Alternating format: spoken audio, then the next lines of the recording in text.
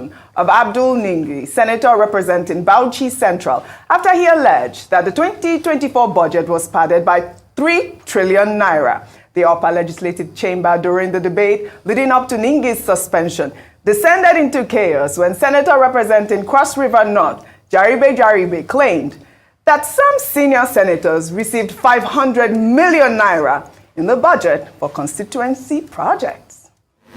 We are going forth and back on these issues and coming up with issues of the budget and individual issues concerning what came to our various constituencies. If we want to go into those issues, all of us are culpable. Some senators here, so-called senior senators, got 500 million each. I am a ranking senator, I didn't get. Did I go to the press? I didn't get. Most of you got. And yes, if we want to go into those issues, excuse me, if we want to go into those issues, yes. So I think that Senator Ningi,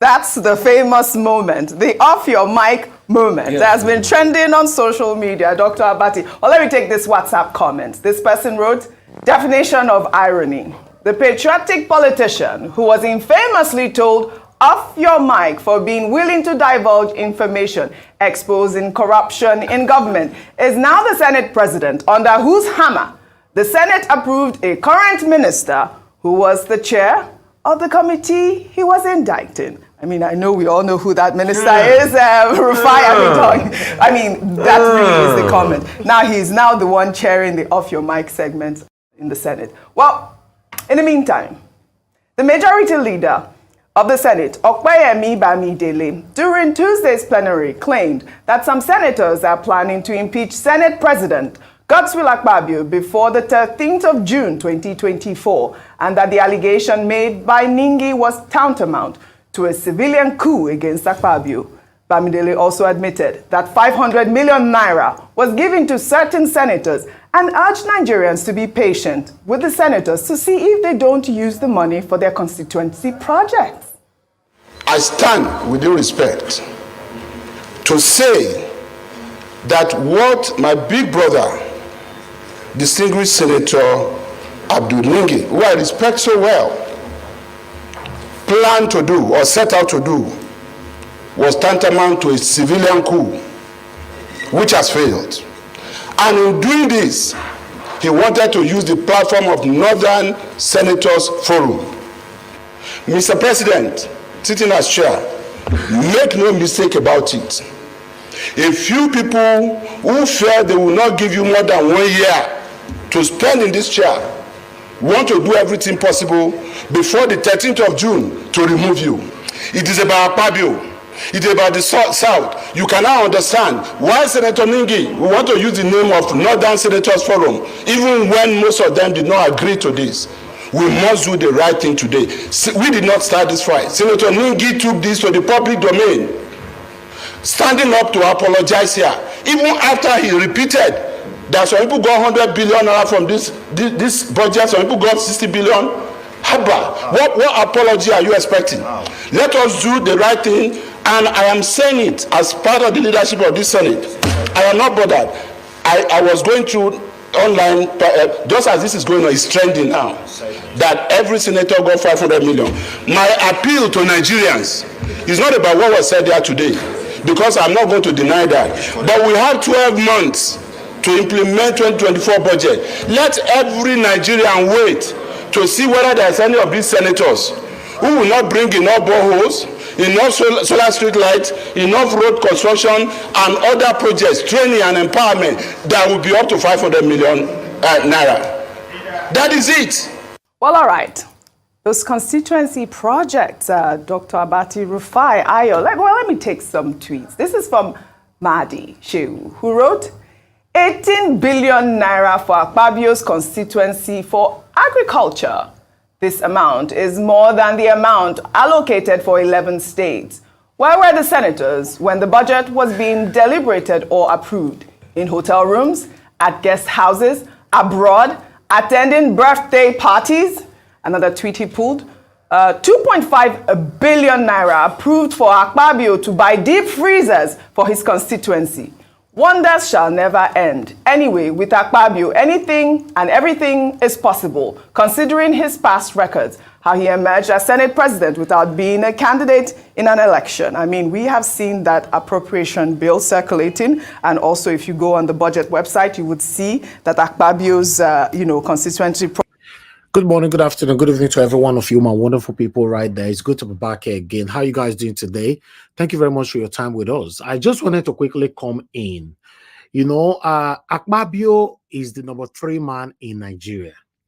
The same Akpabio have been alleged with so many corruptions. In fact, before Akpabio became the Senate president of the Federal Republic of Nigeria, there were a lot of criminal allegations against him that were pending. You see, what is going on right now in Nigeria, it looks like some Nigerians are still not yet seeing it. It's terrible. Check the number 1 man in Nigeria, the number 2, then the number 3. Then you will know that we are in trouble. We're in big trouble. Thank you very much, my people, for your time with us. I appreciate you all. I have a couple of things to present to you guys today. I'd like to quickly appreciate those of you that just joined us right now, even though I've showcased many already. Mother of all Mommy Diaspora, good evening to you, Mommy. Thank you very much for joining us as usual. Thank you for the prayer, for the love. I appreciate you always. Thank you very much, Madam Patricia Bujumi. I can see you right there. Martina Obasi TV, Madam Iris Finest. Thank you very much, Abu Azi. God bless you all, my wonderful people. Mr. Rita Okuns, thank you very much. Evie Jack, Ray Abua, right there. Michael Organemaro, God bless you all, my wonderful people. I appreciate you all. Pacha Nofe, my Jessica, I can see right there. Tony Africa, God bless you all, my wonderful people. Nena Bona, thank you very much. And many others that is right there with us. SO is right there with us. Martin Benjamin in the building. Kate Morrissey in the building. Mona Ferreira is in the building as well. God bless you all, my wonderful people. Do your part. Press on that like button. Help us to share. Press on the dollar sign. Encourage what we do here as well. Today, billion naira. So what are we talking about here at this point, Dr. Abati? The point that Senator Okoyemi Bamidele was making is coming up with a conspiracy theory, which we really cannot prove. He's the one who is on the floor of that Senate, and he says that, look, what Senator Ningi did, using the name of the Northern Senators Forum, is to give a dog a bad name in order to hang him. And so it's about conspiracy, but time will tell. And I quote Senator Adams Oshiomhole. Senator Adams Oshiomhole said, Senator Ningi has stripped us naked in the marketplace, and we cannot, just cover it up as if it is nothing. And that was why I said earlier on this same program that, look, we have not had the last of this matter. Exactly. There's a lot to reveal. There's a lot to reveal. But meanwhile, I'm going to skip this a little bit so that we can hear from Rufai.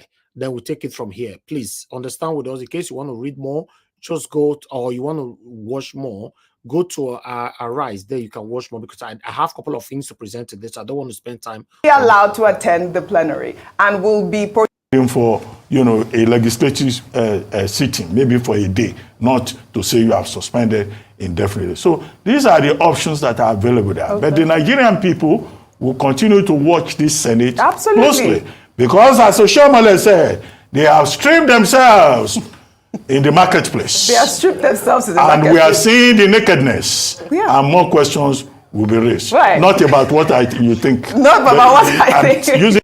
Okay. I would like us to go back to that Oshiomhole, because it's part of what I'm presenting to you guys today. Since they've already mentioned it, I would just like us to quickly go there.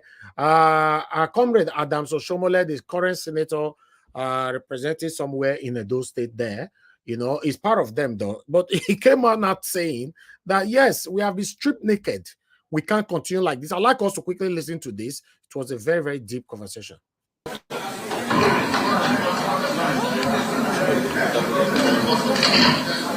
Mr. Senate President and my colleague senators,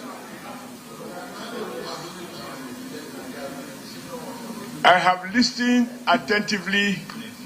My name is Adams Aliu Oshiomhole. I represent the great people of Edo North in Edo State. And the only thing that I used to campaign to get to this house is my name, my pedigree, and my integrity. Some may have gotten here because they had resources. I got here because I had made a name. I came here hoping to build on that name, not to diminish it, not to distort it, and not to do anything that would be unexpected of somebody of my background. Number two, sir, I am a senator of the Federal Republic of Nigeria. I am not a senator of the North, nor am I a senator of the South. I am a Nigeria senator. These rules we agreed on in the first 2-3 sittings, that we will operate irrespective of accident or birthplace, and even the factor of religion or any of those primordial sentiments. Because that is the only way as senior, as privileged Nigerians who sit on this Senate. I don't know anyone here who started this work on the floor of this Senate. We all have our various backgrounds, which our people must have seen and find us worthy of being elected. I want to plead that we must recognize we have a duty to uphold the finest standard of a legislature and defend the integrity of each and every one of us. As I listen to your prayers every day, Mr. Senate President, we talk about showing love to one another, doing those things that will promote the peace, happiness, and unity of our great country. And yet, I am here wondering whether we have exactly come here to do everything that will promote hatred, everything that will promote division, everything that will remind me of my accident or bad play for which I had no vote, I had no contribution. That was the exclusive decision of the God Almighty. It should neither be used to favor me, nor should it be used to disfavor me. So I ask, sir, that after listening to everything, my plea is this. We've already been stripped naked in the market. And closing the door or opening the windows, we cannot now wrap it as if it has not been seen. The minimum requirement is for my brother, who I respect very much on account of being vocal. I like vocal people.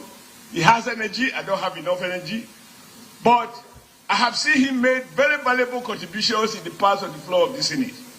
And I think he can still remedy that, having agreed that some things went wrong. Because the question you have put, Mr. President, is how much, what was the figure in the bill, in the appropriation bill that was approved? And somebody answered 28 trillion. Therefore, any suggestion that it was 25 is simply a lie. The problem of trying to defend one lie is that you have to speak to more lies in order to protect and defend one lie. I think would be Senator Ningi, who I respect a lot, has a duty even to his own children, that he will not be the man who will be reported in the front pages of newspapers and electronic media all over the world and say something that he found out is not true. There is nothing wrong with making a mistake, but it becomes a problem when you are not able to find the courage to own up to your mistake.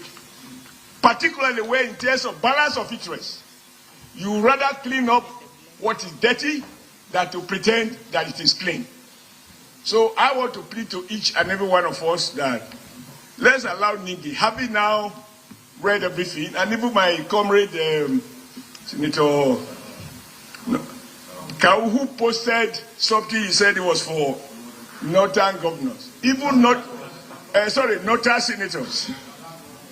Even he knows that northern senators deserve to be told the truth. Northern senators did not form association for the spreading of falsehood. It is meant to promote the unity of the North and justice and fairness, which can only be founded on the basis of facts and truth. So if all of these errors have taken place and all of us have become suspect in the Nigerian bar of public opinion, the way to go, in my view, is for both of them to recount what they have said and to say that they didn't say so, or if they said so, that they made a mistake of the head, not of the heart, and ask that they be forgiven. Because it is already in the market. You can't pretend it never happened.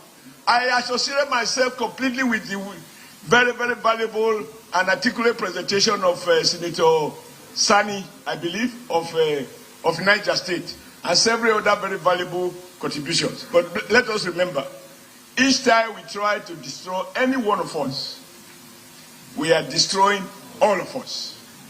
Because if one lacks integrity, and we are found to associate with anyone who lacks integrity, they say it is birds of the same feathers that flock together.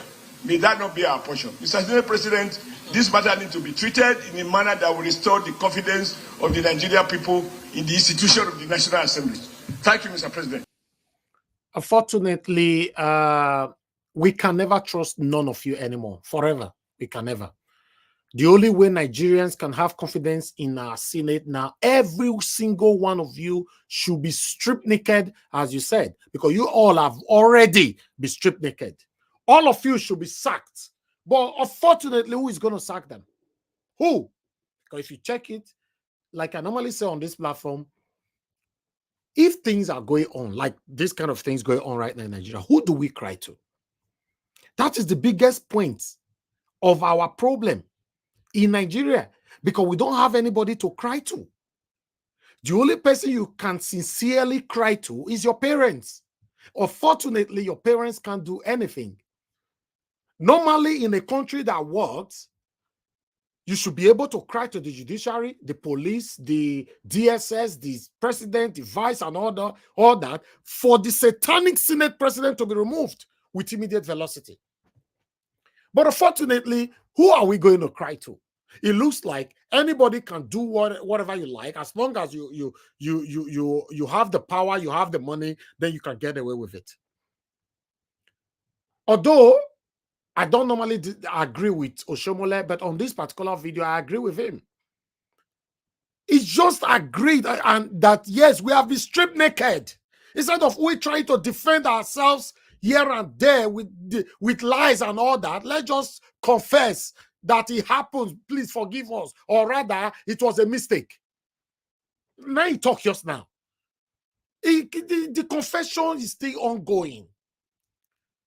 The confession is still ongoing. But the question is, after the confession, what will be the penalization for this satanic set of people? And I will still answer it. You don't say ask me the ask question. I answer them by myself. Because I know if I say my way for some of them, answer, I go take forever. And most especially some people when it comes to their own, they don't want to talk. When it comes to another person, Tinubu, Atiku, whatever, they want to talk. But if not their papa, they don't want to talk. If not their mama, they don't want to talk. So that's why I answer most of the questions that I ask myself. Unfortunately, nobody will take this further. It's trendy right now because Nigerians are concerned. Nigeria are tweeting, writing, posting, broadcasting it everywhere right now. In the next 24, 48, or maximum 72 hours, we've already moved on. Yes, for once, I agree with Oshiomhole on this video. It came out clean that I have integrity to protect. Like I normally say, whoever that is bad today can become good tomorrow. Whoever that is good today can become bad tomorrow. So anybody can decide to say, okay, my integrity have been damaged in the past, but as long as I'm still alive, let me start building it all over again. Who knows? But as for this video, I agree with Oshiomhole 100%. Because now truth, now he talk. Now truth talk. They have been stripped naked. They are all been stripped naked. As we they talk, so they are big belly in the museum. This is what I recommended the other day. One of the things I recommended if we have a good government. We should build a museum in Nigeria. Let me reinstate again. a big museum. That museum will only be for corrupt politicians. Like things like this happened and you are found guilty, you will be put on that museum. The museum will be built with all glass. While before you go in there, you will have this big signboard they will put on your neck as a jewelry or a necklace. With a big signboard, a pendant will be on your neck. I am a corrupt politician with your name. Barrister so, honorable so, comrade so, former governor or former, they'll put it there on that big signboard. They'll shook your head inside there. You'll be wearing one big pampas pants, white. One big pampas pants, white. Now you go wear where they'll put you for inside there. You will not wear any shirt. Just that your big belly will be exposed. Then other people from other countries will be visiting Nigeria as a tourist. Tourists will be visiting Nigeria, you know, the museum will now become a tourist center. For you to come inside that museum, you need to pay to enter. You will enter, you bring your children, you'll be showing your children, oh, look at that one with the biggest belly. He was the former vice president of the Federal Republic of Nigeria. Yes, oh, daddy, oh, wow, you have a very, very big belly. Okay, yeah, come on, son. Then you take and go the other one and say, see this one? This one is Babangida. He was the former head of state. He's a criminal and all that. Oh, daddy, why is it that all of them have big tummy? Then you'll be introducing all of them. Every tourist can spend 5 hours in the museum. And the money to go inside that museum will not be that expensive. Not be prison. You don't put them for prison. The museum. They will live in that museum. We will make so much money from their head till they die. That is all. If I'm privileged to be president of the Federal Republic of Nigeria today, the first 9 months of satanism of Tinubu today, my first 9 months will be a construction site. I will be building museum and prison at the same time. We're not going to talk about development for now at all. No development. But unfortunately, this is just a dream. It's because we are not sure. Maybe although we might have a leader that will do this for us somehow, someday, but I'm not sure that might be our time. Yeah. Every Sunday like this, after we don't cook rice and chicken, we'll go to the museum, go relax, go enjoy yourself, go watch Big Bele. You get one small hole that will be inside these glasses where you can speak to the criminals. Say, oh, hello. Ah, you were the former governor of those states and you ruled for 8 years. Sir, why are you here? Speak. God punish you. Speak. Some of them might not want to speak, but that their big belly, they don't feel covered because no cloth for inside there, no duvet for inside there, no chair, no table, no bed. They'll just be walking around. If they want to sleep, they sleep for ordinary ground. Whenever they get up, that big white pampas, now they wear. Not be panto, pampas. This is how you're supposed to treat these people, because a lot of people have lost their lives under this satanic set of people that have been recycling themselves since Nigeria was created. These heartless human beings, this is how they're supposed to be treated. None of them deserve to be called honorable, His Excellency, or whatsoever. None of them. They are wicked. As we speak right now, people are losing their lives in Nigeria. As we speak right now, people are starving to death in Nigeria. As we speak right now, a lot of things are going. Nigeria is dilapidating every day. The excruciating situation is killing the country. So whenever you want to treat these guys, you don't add passion to it, because they don't add passion to it when they are treating us. For example, people that just shared 3.7 trillion naira in the midst of hunger. This is the hardest time I believe I've seen since I was born as a Nigerian. Then, in the midst, the people we're supposed to rely on, the people we're supposed to look up to, They are sharing 3.7 trillion naira. We are not talking about hundreds, millions, billions. We are talking about trillions, guys. Yes, some of you might not like me now. Like I've always said on this platform, I'm not here to make friends for you to like me for my wrongs. If you like me, you must be able to share the same ideology with me. Yeah, of course.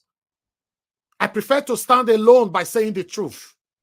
Because I know you listening to me right now and myself talking to you right now, in the next maximum of 100 years, everybody listening to me right now will not be alive anymore. Maximum of 100 years. Maximum. Every single person listening to me right now will not be alive anymore. Then how do you choose to live your life today?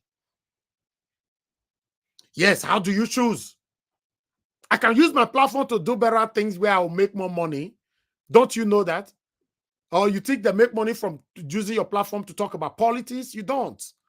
I can do better things like other people are using their platform to do and make better money and pull more traffics. But I said no. Because God has blessed me so much that I am privileged. I live in one of the best countries in the world, United Kingdom, Great Britain. You know what that means? It means that because you have that privilege, you must use your time to make sure you rescue other lives that doesn't have any privileges. This is what I'm doing. It's not about coming on air. I want to go make money. I want to go. I look at so many people in Nigeria that have over 5 million, 10 million. Some of them boast. AY was boasting the other day. I have more than 28 million followers. Tell me how AY have impacted Nigerians. Somebody should tell me how AY have impacted Nigerians. With your 28 million followers, AY have never one day comes out to speak against this satanism, to speak against these satanic individualisms that have caused the excruciating pains that you and I are facing today. Even though you live abroad or you live in Nigeria, the pains are affecting every one of us. Many of them are like that. They have so many big platforms, extremely bigger than mine.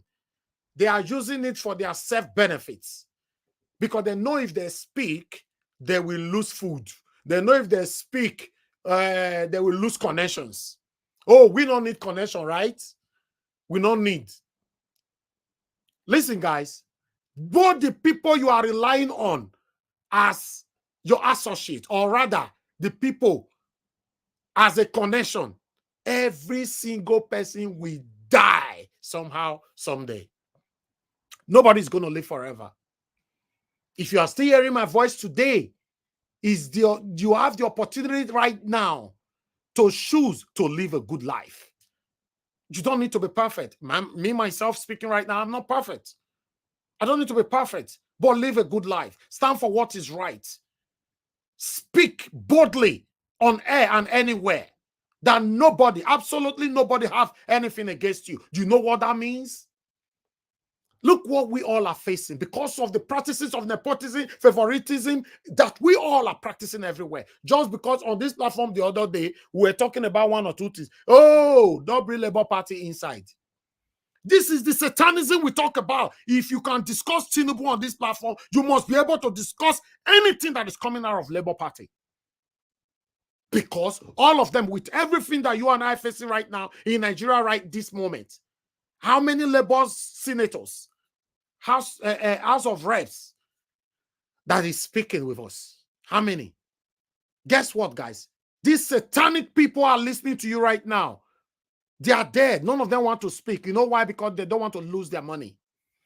They don't want to lose their exorbitant money that they are receiving every 30 days. Why Nigerians are languishing in poverty. You all say we should be quiet. We should stay mute. We shouldn't talk. Because now your papa. But if now my own papa, you say me could talk him. If now your papa, you say me will not talk him. Nigeria can never move forward like that. We are going nowhere. Yes, we are going nowhere when we continue these practices of satanism. Good morning, good afternoon, good evening to every one of you. I appreciate you all. I'd like us to quickly take this break. When I come back, I continue with my presentation. God bless you all.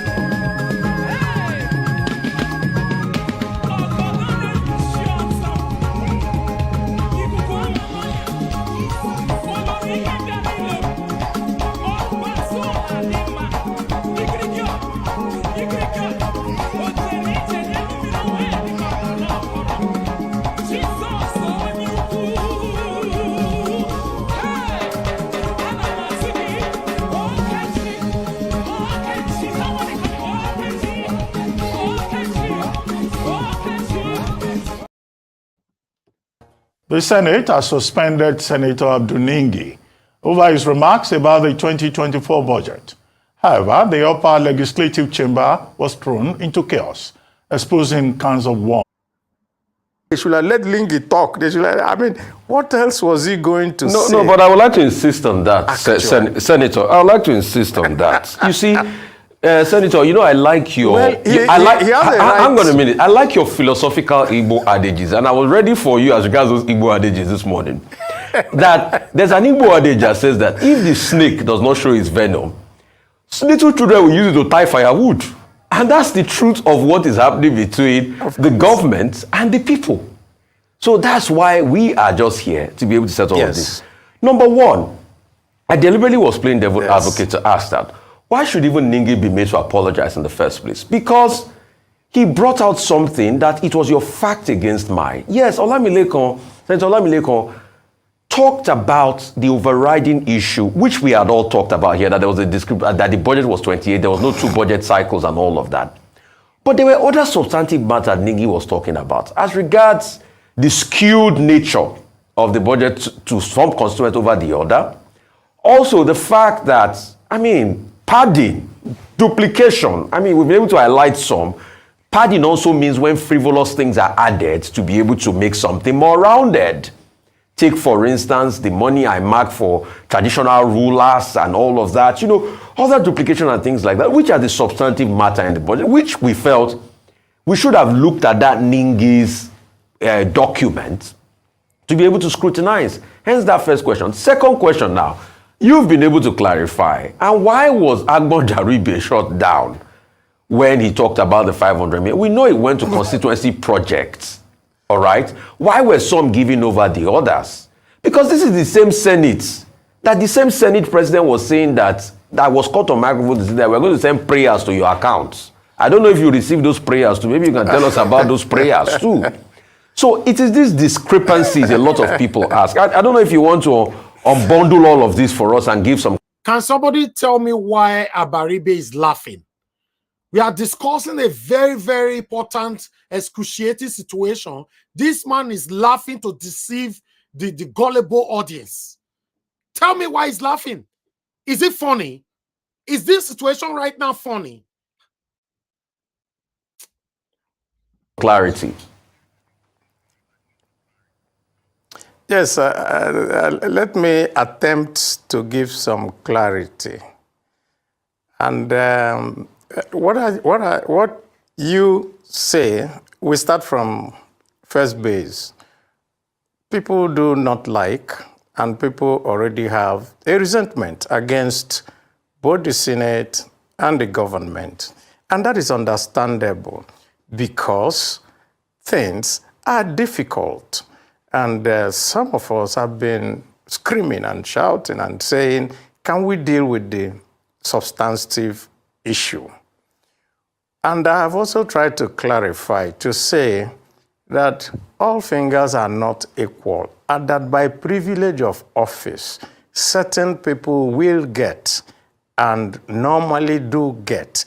Not every senator gets an equal amount. And I'll just give you an instance.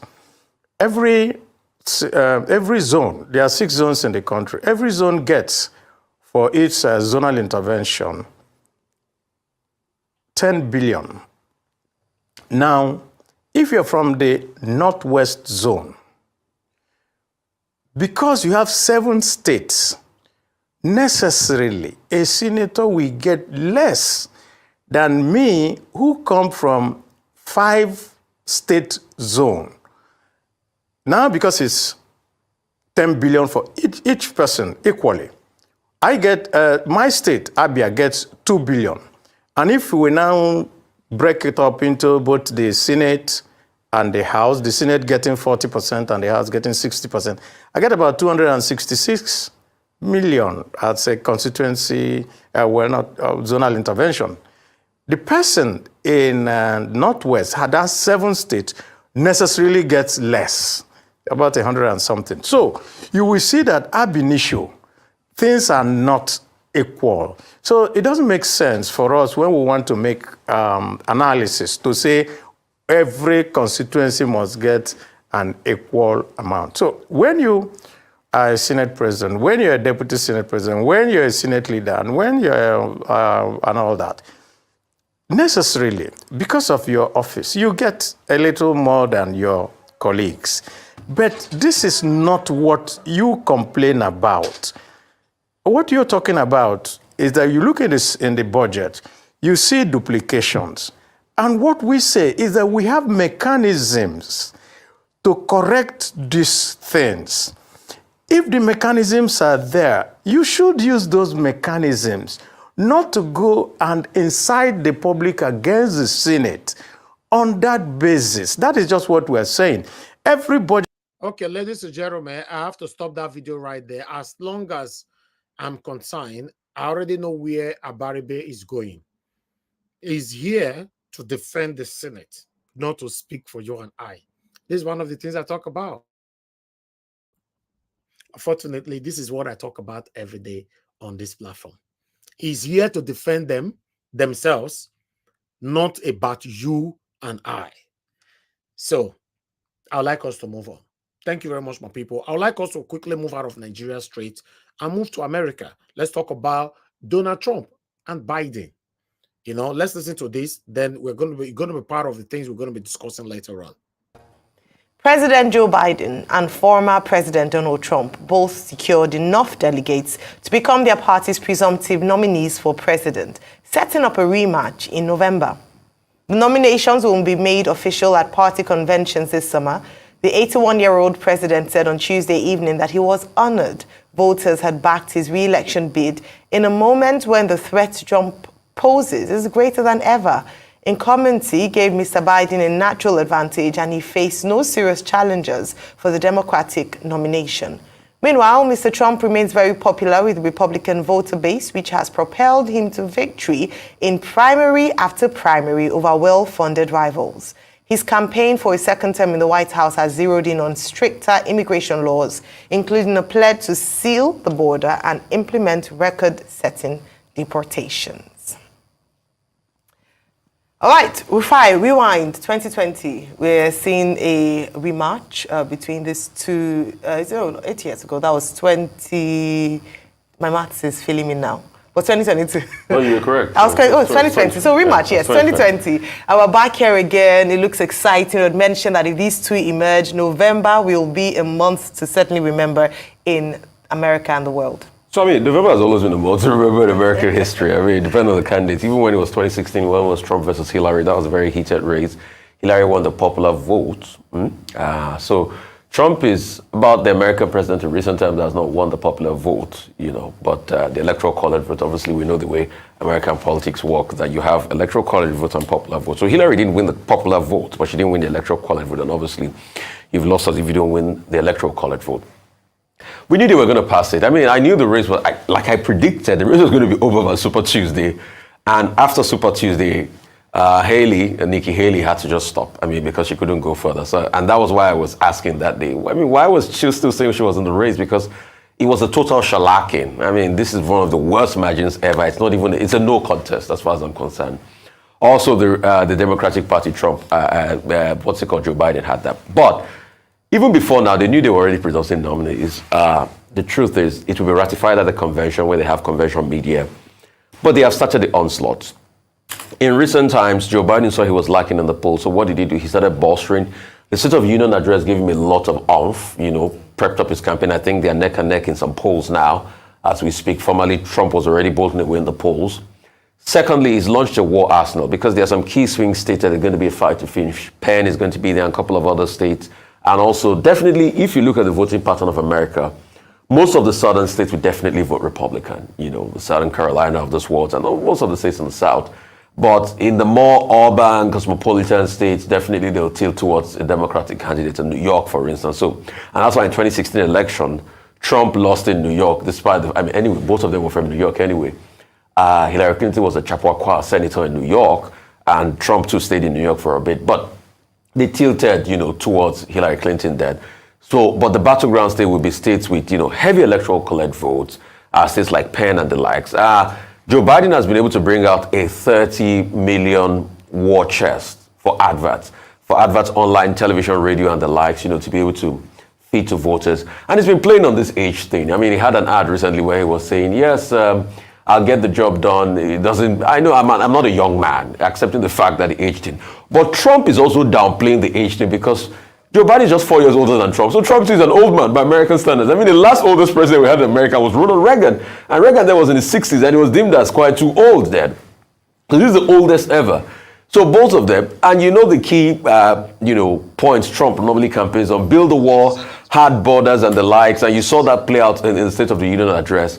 Also, Joe Biden is kicking back on that and saying, okay, there's been a lot of economic growth in my time, because the economy also dominates American politics largely. One of the reasons why Trump lost in 2016 was the fact that COVID had really, in 2020, it was the fact that COVID had really affected the economy, and it was a very hard one to come back from. And so Joe Biden is trying to sell his economic prospect and anything. He's been on the road a lot. I think over the weekend he was in Georgia and all of that.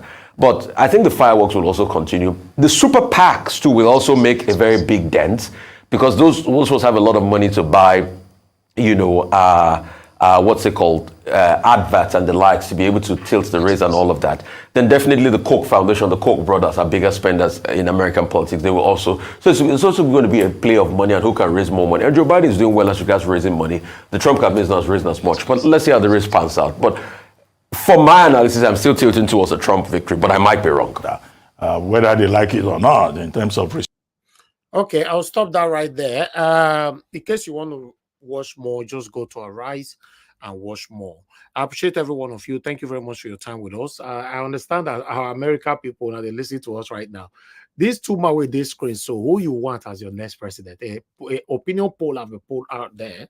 Click on it. At the end of this broadcast today, we're going to showcase it on screen to let you know what the people think.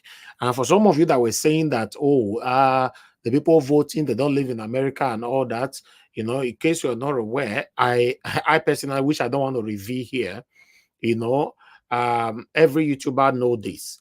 I know where everybody they watch us from. So I know the statistic of the people that watch us from different countries. So, and I know the people that is voting and where they are coming from.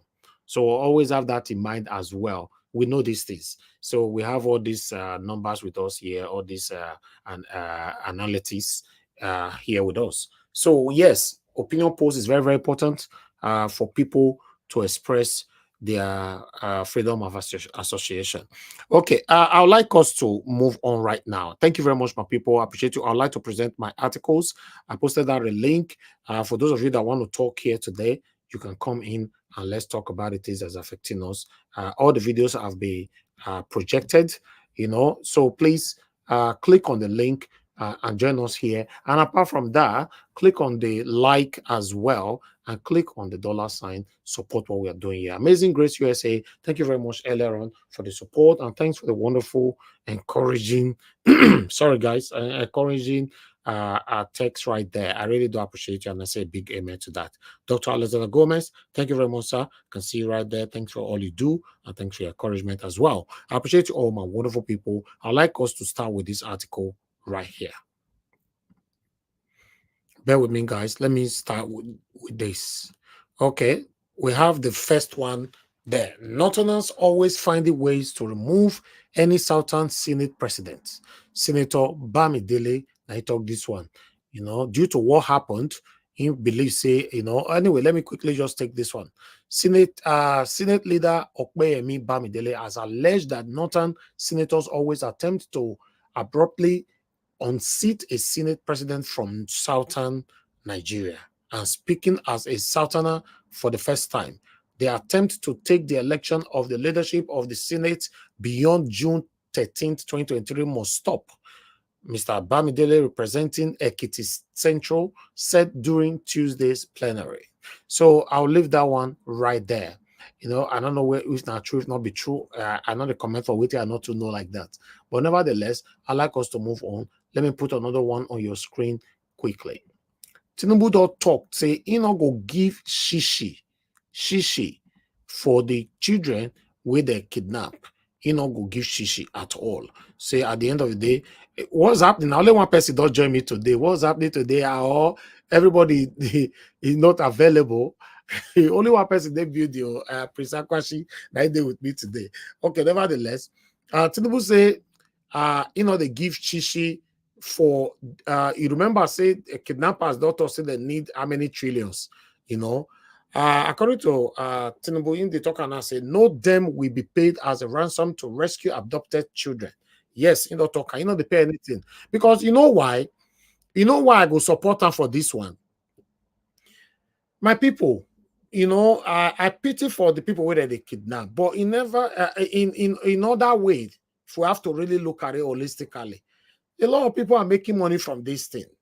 We don't know who they behind this thing. Go by carry people, so we don't kidnap people. Ask 10 trillion. If you bring the 10 trillion on our own, they are doing it locally. Yes, we reported something the other day where a boy planned with kidnapper to kidnap his own uncle. So it's happening all the time. One of the biggest transporter in Edo State, now your own brother, now he work with a kidnapper, I mean they take kidnap him. In the process, bring the money, make we share and all that. Now they take one of the biggest, I don't want to mention in a year, one of the biggest transporter in Edo State. Now they take kill the man. So a lot of people are doing these things. So I'm not in support of anything, but we should look at it holistically. President Bola Tinubu has said that no ransom will be paid for the rescue of the children abducted from Koriga in Kaduna State. The president stated this today at the Federal Executive Council FEC meeting, which held at the Presidential Villa, Abuja. Briefing the State House correspondent after the FEC meeting, the Minister of Information and National Orientation, Mohammed Idris, said President Tinubu also reiterated his directive to the defense to ensure that the children are rescued and brought back safely to their homes. But Shishi may not go pay. So you talk. So I'd like us to move on, my people. Let me quickly put another one in your screen quickly. Okay, I have a couple of you right there coming in now. Guys, if you are joining us, you do me a better favor by coming in early. I talk all the time. You come in when it's 1 minute to close. You're not doing me any favor, to be honest. You're not doing me a favor. It's better you know just come. If you don't know, say don't reach like if you don't hear, so don't they give final submission, not your come, to be honest. Because you are going to drag me to spend more time here. And at the end of the day, I need to go. So you come in when we say, let's give final submission, you want to quickly run, and you the least it since it's not good for me. Join us from beginning. People where they join me from beginning, they are human beings as well. I need them. You come in at the end of the day, you now see, whenever I say we are giving final submission, you now see so sudden screen go, you're full. I don't like that. I'm sorry I'm saying this. I don't like it. I don't want to propose for 5 hours or 4 hours, then you making the screen filled up. We now end up spending another 4 hours additional. No, it's not working. I'm a human being. I appreciate every one of you right there. I'd like us to quickly take this one coming from Barrister Kenneth Okonkwo. This one is Sarah Reporter. Emulate former UK Prime Minister Liz Truss and resign. Kenneth Okonkwo advises President Tinubu, make it resign now. Barrister Okonkwo made the remarks during an exclusive interview with Rudolph Okonkwo on 90 Minutes Africa on Sunday. A veteran Hollywood actor and spokesperson for the Labour Party presidential campaign, Dr. Kenneth Okonkwo, has told President Tinubu to toe the line of former Prime Minister of the United Kingdom, Liz Truss, and resign over his poor performances in office. So I'll just leave this one right there. Then I would like us to quickly move on, and take it from here. Bear with me, guys. I still have about 1 or 2 left. Thank you very much, my people, for your patience with us. I'm almost there. Then we have this one right there on the screen coming from Vanguard. I'm sad. Okonjo-Iweala call on federal government to recover abducted Kaduna Sokoto students. Yes.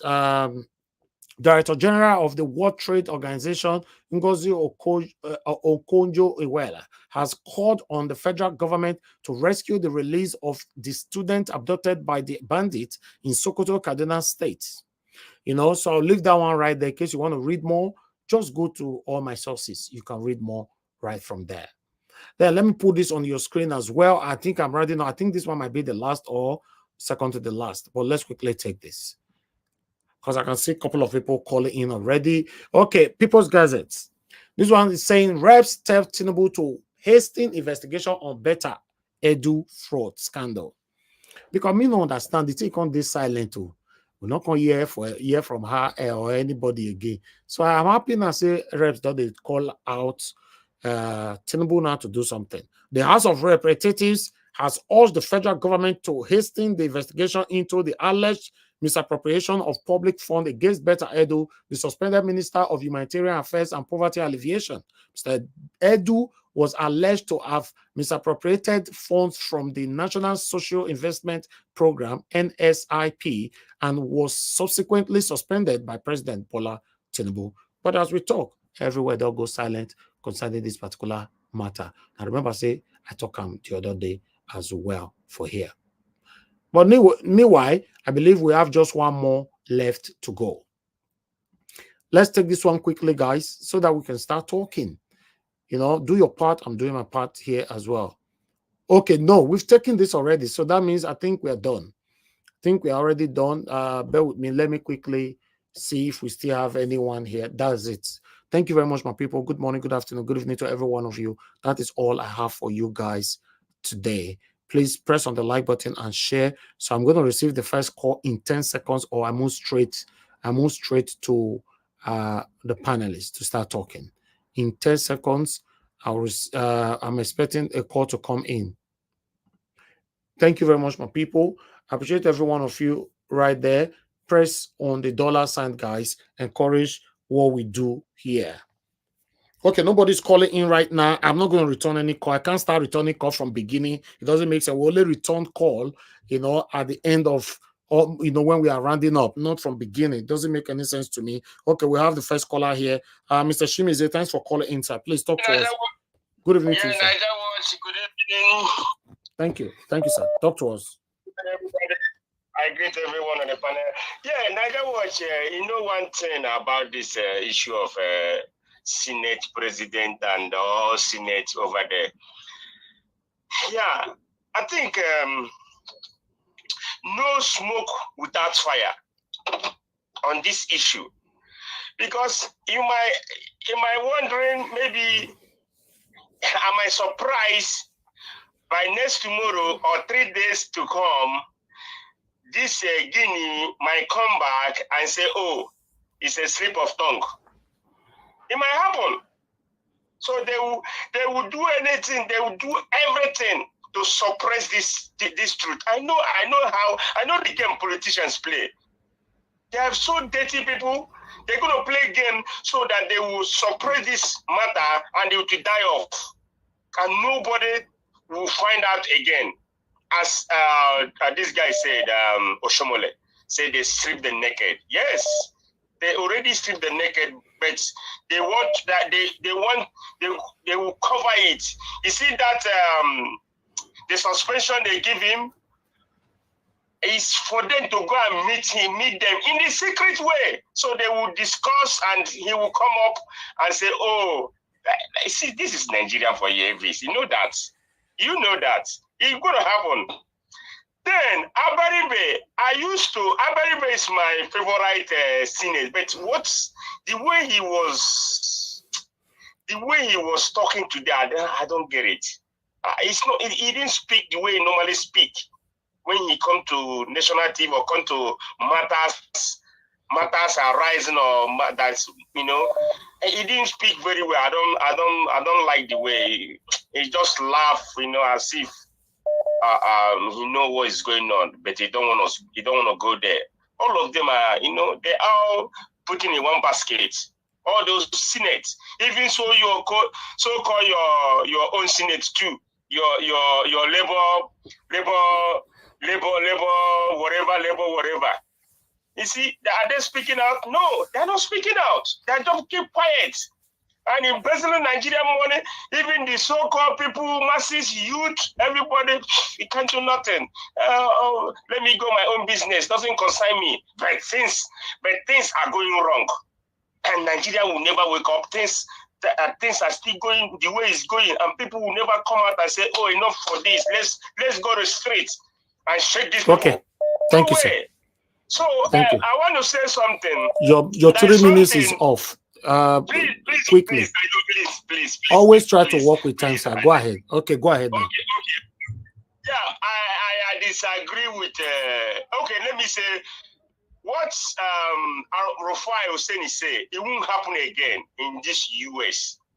He says some state, New York. See, this present government right now is not doing us good. I'm telling you the truth. It's not doing us good. So we will vote him out. So who do you want? President. Who do you want as next president?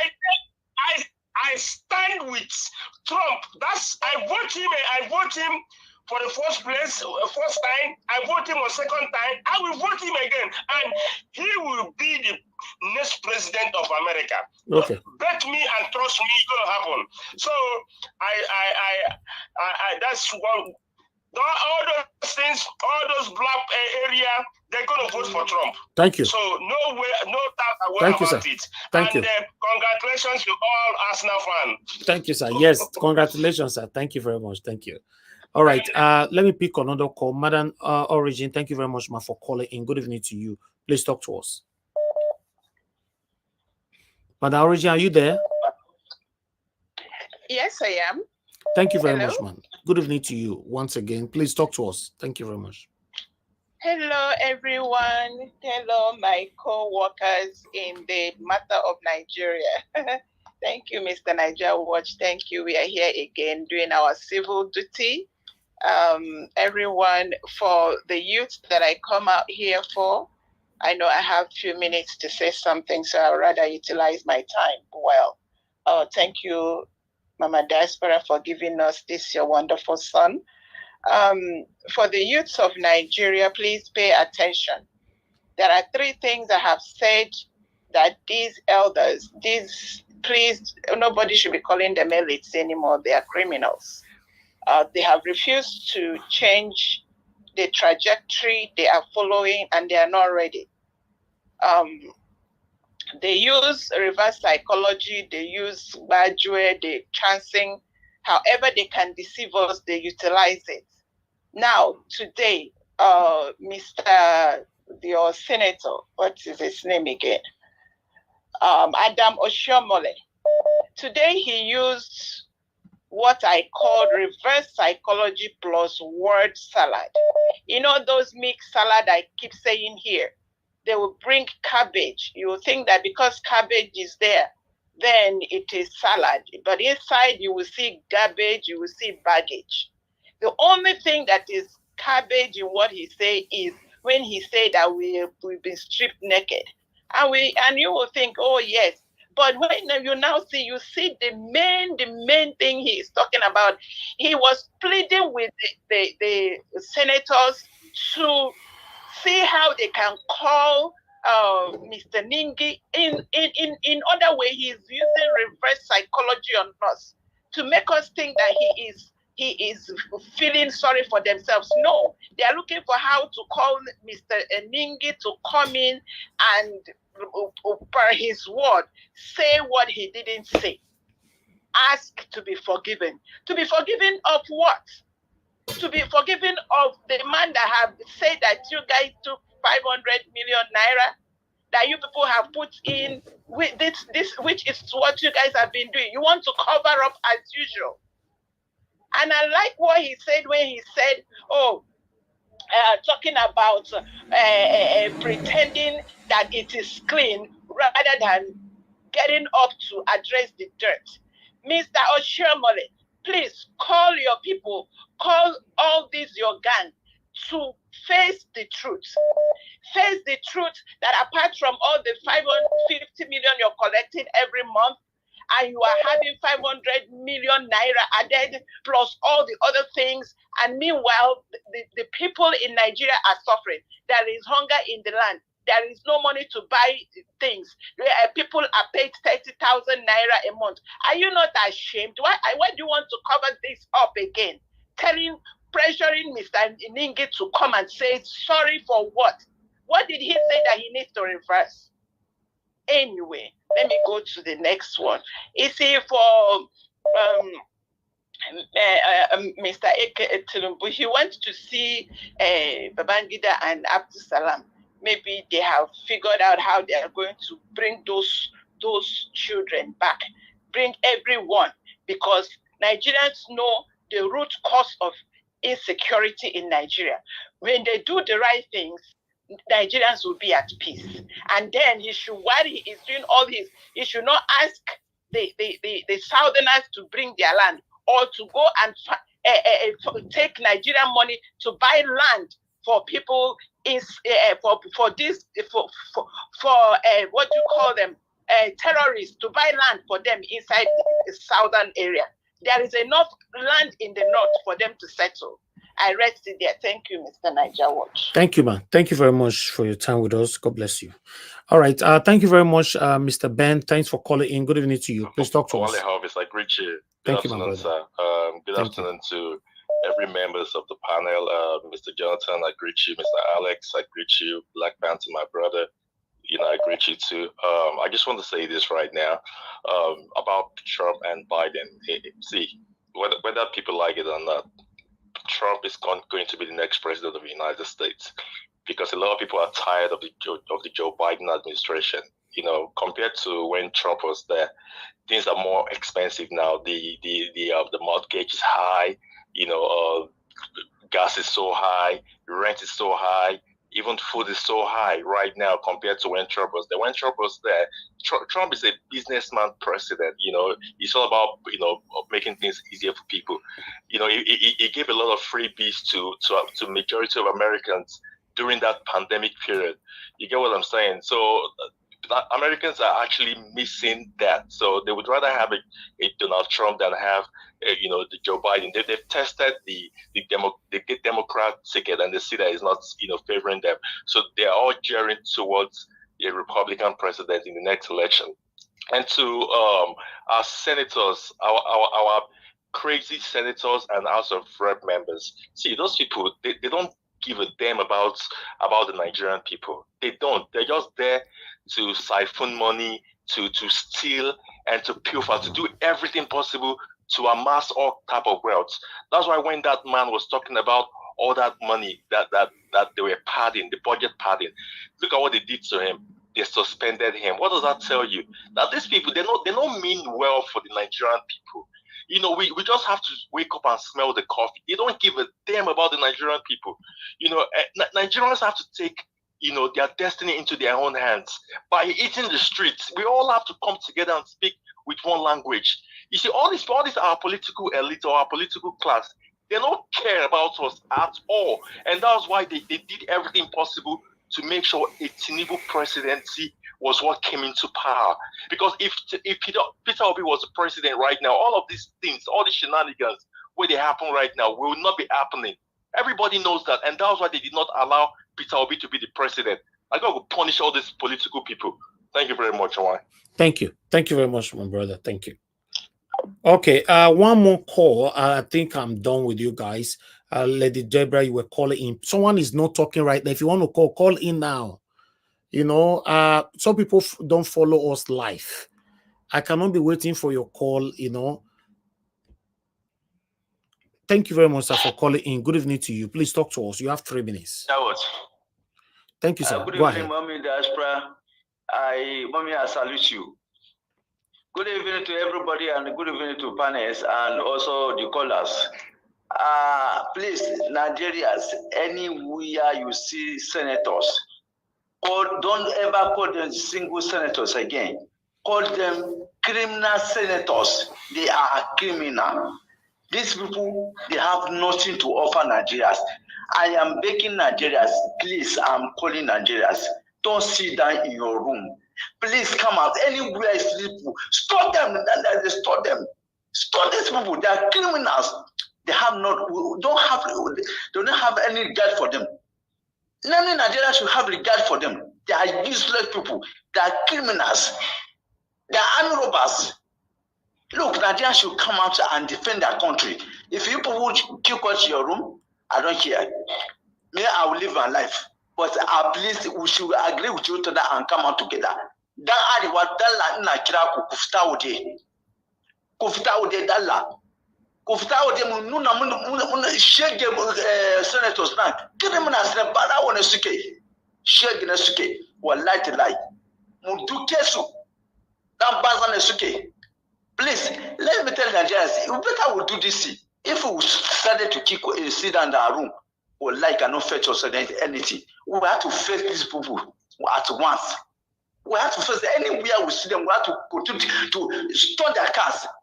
They have no respect for us, and we will not have respect for them too.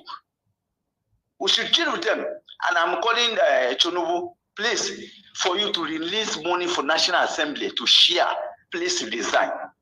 I'm calling on you to resign and leave our country first. That's it. And for the America, now Trump all the way.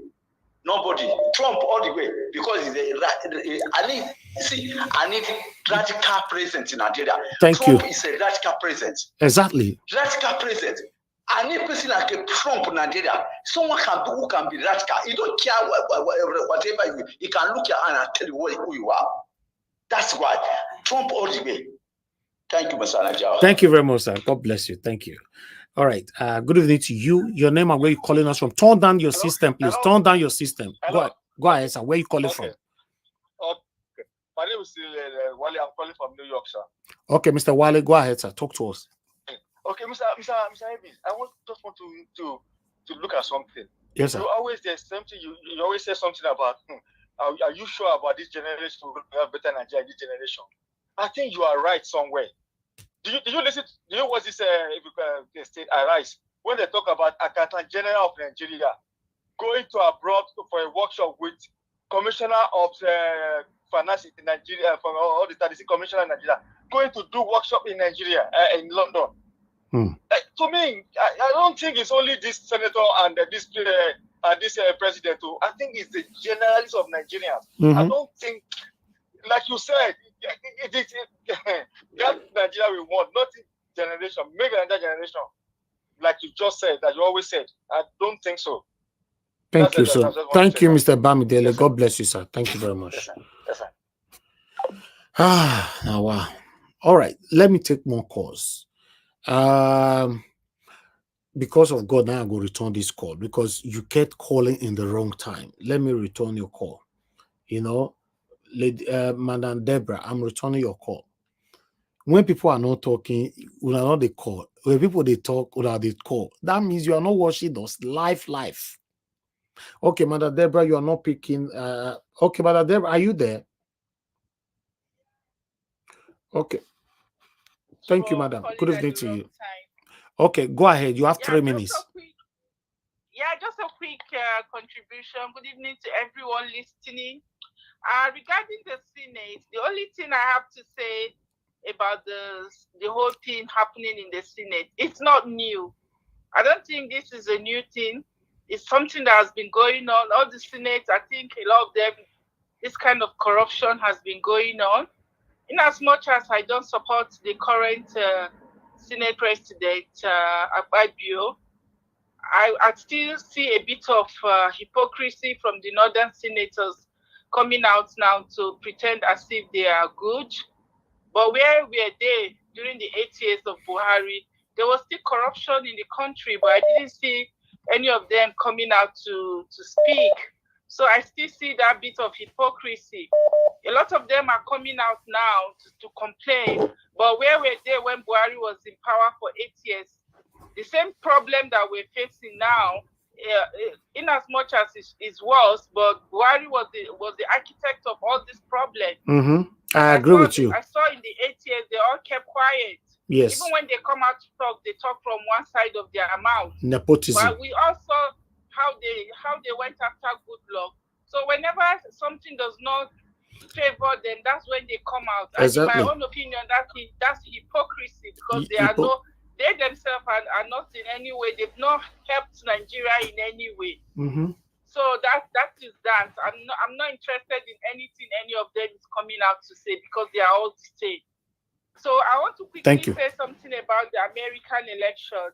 I'm 100% in support of Trump because Trump is the kind of man we need in the White House.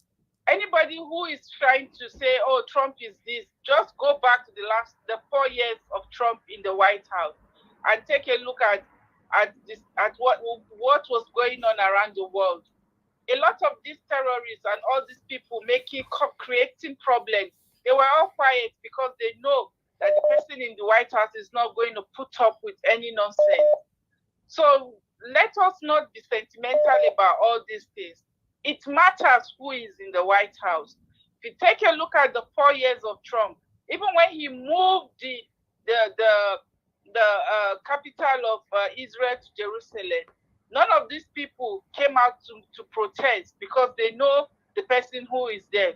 But look at how bold, how emboldened that they have been, because they know that the Democrats are not going to do anything.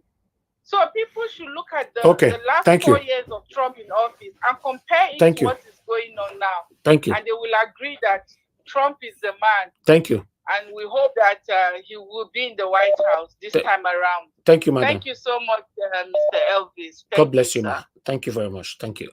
All right, Mr. Innocent, thanks for calling in, sir. Good evening to you. Please talk to us. Good afternoon. Yes, sir. 3 minutes.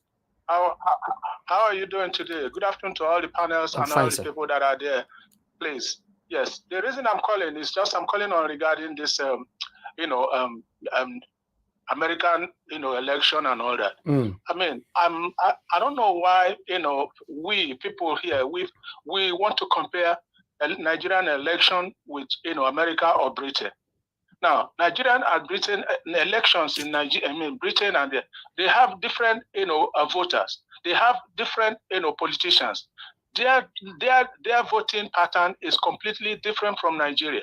I don't know why people will want to be comparing Nigerian election with either British or America. I don't see any comparison. To me, when people say, comparing apples and oranges, I'm really saying we are comparing apples and peanut, because there's no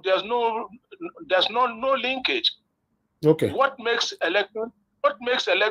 election in Britain and in US is different from what drives election in Nigeria. The electorates are different.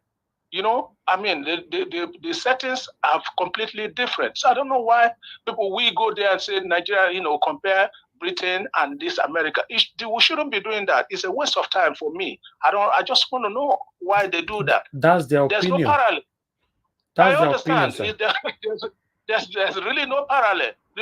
We should face what is happening here, like all the things that you showed up today. These are the things that we should look into, debate this thing, and see how we can help come out of our own situation. Thank you very much. Thank you. God bless you, sir. Thank you very much, sir. Thank you. Thank you. Okay. One more call here. I'm returning, Bright Asamuta. I'm returning your call. I can see you call a couple of times as well. I just hope you're right there so that you can quickly speak to us. Guys, help us to press on the like button. God bless you all. Thank you, my brother, Bright Asamuta. Please talk to us. Good evening to you. Good evening, Mr. Nigerian. Thank you so much. Good evening, everyone, today. Thank you for having me.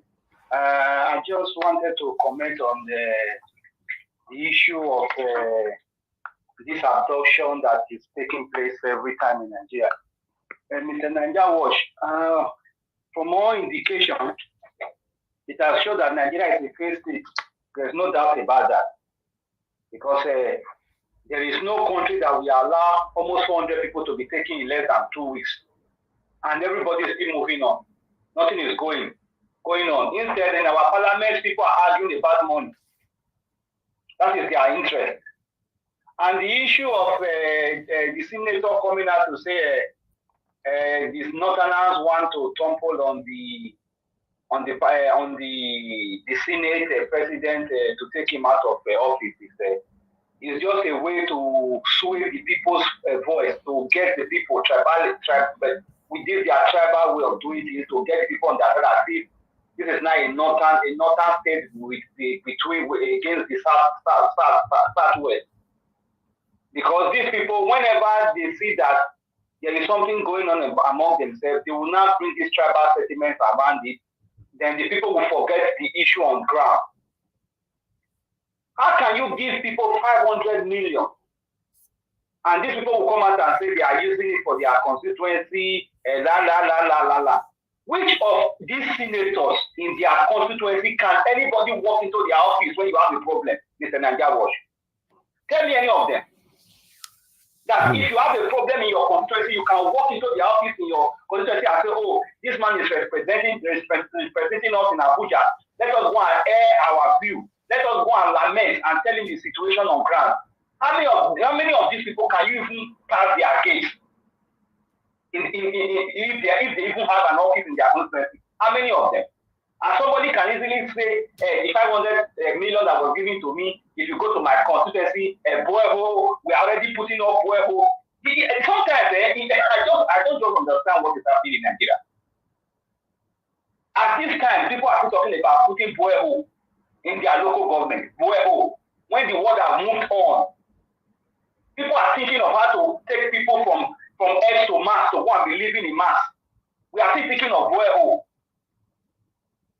My brother, the situation in Nigeria, if we don't take time, we are going to end up in like what is happening in Haiti now. I don't know if you know whether something is happening in Haiti now.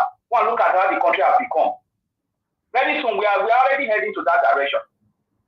Because I see it two ways. It's either we end up like Haiti, or before we know it, the American people will come and put their place there in Nigeria. Because the government will go and cry and say, oh, we cannot handle the situation anymore. Then those people will bring their place to Nigeria. Thank you. That is the only way we are going to end our affairs. Thank you, Mr. Nanjawa. Thank you, my brother. Thank you so much. Thank you. Okay. My last caller for today. My last caller. Some people will say your last caller, no, they ever finished. But I promise, don't worry. This is the last one. I'm returning your call, God's power. I'm returning your call. Please just speak now if you're there. Appreciate every one of you right there with us. Okay, God's power, you are not picking. Unfortunately, I have to call it. If I call person, you don't pick for the first ringing, so I have to cut it off. Good morning, good afternoon, good evening to every one of you right there. Thank you very much for your time with us. I appreciate every one of you.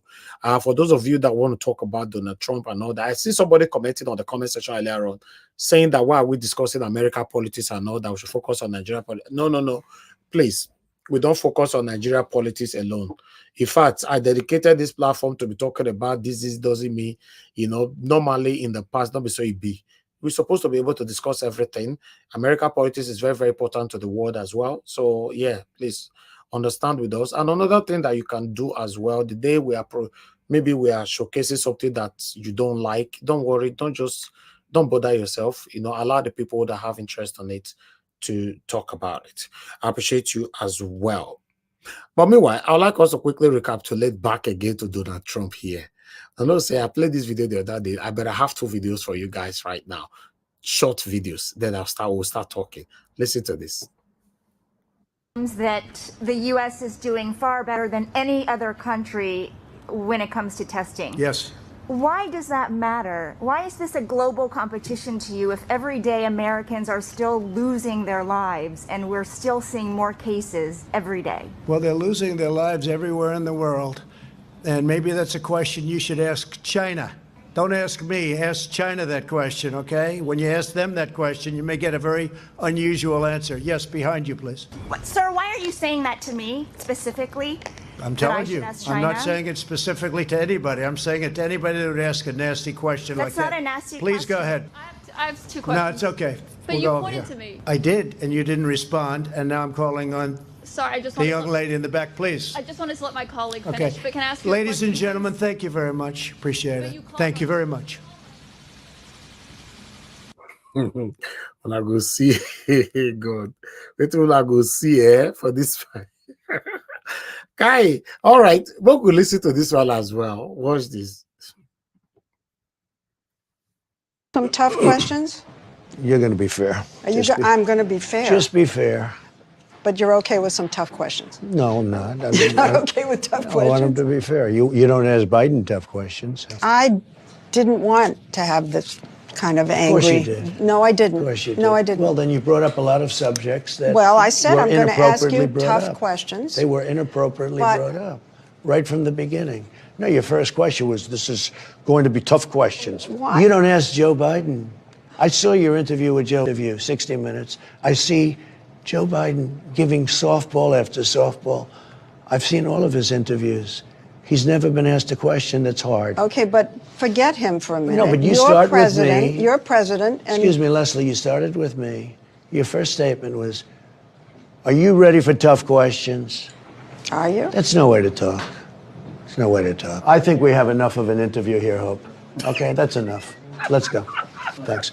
I'll see you in a little while. Thanks. Now the president where they want be that too. All of you talking. Now the president want to be that. Now the president want be that. See Nigerians living in the US. Look at what they are saying. Anyway, let's move on, my people. I appreciate every one of you. Thank you so much. All right. Please, Mr. Akwachi, you are the first, but I'll come to you, sir. Let me quickly give a priority to Mother Iris Finest. Thank you very much, Madam, for joining us. Please, I would like you to talk to us. Good evening to you. Yeah, good evening, everyone. Good evening, Mr. Evis. Good evening, all the panelists. Good evening, my comment section warrior, our invisible viewer, of course, and everybody that keeps supporting this platform through your super chat, your sharing, your like, your subscription, and your membership subscription. We appreciate each and every one of you. God bless you. Keep doing what you're doing so we can continue to deliver what we are doing here. Thank you. Nigeria. Let me go to our Senate. First of all, I want to speak on Senator Abaribe. I used to respect Abaribe a lot because I do watch most of his interview where he spoke very well in the past and make a whole lot of sense. But today, I still cannot understand what he came to do in Arise today. I would like to plead to you, sir, with all due respect for now, if there is anything more that you think Nigerians need to know, come out and speak. Because the guy they just suspended is just somebody like you. Though I'm not applauding him, at least he was able to speak up and open this can of worm that we're dealing with right now that help Nigerians to at least know what is happening in the Senate. So I don't know if it's when the network kick you out of Arise, if that is when you receive a certain phone call or a text message not to continue speaking. I don't know what just happened, but I didn't see the real you today. I will appreciate if you can come out and tell us what you know, because your laughing and your body movement obviously show that you know more that you need to say, but you are not talking. So as for Oshiomhole, talking about integrity, name to protect and what not to protect, excuse me, what are you really protecting? All of you have nothing to protect. You people are a bunch of disgrace to Nigeria. You people are not supposed to be there because I know very well that 200-something million Nigerians out there, we have something better to offer to rule us. But because of the way the country is going, I don't know how, one way or the other, majority of you find your way there. And now you feel you are on top of the world. You can trade with Nigeria. You can play with Nigeria. In fact, you can mess with Nigerians.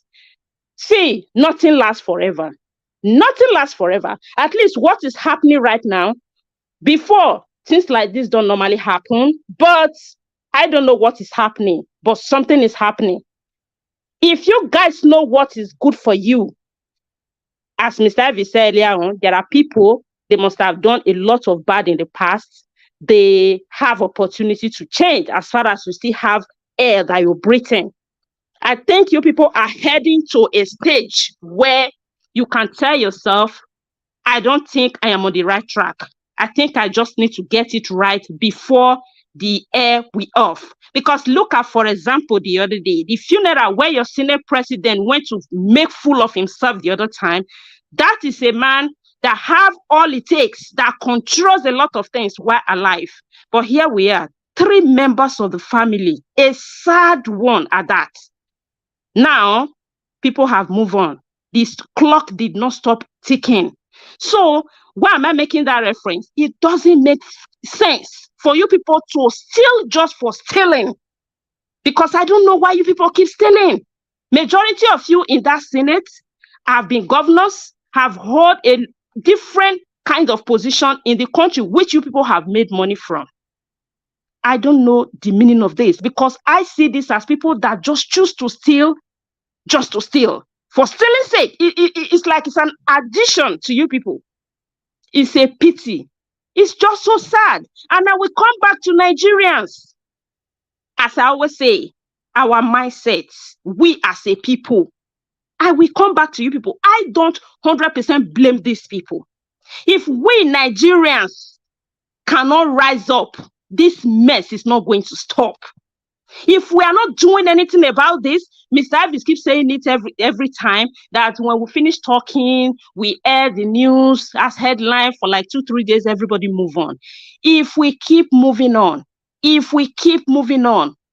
man, I don't know what will be of Nigeria because these people, obviously, these criminals don't give a damn about us. But it's so sad when you see Nigerians, since we exist online, even the online where we exist, we keep fighting, tribe, Yoruba, Igbo, Hausa. This is all we keep hearing, you know, the whole comment section in social media. It's a shame. Shame to all of us, we Nigerians. We are just too docile, too coward to do anything about our life, to take our destiny in our hand. Honestly, I don't blame the politicians. How many are they? How many percentage are they? That is holding Nigeria hostage. Look at our girls, look at our women, look at our students. Bandits are doing whatever they like with us. Okay, look at Abuja, for example, yesterday. Just because they said a policeman shot a young man dead. For you to take action in where you're supposed to take action, if you want to, they set a market ablaze, burning the goods of innocent people. When your politicians that are siphoning your money are there, doing everything, how many times have we seen people in front of Aso Rock rocking a massive protest? We will not see. I don't know what is wrong with us. Something is wrong with us. Something is wrong with our mindset. We just need to wake up because otherwise, these people will not stop. They will never stop if we don't do something.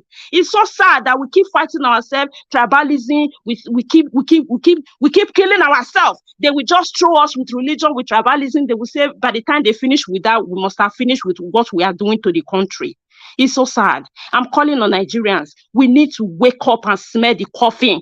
Nigeria is going down the drain. It's going down. Somebody made mention that maybe Nigeria will end up the way it is, right? It cannot, because Nigerians are not ready to wake up. We are just there. We talk and talk and talk on social media. Everybody move on. Everybody move on.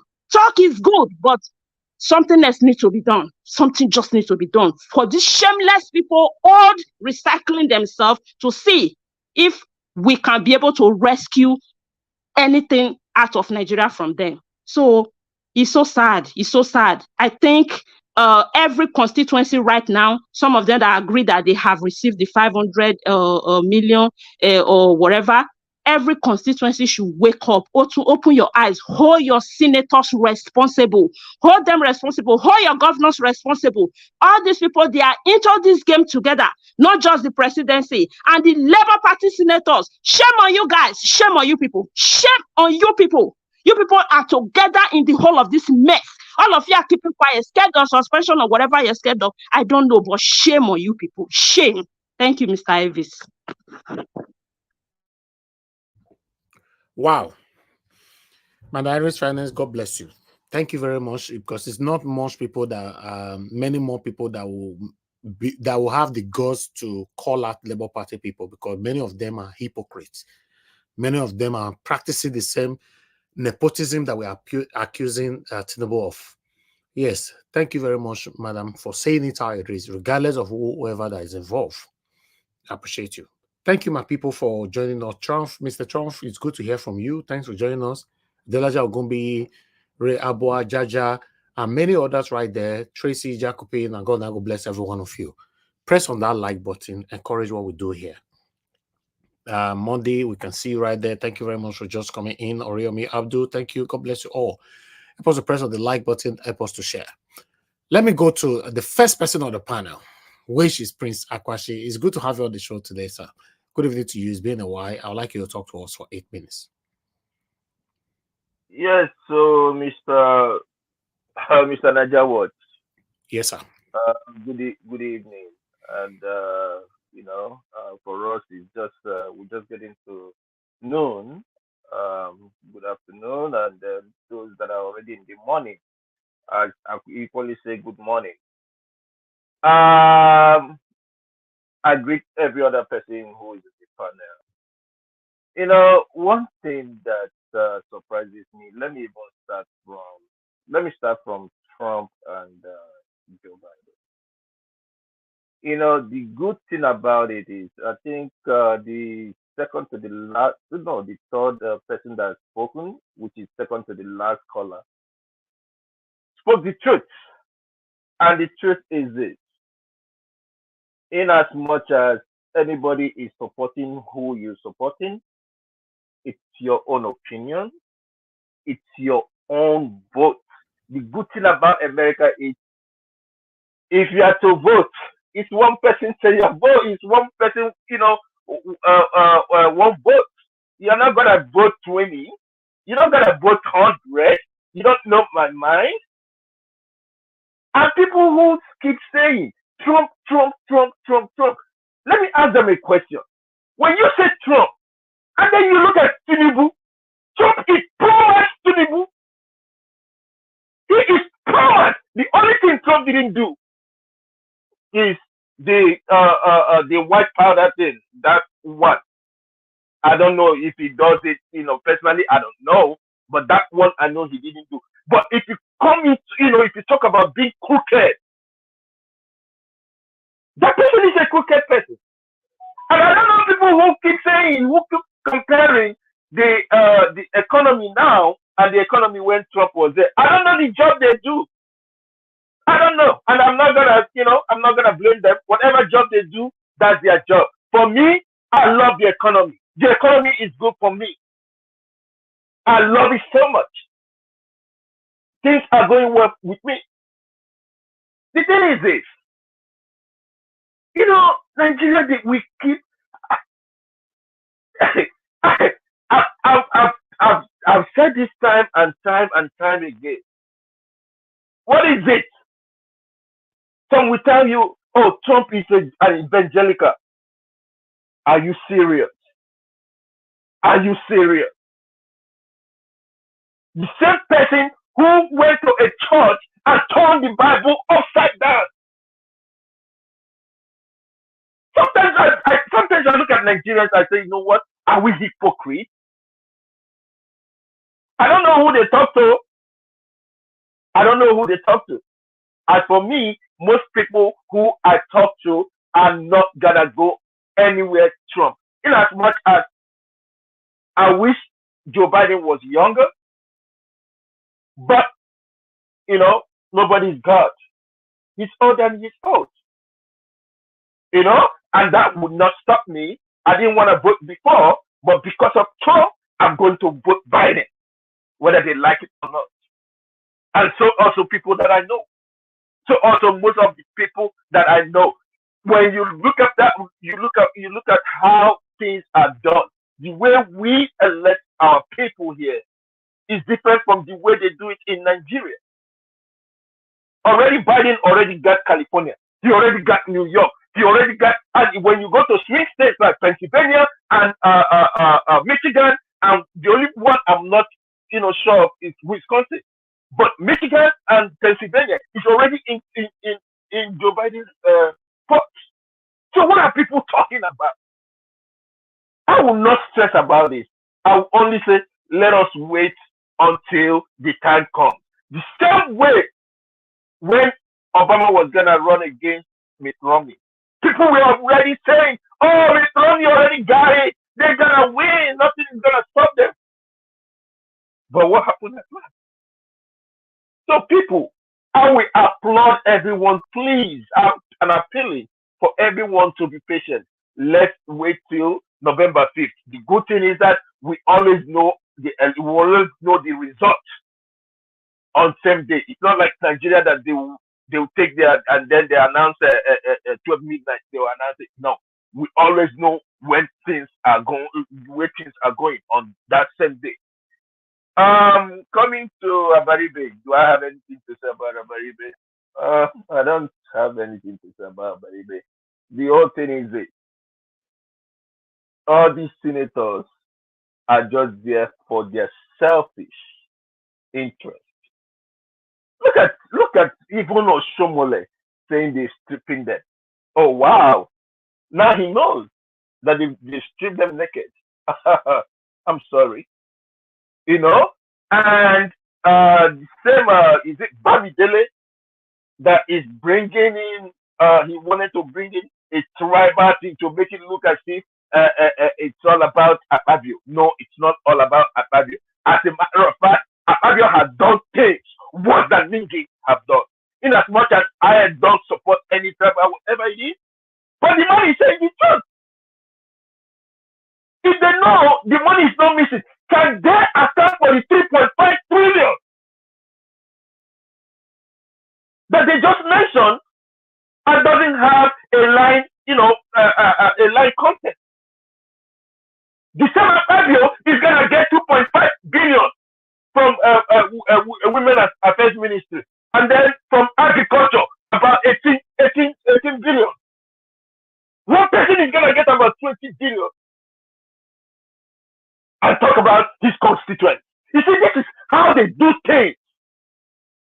So those people whose constituents don't have a senior president or don't have a senior what do you call it, senator, those ones, they don't care. You guys can as well get 2 million or 3 million, whatever it is. It is not fair. As a matter of fact, are they there to be doing constituent jobs, or are they there to legislate for Nigeria? That is what they are sent there to do, not money. Because they will tell you, oh, the money, the raw cash doesn't come to them. But they have control. They have the oversight of the contractors and the MGA that does it. So it's kind of like whatever they say is what is going to happen. As a matter of fact, they have their own contractors who will come and quote whatever they quote because they already are aware of the amount of money that they have at hand. And then they will go behind and get their cut. It's a shame. And, Tinubu talking about he's not going to pay shishi. In as much as I don't support paying shishi, but at the end of the day, do I trust him? I don't trust him. He will still go behind and do one thing or the other. They know how they do their things. As a matter of fact, he's the vice president that said he was going to take care of security. What is he doing? What is he doing? He doesn't know how to go into Sambisa and go and negotiate with them now, or to invite them to his house. As a matter of fact, let me lay on this part. Thank you, Mr. Niger Ward. Thank you. Thank you, sir. Thank you, Mr. Prince Akwashi. It's good to have you on the show today. Thanks for that wonderful submission. Let me quickly move on to the next person. Mr. Alex, I'd like you to talk to us. Good evening to you, sir. Yes, can you hear me, Mr. Najawash? Yes, I can. Please go ahead. Yes, thank you so much. Yes. I salute everybody on the platform. Thank you, my dear panelists. Those on the comment section, I greet you all. And Najawash, technical crew, backroom staff, viewers worldwide, enemies alike in our midst. I say thank you, everybody. Of course, like we always know, we continue to say it to everybody. We continue to say it in the mountain top and in the valley and in the hills that Nigeria is not a country. And we continue to educate people that it's time we continue to agitate for our lands. I want to beg everybody in all your area of, all your regions or all your area of agitation, your states, because the way it is now, it's just a few people running the show. Obviously, the Lekki Tollgate massacre has sent post-traumatic stress disorder syndrome on everybody. People are afraid to come out these days. There's no other way you can explain it. Nigerians are always quick to come out in the 70s, 80s, 90s.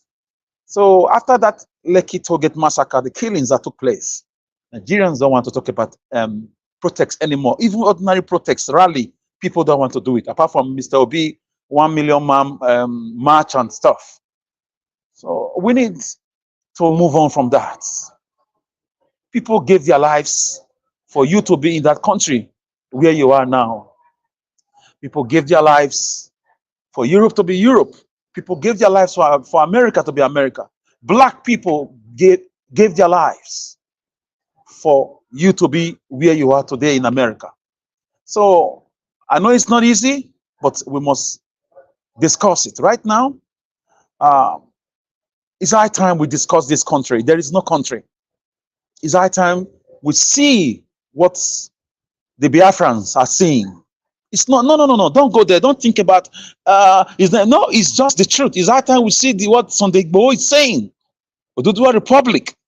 That is the solution now, because the animals we send to the Senate, to the rep houses, through different parties and platforms, none of them is willing to do anything. None of them is willing to even say, okay, this is my own submission and I'm resigning. I submit myself to be recorded. Even before I'm recorded, I'm stepping out of this Alo Shamba and I will never come back. As a mark of sacrifice, none of them is inspired to do like that. So your PVC is a waste from what I'm saying. I'm sorry, from my training, I'm not supposed to say this, but it's just my own bologomaki. And I always speak with that logo apata. That's the facts. There is no country. We have to look the way of the Biafrans, the way of the Oduduwa Republic, the way of the Benin Republic, the way of the Togolese. We have to find our country. The ancient Benin Kingdom, the Igbo city states. We have to find a way out. It's not going to come easy, but it starts from talking. America became free by discussions. Whatever war they fought, it started by discussions. It started by meetings. The Biafran Civil War started by meetings, by convocation, conventions that didn't end well. So we must have that in mind. Looking at the Oshiomhole assertion, the display of shamelessness. You see why revolutionary forces always take the lives of politicians, be it military, be it ideological revolution. They always take the lives of politicians. You see why J.J. Rawlings finished all of them in Ghana? You see why? You can see how animalistic they can be. If it happens in Nigeria now and all these men are taken out from the east, north, south, people will start crying. Why did you kill my uncle? Why did you take the life of my brother? Why did you? But look at what your uncles and your brothers and your sisters and your affiliates are doing. The elected members cannot even speak for the people. None of them is talking about medicals, security. Our guests are being kidnapped, raped, used as sex toys by unscrupulous and by unscrupulous elements, non-state at all. Of course, some of them in that Senate are part of the insecurity going on in Nigeria. We have to start discussing our way back home. Home is where we were before the white man came. We must keep saying it. I cherish an idea that we will have a way to have a roundtable talk, or probably forcefully exit this fraud brought about by Lord Lugard and Flora Shaw. People of Oshiomhole will not be talking. People like Abaribe will not be talking. People like Honorable Sosa Yahweh, as of rep member under Labour Party, will not be in the Alo Shamba. There will not be Alo Shamba anywhere. It's not Alo Shamba, it's a Alo theater to slaughter Nigerians. Your Senate House is an Alo theater to take the lives, the medical care, the good roads of Nigerians. 500 million for one person, maybe every month, or every 3 months, or every now and then. That's 1 billion for 2 months. Every now and then. Those are the ones we hear. We must discuss the Biafra. We must discuss the Oduduwa Republic. We must discuss the ancient Benin Kingdom. We must discuss it. We must come around. Doctors, professors, all of us, historians, geographers, medical doctors, teachers. We must come around. The leaders of thought, businessmen. We must come around to a roundtable talk. Because today it's happening in the north. Tomorrow it will be your village. It could be your daughter's nest. It could be a school in Benin next. I can say God forbid, but it could be a school in Delta. It could be in a school in Wari, a school in Abia, a school in anywhere. It's happening in Jalingo now. It's happening in Panchi, in Plateau. We are thinking it's far. It's not far. It's not far. Ojukwu said it to Awolo and Zeke. He said, sir, the Malams are coming. They don't believe in education. The Usman Danfodio people are coming. They don't believe in progress. Your culture and their culture is different. Let us split separately and peacefully. But they didn't listen. They didn't listen. Afenifere leader said it, that Juku's bones will be shaking in the grave. So looking at what is going on, gentlemen and ladies, we must talk Biafra now. We must talk Oduduwa Republic. We must talk Eastern Benin Kingdom. We must talk Middle Belt Republic. We must talk Niger Delta Republic. We must talk. This should be the conversation now, not elections. Elections are fraud. Elections are manipulated. Your PVC is a waste. The Supreme Court is a fraud, and you know it. You saw it. You saw it. We came out. We beat them in Lagos. We beat them in Abuja. We beat them in Benin. We beat them in Port Harcourt. But it was said to be fraud, and it was fraud. Broad daylight, Obi was robbed. A certain Nnamdi Kanu told us that, yes, your PVC is a scam. He told us years before that election. Did it not happen? The discussion of Ojukwu with all lots of thoughts somewhere in the east, with everybody in attendance, is it not happening now? Aburi Accord, is it not happening now? Regional governments for peace to reign. There is, forget the Senate, is a lie. It only exists in your mind. He does not exist in the mind of these guys. Forget your governors, they are liars. 99% of them are liars. 99% they are liars. They are there to enrich themselves, to buy houses in Dubai. That's all they do. They forget in 50 years' time, in 40 years' time, most of them will not be alive anymore. 30 years, they are gone, forgotten like they never existed. In 100 years' time, many of us are not great. None of us will be alive anymore. Why are we wickeding ourselves?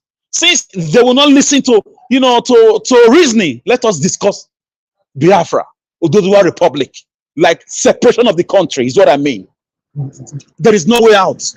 Let us let them know that we still have the books on ground.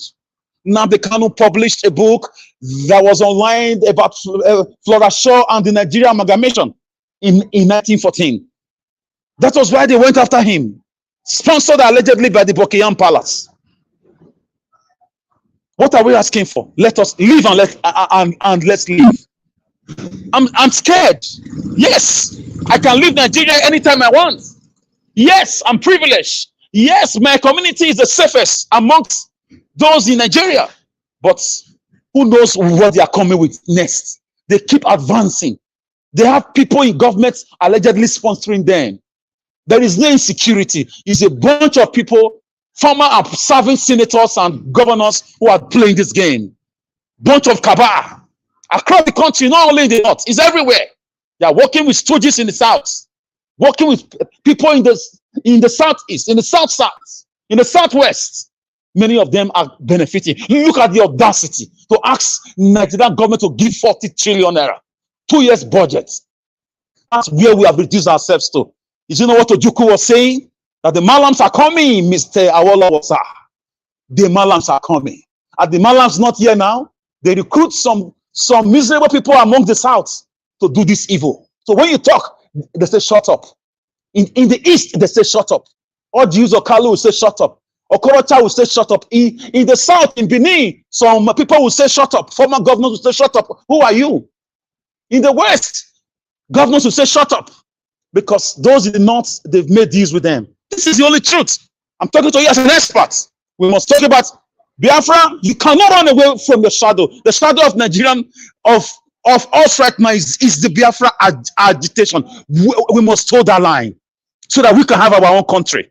If they go, everybody will go. It's very easy. Because you cannot continue to maltreat a woman in marriage. In fact, every day she's always at the hospital, bleeding. She's dying emotionally, she's dying physically, she's dying financially, and you want her to stay in that marriage? No, that's not done. Till today, none of them have raised Deborah's death. She was burnt alive. The memory still hurts me. I dream about it sometimes. young lady was burnt alive in a republic. And we have a commander-in-chief of the armed forces. And we have service chiefs. That is a slap on democracy. We have, separation of powers. We have the arms of government. And you telling me we are a country? Kidnappers are running the show. Non-state actors. We have fighter jets. And we have a military, marine. We have infantry. We have the police force. The mobile police, anti-mob. Who are we fooling?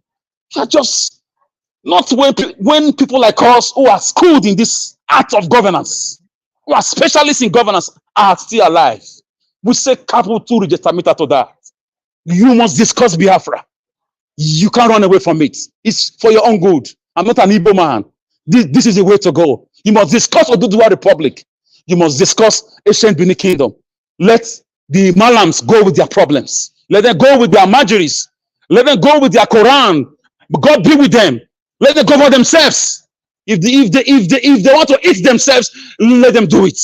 We are not killers. We are not rapists. We are not kidnappers in the South. And we are very progressive, education-oriented, development-oriented people. This is what Oduku was saying. This is the summary of Oduku meeting with them, that we are different. It's so sad that this is my country. And I have a lot to give.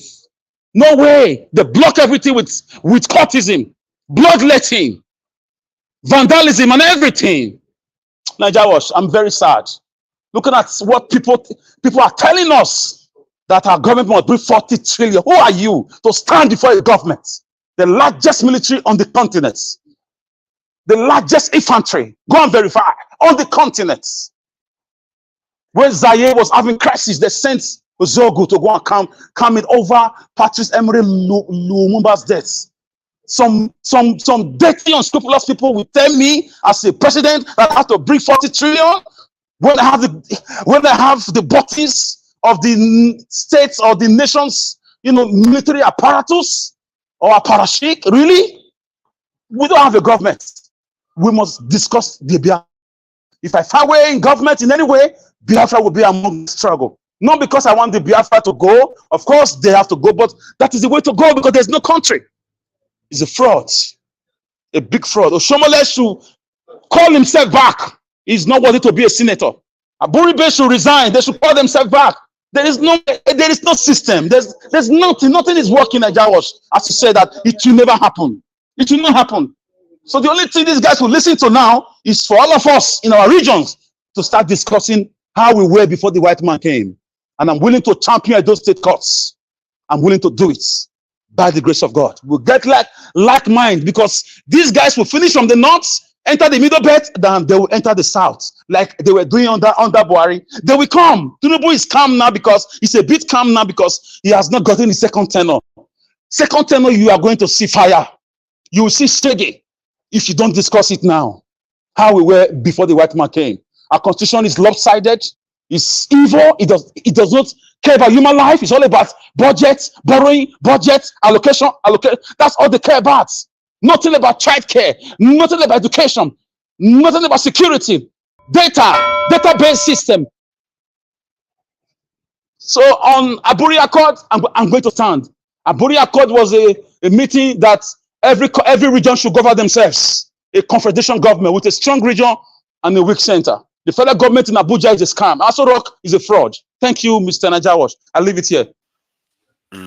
All right.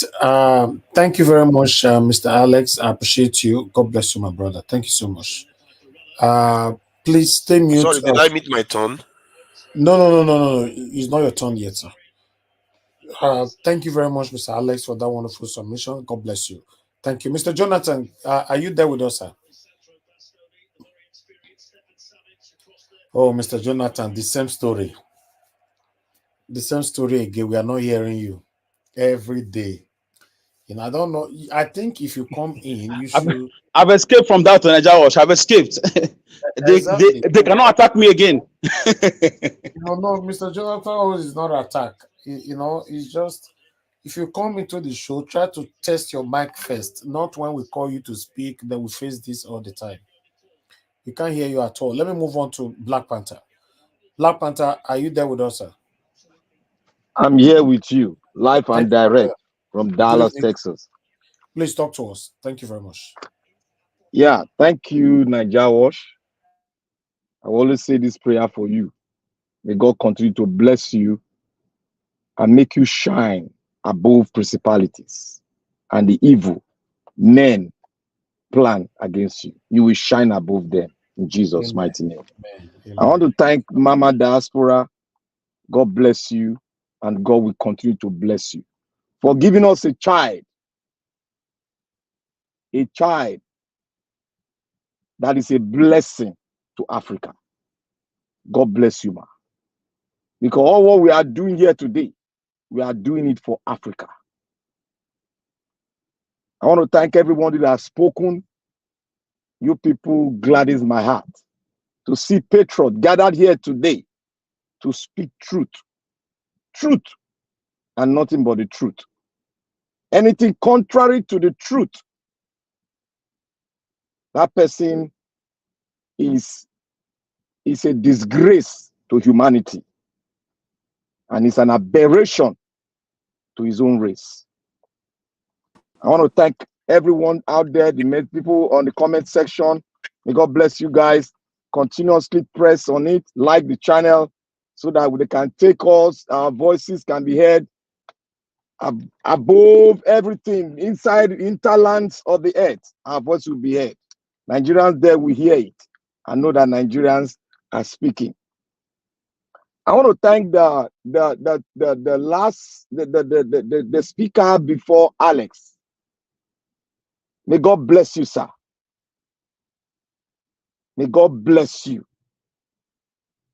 When you brought issues, international issues concerning the American election and the Nigerian election. God bless you. You see, there's something I want to say before I go into what is happening in Nigeria. Nigerians have not yet understood themselves and have not yet purged themselves of the kind of impunity they have gathered in themselves that they need to purge out so that they can soar above things. They can soar like an eagle on the planet Earth. But rather they put that thing in them. When it is the right time for them to soar, they bring out that thing that is greedy, that thing that has been separating the country called Nigeria. They bring it out. I will say this today because yesterday I was accused by some of by a panelist here that, oh, why am I changing Peter Obi, whatever? Peter Obi, I'm not following Peter. I told him Peter Obi is not my father. But there's one thing I found in him that makes me to look at him, that makes him separate himself from this Janjaweed and these politicians in Nigeria. The man is upright. Is upright. And the man came with a different thing, a different analogy about how to sail this ship called Nigeria to a better future. None of them is not my father, but I found something in him. And that does not mean that if he says anything that I see that might not go through, that I will not go against him. I was not trained to follow to follow someone like a fool, but to follow him. And whenever it goes wrong, whenever it goes wrong, neither will I don't agree with that. I should be able to speak it out. That is how I was trained. I'm not a stooge. Neither am I a blind man to follow somebody blindly. I want to say here today, what you see in the Nigerian Senate, it's what you see in the governors of every state in Nigeria. There are two things. There are one thing that make them to go there. That is to take the wealth of the nation into their pocket. The reason why the governors, like I said, there was something I was saying this, that every governor of Nigeria, if he goes there, what he goes there to do is to take the security vote and lodge it into his account. And your constitution they gave you. The reason why we are fighting against the constitution, and some of you come out here to speak trash to the good thing and the truth we are saying. The constitution said that security vote accrued to the governor.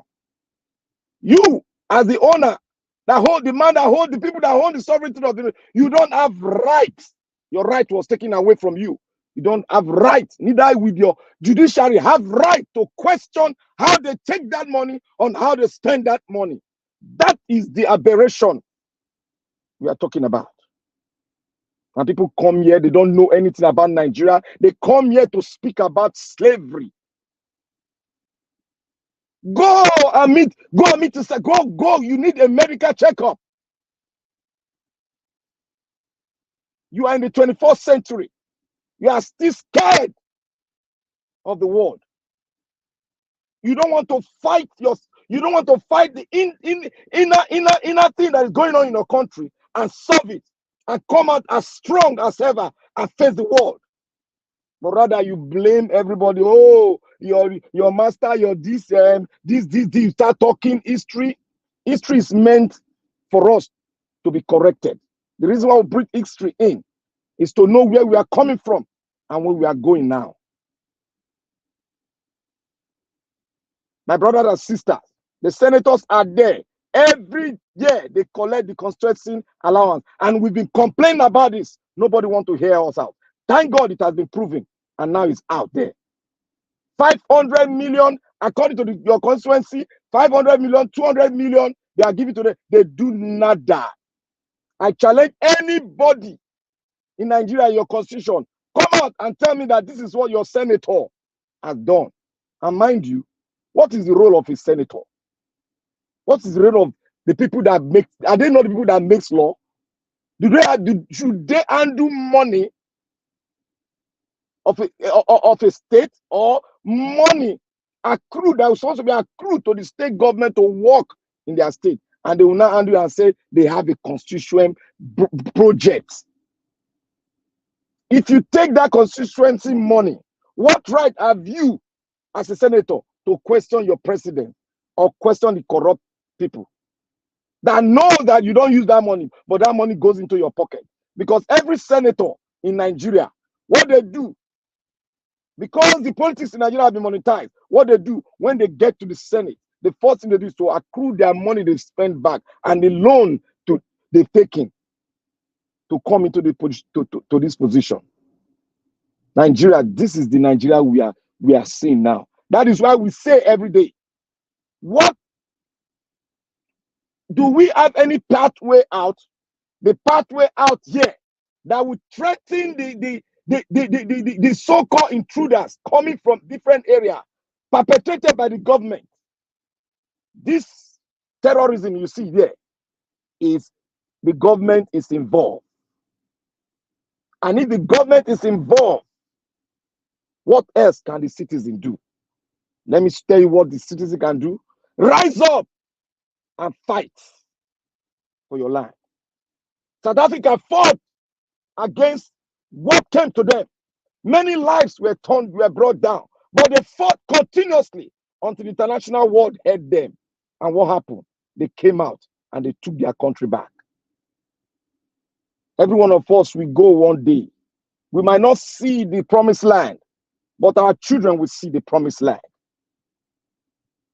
I will not go now into the American election, because most Nigerians that are in America, majority of them, I will not say all of them, majority of them have not purged themselves of the Nigerianism that they brought out, which cannot compete in the international world. They've not purged themselves out of it. That is why they say Nigerians don't read. They don't read and they don't study. And they don't ask themselves questions. The American psyche is different from the Nigerian psyche. There is something they look out in every candidate. And they use They are antecedent to judge them. Your character won. Your character won. And what do you have for the economy of America? How will you proceed? How will you attain that goal? How will you equalize the taxation in our land? Americans are wise. They know how to select. But Nigerians, we don't know how to select. Look at what a Nigerian citizen, well read in America. He said Trump is the best. Because you know why? He does not study. He does not read. He does not make research. But it goes according to how the religious bigotry the evangelical has brought in, which have told a big lie to so many of you, and you buy that. The Bible made me to know that you should make yourself available and test it. And when you test it, you know which one is of God and which one is not of God. We were saying then, people were saying, oh, Trump. The evangelical said Trump is the Messiah. But I will not go into it until the second tenor when I brought in 3 videos and you played. And I will tell you why Nigeria is not a friend to America. And I'll tell you, I'll bring the things that to differentiate Biden from Trump, the man without character, the man that have dragged the female folks down in America. The man that said, I can hold them between their legs, I can hold it. Life and direct, he said it. If you want to prove me wrong, go put your money down. Let me bring out the video for you. The man that said you can use Lysol and spray it on men during COVID, and that will solve the issue. Lysol. He said it in the White House. There's any American there that can prove me right? Speak. He said it in White House. And the people questioning. You are saying he should come back. Look at the video Niger was played. Is that the kind of America? What's different between him and Agbado? You say Trump gets there, oh, everybody will be scared. Who told you Americans are scared of who? Mr. Nigeria, I will stop here. What Nigeria needs is for us to come down and speak. Okay. And that Abure, Abure must stand. Nigeria must speak together and prepare a solution and have a constitution by the people, for the people, and for Nigerians. Thank you. Thank you, Nigeria Watch. Thank you, my brother. Thank you so much, Black Panther. I would like to quickly come in before I come back to Mr. Jonathan. Before I will say this, let me see if Mr. Jonathan's audio is good now. Mr. Jonathan. Yeah. Can you hear me, Mr. Elvis? Okay, you are good now. Okay, I'll come back to you. Thank you. I would like to quickly say this. You see, America election that is coming now, like you just stated, Black Panther, that the comparison between no, you said what's different between Donald Trump and Agbado. I've seen or heard somebody saying that as well. I want to let you guys know that yes, Agbado or whoever or our past leaders or present leaders, what they have done to our country make us sink to where we are today. Whatever Donald Trump have done, America's still one of the best, if not the best countries, a country in the world. So please, that comparison, what is different between Trump and Agbado, there's no, please guys, just give your submission without stop all this kind of deceitful comparison. I'm not talking to Ole Black Panther, I'm talking to all of you that have stated this, because this, you like I said already the 10th time I don't hear them. I wish our government was doing what Trump is doing, but our country is still conducive for you and I will be very, very happy. Nigeria is a nowhere to go. So what's all the comparison all about? If you carry Agbado go America right now, may go become America president, what he's doing right now in Nigeria, he can't dare do it over there. So please, the comparison, some kind of comparison is very, very annoying. You know? Nigeria Watch. Yes, sir. We are going to elaborate on the comparison and you will see very clear. white yes, and black. I would like to. I would like to because Yes, he's, I will elaborate on it. At this moment, it doesn't make any single sense. It doesn't make any single sense at all when people are saying that, oh, if you pray for Trump, that means you you still want you know, you are a hypocrite or whatever what Tinubu is doing. It's not the same thing. It's not close. It's not close at all. Everybody living in America today are living in heaven. Everybody is enjoying their life compared to Nigeria. You that is talking to me right now, Black Party, you are living a very extremely good life in America. And you are comparing any leaders in Nigeria with our leaders? You're kidding. Of course. Don't do that. Compare them with themselves over there. I'll not say yes, we are fine. How can you compare American leader with any Nigerian leader?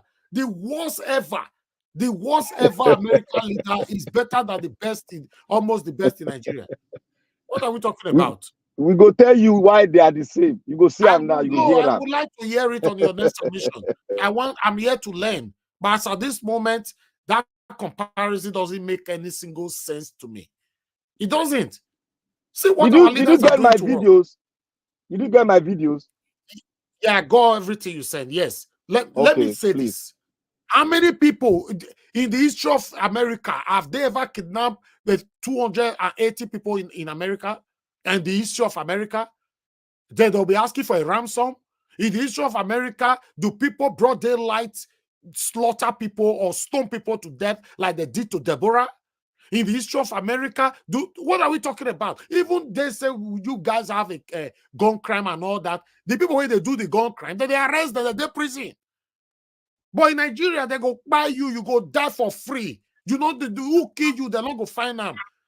If you even to investigate what happened, you yourself, you use your head carry them. Niger what? Yes, sir. Niger what? Okay.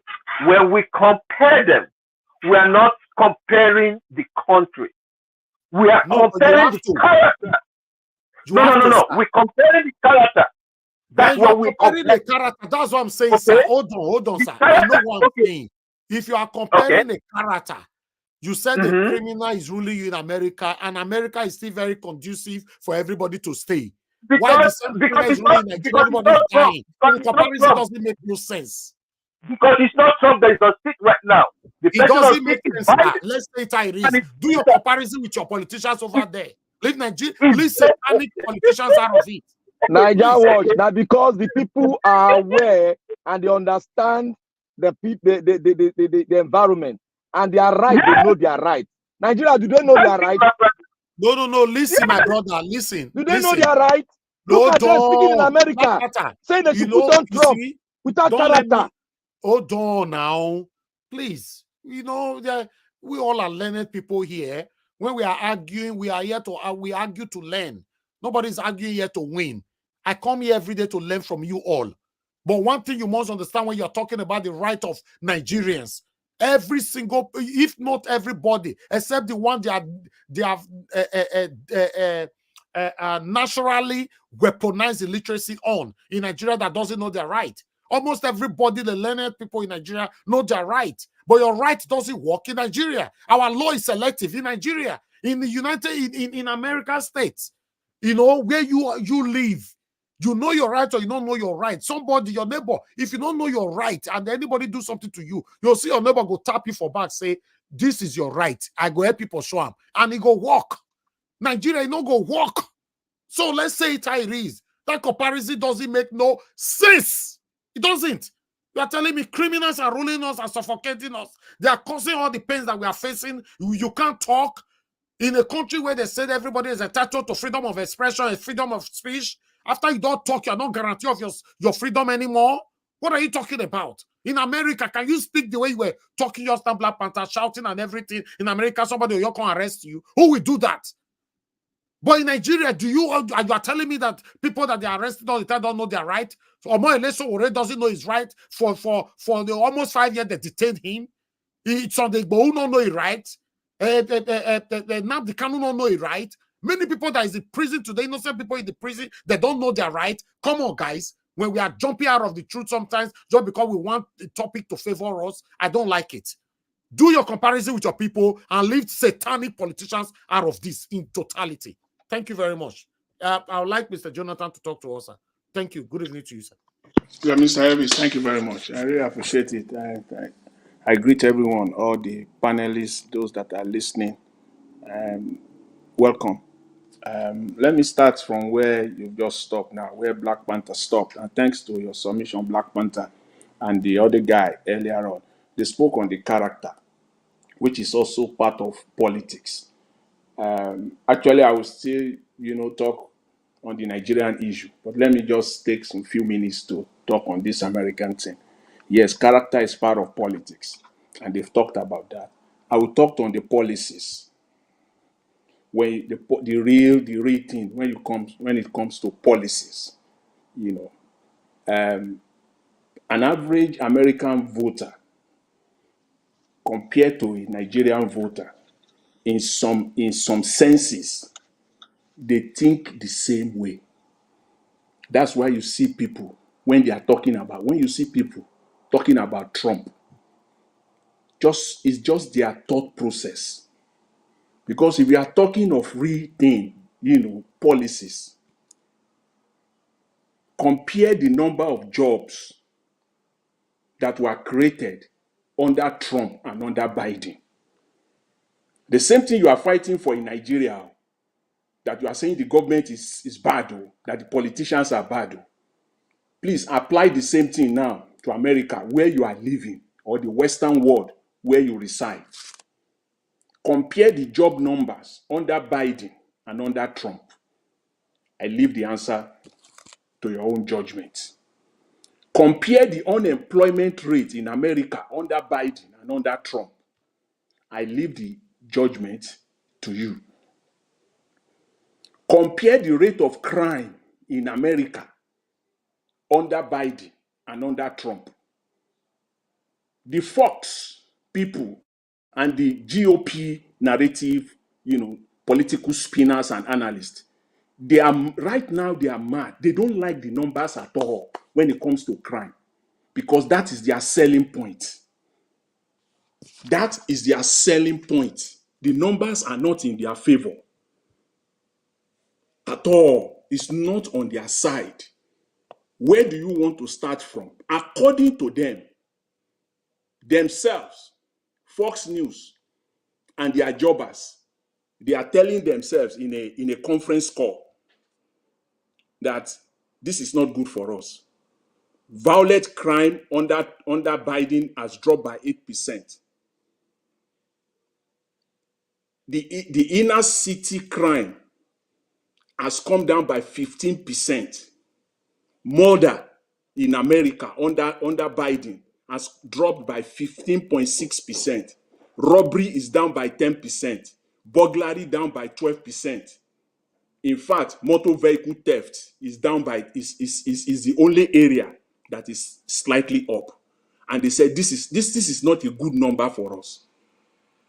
If you read the article of USA Today of December, USA Today of December 23rd, December 20th, 2023, the statistics are there. They laid it out. And it's not good for them. They don't want to hear it at all. So they are spinning right now. They are strategizing right now how they are going to deal with this on the campaign trail, because the Democrats are waiting for them on these numbers. Things have to be bad in America for Republicans to have a chance. The border and immigration area that they always use, which is their bread and meat when it comes to politics, when it comes to election, is not in their favor. CNN article on February 6th. This one is just recent, 2024. Everybody can Google CNN politics. Please go there and read it. See the number. Their own man, their own main man, Senator Biden had no choice. He had to call the guy in, the senator from Oklahoma. You Americans who are out there, you are listening. Senator James Lankford, the senior senator you're right. from the state of Oklahoma. Biden called him in. Okay, now let's negotiate this border thing, because Biden knew last year that 2024 is the election year. The guy came in and they negotiated the border and immigration bill. It gave them everything that they wanted. It gave the Republican everything that they wanted. Take it to the House now, they refuse. Trump told all of them, don't dare, because that is my bread and meat in 2024. Don't touch that bill. He gave them everything. So Democrats are waiting for them on the campaign trail. We will see how it goes, how they want to defend it. Let them go back to that bill that their own man, James Langford from California, negotiated, and the Democrats bended all through. In America, it used to be that when those people cross border and they come in, it used to take 5-6 years before they even get hearing, the immigration hearing. They've been campaigning on this for decades. Trump used it to campaign that when he gets chance, he's going to change it. He's going to fast track it so that they can hear the process as fast as possible. He used it in 2015. Biden gave it to them 6 months. Can you hear the 6 months in that bill? That is what you are crying for. He gave it to you. That when somebody cross border, refugee, within 6 months, they will hear your case if you are going to be admitted or you are going to be kicked out. They refuse. They say, don't touch that bill because that is their bread and meat. So those are the facts. So when you are comparing, let's stay on policies. Character, Trump is is flawed character-wise. But leave that because it's a subjective thing. Everybody have their own. Some people smoke in their house, but they will come out. They will come and say they smoke. But they will say they will come out and they will say they don't support smoking bill. Some people in their life they don't abort tire, but they will come and same Republicans. They will come and they will say they are for life. Some people, some of their family members are LGBTQ, but they will come and so those are character issues. Leave those ones. Let's come to the policies. They will not dare to touch it. So for me, when it comes to American politics, for me, I think it is clear. I don't think Donald Trump is the right man for America. Even though I think that the last guy, the panelist, Akwashi, Mr. Agbaji mentioned it. He said, aside from age, from these two, for me, as the saying goes, the difference is clear. So I will leave that with respect to American politics, and I will come to the Nigerian, Senate issue. See, as I always say, Nigeria is a country of lies. That country thrives on lies. Nigeria can't survive one day. That is the government of Nigeria. Nigeria as a state cannot survive without lying. And when you lie, you have to lie again in order to support the previous one. So the country has been built on lies and lies and lies. And that is what we're seeing right now. The budget, this budget thing, I said it's not going away. This one is not going away. And Mr. Elvis, I must tell you, see, this is your program. People say all the time that you don't know how far you have gone. Yes, you don't even know. Until yesterday. For me, I can confirm. You don't even know how far. When somebody that I least expected, because when I was making submission yesterday, I said I was looking for the bill. I've been looking for the budget. I've not been able to lay my hands on it. I want to see the real one, not the piece, all this piece by piece I've been seeing. I want to see the real bill. Somebody sent it to me yesterday. He said he heard me. I said, what? The person I am not going to, from the Federal Inland Revenue in Abuja, but I'm not going to mention it. As this thing, we think we're just talking. We're not just talking. He sent it to me. The one signed by Tinubu himself, I have a copy.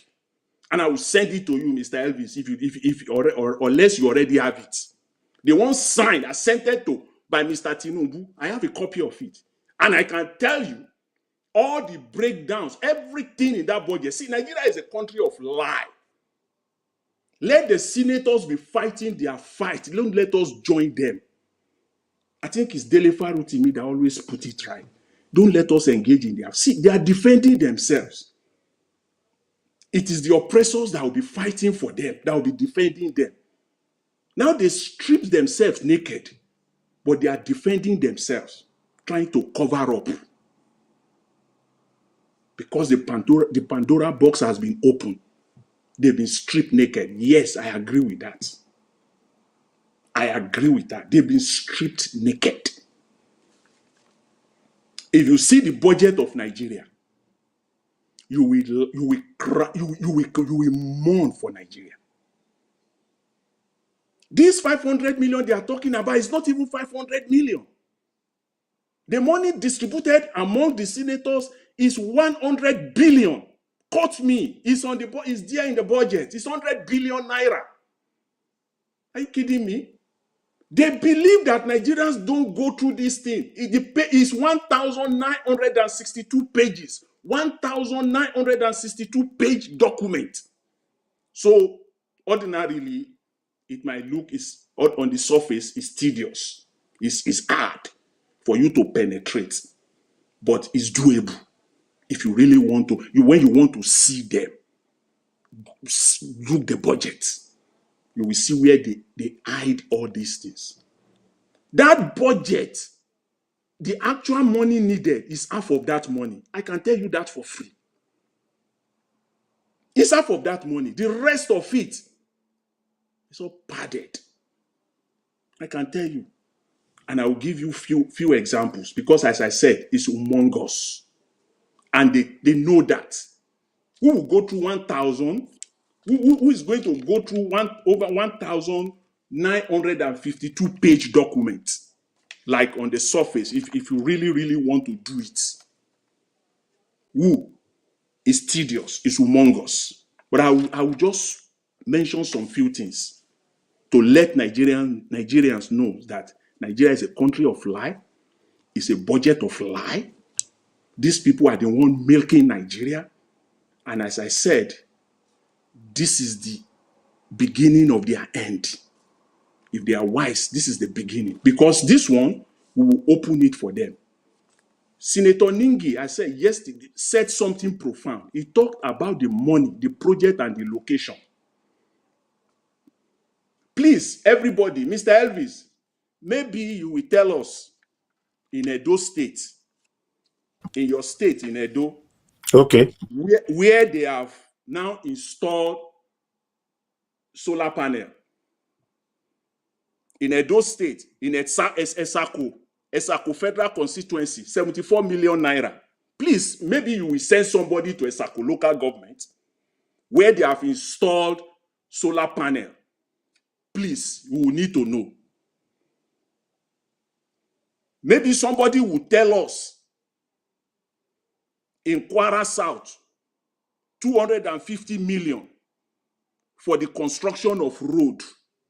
I don't know how the Ministry of Agriculture has got anything to do with road construction for 250 million. You see, the Federal Ministry of Agriculture and the Federal Ministry of Science and Technology, that's where they buried all the money. Federal Ministry of Agriculture, Federal Ministry of Science and Technology, these two ministries alone have more than 100 billion buried in constituency projects.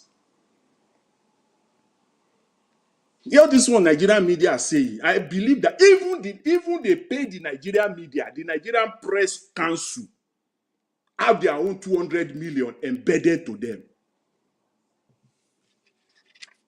They have their own too. It's there. We will bring it out. And I will Mr. Elvis, I will ask for your permission because on this platform, I beg, send Elvis that copy. I beg, send down the for copy. every opportunity that I have on this platform, every day I will mention two of the constituency project, two of them, and how people can please go and check whether those things have been done. In fact, in that budget, they have more than 20 billion for solar panel, for solar light. So I'm thinking now that the whole of Nigeria should have been lighted up by solar. Please, let's wait. By now, this is the third month. Perhaps at least maybe 20% of the project should have been completed by now. Please, people, tell us which part of Nigeria has been lighted up. by solar power? Please tell us. At least this is the third month. So let's say 20% of the project has been completed. Which area of Nigeria has been lighted up by solar panel? Solar panel, 100 million. Solar panel, 200 million. Solar panel, 50 million. Solar panel, 250 million. Are you kidding me? Under they just hide it there. And I don't know, if you see how these people steal, they are crooked, they are really, really fantastic thieves. I don't know what is the job of the don't forget the 2.5 billion for deep freezer. When you see yes, deep freezer, I don't forget. All of them they are all laid out there. I don't know what is the job of the arbitration court. Please, people, arbitration court. The court of arbitration court. This court under the Ministry of Justice, I don't know their job in road construction. I don't understand. Somebody will have to tell us. 200 million naira. I don't know what is the 200 million naira. I don't know their job in installing street lights in Ondo State. Street light, 100 million solar panel. What is the duty of the court installing solar panel? Maybe they will have to explain that. Ekiti South Federal Constituency, 100 million naira for street light, for solar street light. Please, the people of Ekiti South, please come and tell us. That is the location. That is where they buried the 100 million. So please come and tell us whether you have street solar. Please, Nigerian media, please send your people there. Come and show us the solar panel street light in Ekiti South Federal Constituency. Please, these are frivolous items all over the place. If the money they are paying to traders, entrepreneurs, I think Nigeria should be one of the best countries so far. I think people should not be complaining. And I want to believe that this is the money this is how they have been doing it for the past year. So people should not be complaining. Nigeria should be fine. Traders should be fine. Young students, 100 million. Ebonyi State, Central Senatorial District in Ebonyi State, 200 million to young students, 100 million to ICT students. I don't understand the Ebonyi State, people that are there. Please come and tell us.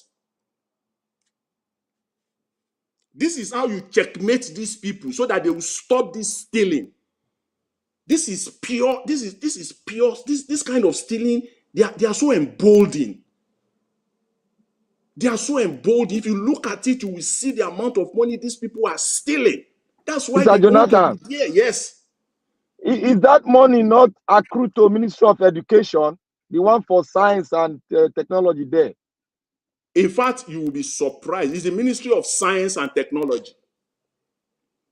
I don't know. Maybe the Ministry of Science and Technology, paying traders, paying entrepreneurs, under the Ministry of Science and Technology. That's where they buried that. And I don't know what the office of the Secretary to the federal government has to do with installing solar panel. You see that solar panel? It was like it is a soft one for them. All of them used it. Ministry of Agriculture, they just almost 10 billion naira for solar panel. The secretary, the office to the federal government, he himself too, he line up solar panel. Ministry of Science and Technology, that one even makes sense a little bit. They line it up there. This is where Nigeria money is going. This is where the senators and the House members are feeding fat. This is it. Because if all these things are done, 1 year alone, just 1 year, forget about previous years, just 1 year alone, you and I want to go back to Nigeria. I'm telling you, because there will be solar panels, there will be solar light everywhere. People should come out and tell us now whether they have solar panel. So this is where we are in Nigeria. So this thing they are talking about, all this, this budget, they have not even started at all. The padding is more than what we're hearing. That's why they are trying to patch it up and to tell Nigerians that just take it. What Ningi did was wrong. He should come and apologize for what? I'm not supporting Ningi because I know that it's been, it's been shortchanged. That's why it's crying out. However, it is a good thing. But now we know. We know that it is all about the money, it's about the project, and it's about the location. So we know where to go and to check whether that money was actually expanded or not. Thank you very much, Mr. Elvis. I will send this to Mr. Elvis. Please let everybody have it. Please have the budget, the one signed by Mr. Tinubu himself. So this is not the fake one. This is with his signature on it, with the clerk of the Senate and the clerk of the House of Rep with their signature on it. Please let's have it so that when we talk about it every day, we can compare notes. Mr. Elvis, thank you. Thank you very much. I really appreciate it. Thanks. Thank you very much, sir. I appreciate you, Mr. Jonathan. Thanks for that submission. Yes, on this platform, we talk with facts. Facts only. Fact only.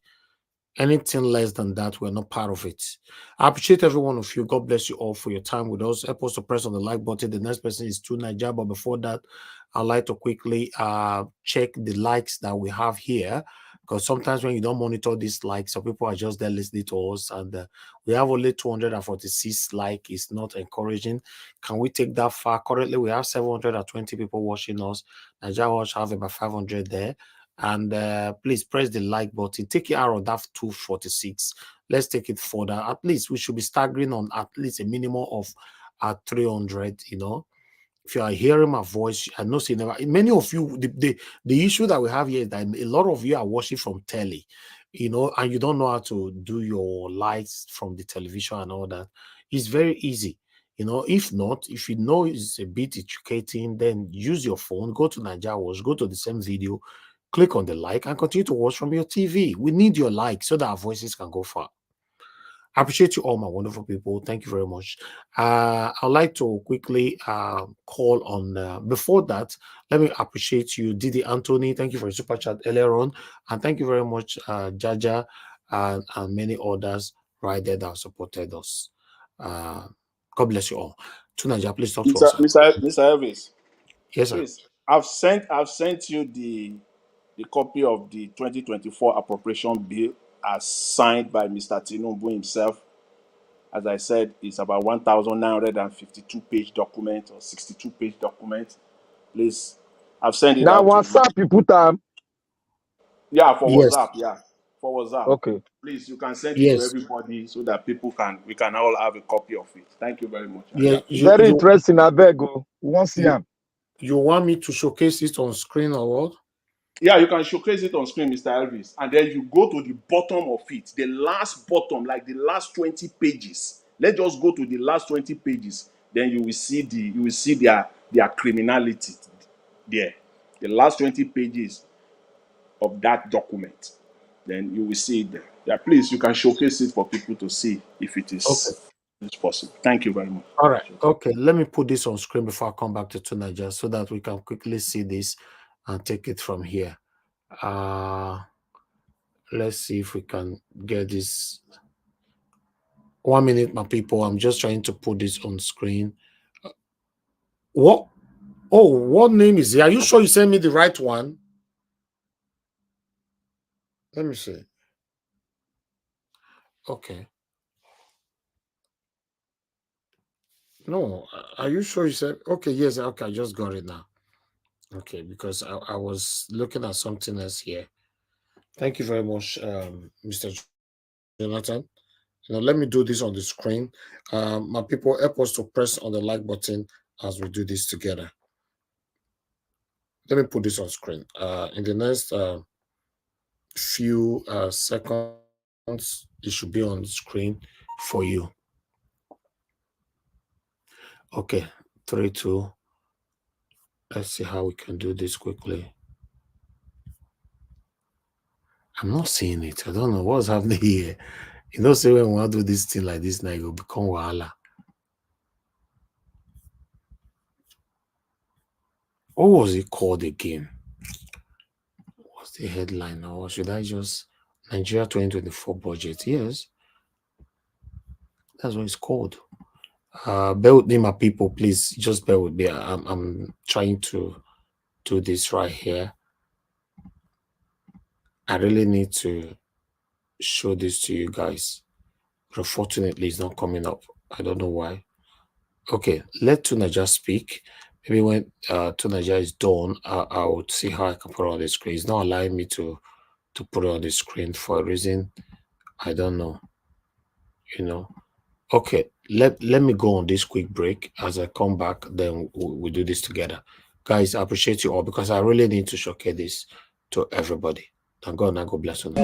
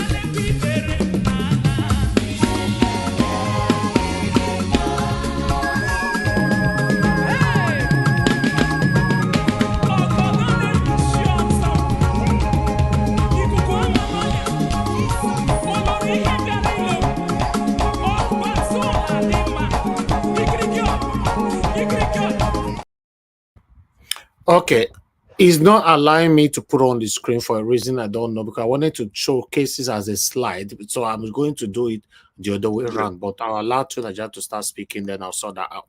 Tunaja, thank you very much for your time with us. Thanks for your patience. I'd like you to talk to us. Good evening to you, sir.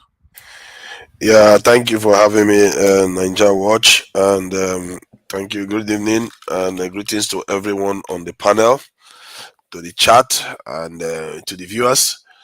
Regarding the I think someone said something about us reverting to where we were before the colonizers came. To what end? That is going to put us in a stronger position. I don't know. From what I gather, Sweden just joined NATO. Let's hope that we start trying to think of the world that we live in today and try to move this forward. In terms of Trump, I've said it before, that Trump, Biden are just as poison. They are just poison to us. There's no point to it. And if black people want to influence them, you better have leverage. Otherwise, you're just going to vote. You run from Democrats that are not doing much for you. You go to Trump. Trump is not going to do much for you. He might even punch you in the face by the time he's done. Trump is there for his people. Our people, we don't tend to be there for our people. Trump has far more honor than any of our politicians. He's fighting for his people. He knows the people he's fighting for. And you can also argue that Biden is doing the same. That's why they are some of the most powerful countries in the world. And that's why white people are doing very well almost everywhere they go in the world. What has our people done for? Has our people done for us? Let me even put it down to narrow it down. The men, what have they done for their people? We are the most controlled population on the face of the earth. We are barely allowed to travel from this continent to anywhere else without being we don't need visa. They control everything we do. Our money is controlled. If we invent stuff, it's controlled. Everything is controlled. We are in chains, but we don't even know it. We're at war and we don't even know it. But again, we start wondering, what is the problem? Why has something not changed? Why has our leaders not changed? Because it's like a juju. It's a kind of juju now where you can't see the chains. You can't see the things that are holding you down. Until you truly understand them, suddenly everything becomes clear. Like air. You can't see air, but you know it exists. Because the scientists did the hard work to make it obvious. That's how we need to start understanding what is holding us down. Like in America, you have corruption too. They call it the pork bear, they call it pork in the Senate or the House of Congress there. Billions go missing every year. But when it goes missing, it ends up in their pocket. When Biden sells weapons, Biden will tell you it's funny I said sells weapons, but he's not selling it. He said he's giving it to Ukraine and Israel. But in reality, what do you think is going on? He's selling them those weapons because those weapons are going to be manufactured by American companies. And he said it. This way, they barely give you anything for free. Whenever you hear that they're giving us aid, half of that aid is going back to them. They are some of the smartest people you can find. And if you want to go and vote in America, you want to have power in America, you have to have leverage. I say black candidates should be coming out to run for presidency. Black candidates should be running for Senate so that the areas where you have concentration of black people, you have a chance of electing them into office. And when you elect them into office, you can wield your power then. Sooner or later, the Democrats and the Republicans will be fighting, and they will need 1 or 2 votes to swing it both ways. And you can ask for whatever you want then. This is what they call pork and barrel. They do it in America all the time. You can tell them you want this big school in your this thing. You want this one in your area. You can ask for anything. That is how it works. You have to play the game at a high level. And to do that, you have to take ownership. And we haven't taken ownership. We keep running from pillar to post. Just like African countries run for Commonwealth, this is British to Russians. And then from Russians to run to this one. But the only people we don't run to is ourselves. But then again, like I said, both Trump and Biden, they are poison to us. They've not shown us any respect. They've not shown us any sign that they have good intention towards us. Otherwise, our nation would not be where it is today. And it's not their job to do that. It's our job to take care of ourselves. They are men just like us. Why are we not doing as well as they are doing? We should be asking ourselves that.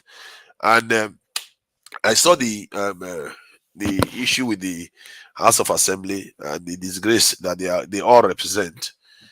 And they speak very well. They speak very well. One of them was talking about how they're all naked and all the rest of it. But in the end, what is going to happen? Not much. We live in a country where people are stealing oil on an industrial scale. Our resources are being stolen from our land on an industrial scale. Things are going on in the country. That's corruption. It's not even corruption. It's just downright theft of everything that we are, all our resources, all including our hard work too. The ones we work hard to do, we train our students, and some of them, the human beings get taken away too. We are losing from so many different angles. We are bleeding everywhere. And you want to heal? How are you going to heal like that? Until we start to look inwards and start deciding that, you know what, we have to start protecting our own and start understanding that nobody owes us a free lunch. Nobody. And those things matter more than all the little division, because in America they have division too. In the UK they have division too. They have corruption everywhere. You just have to be selfish about it. If you are corrupt, make it work for your country. If you want to be Satan, make the Satan work for your country. If you want to be God, let that God work for you. Anything you do should work for your people.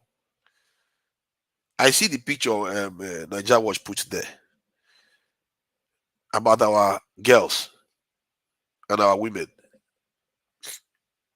This stuff, people see it I don't see that the way people see it. I see those human beings there, and I imagine all the parents that have every single one of them. Every parent that had every single one of them.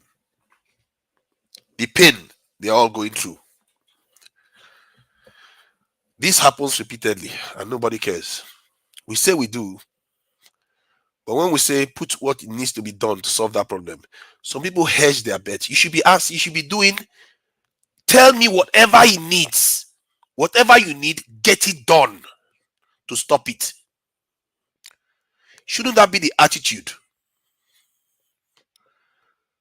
Is this supposed to be controversial?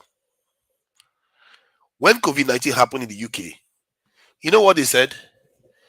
We are going to give money out. We don't care whether some people deserve it or not, some people, or whether some businesses deserve it or not. What matters is the ones that need it get it. Even the ones that don't need it, if they get it, so be it. They don't care, because they wanted to solve a problem.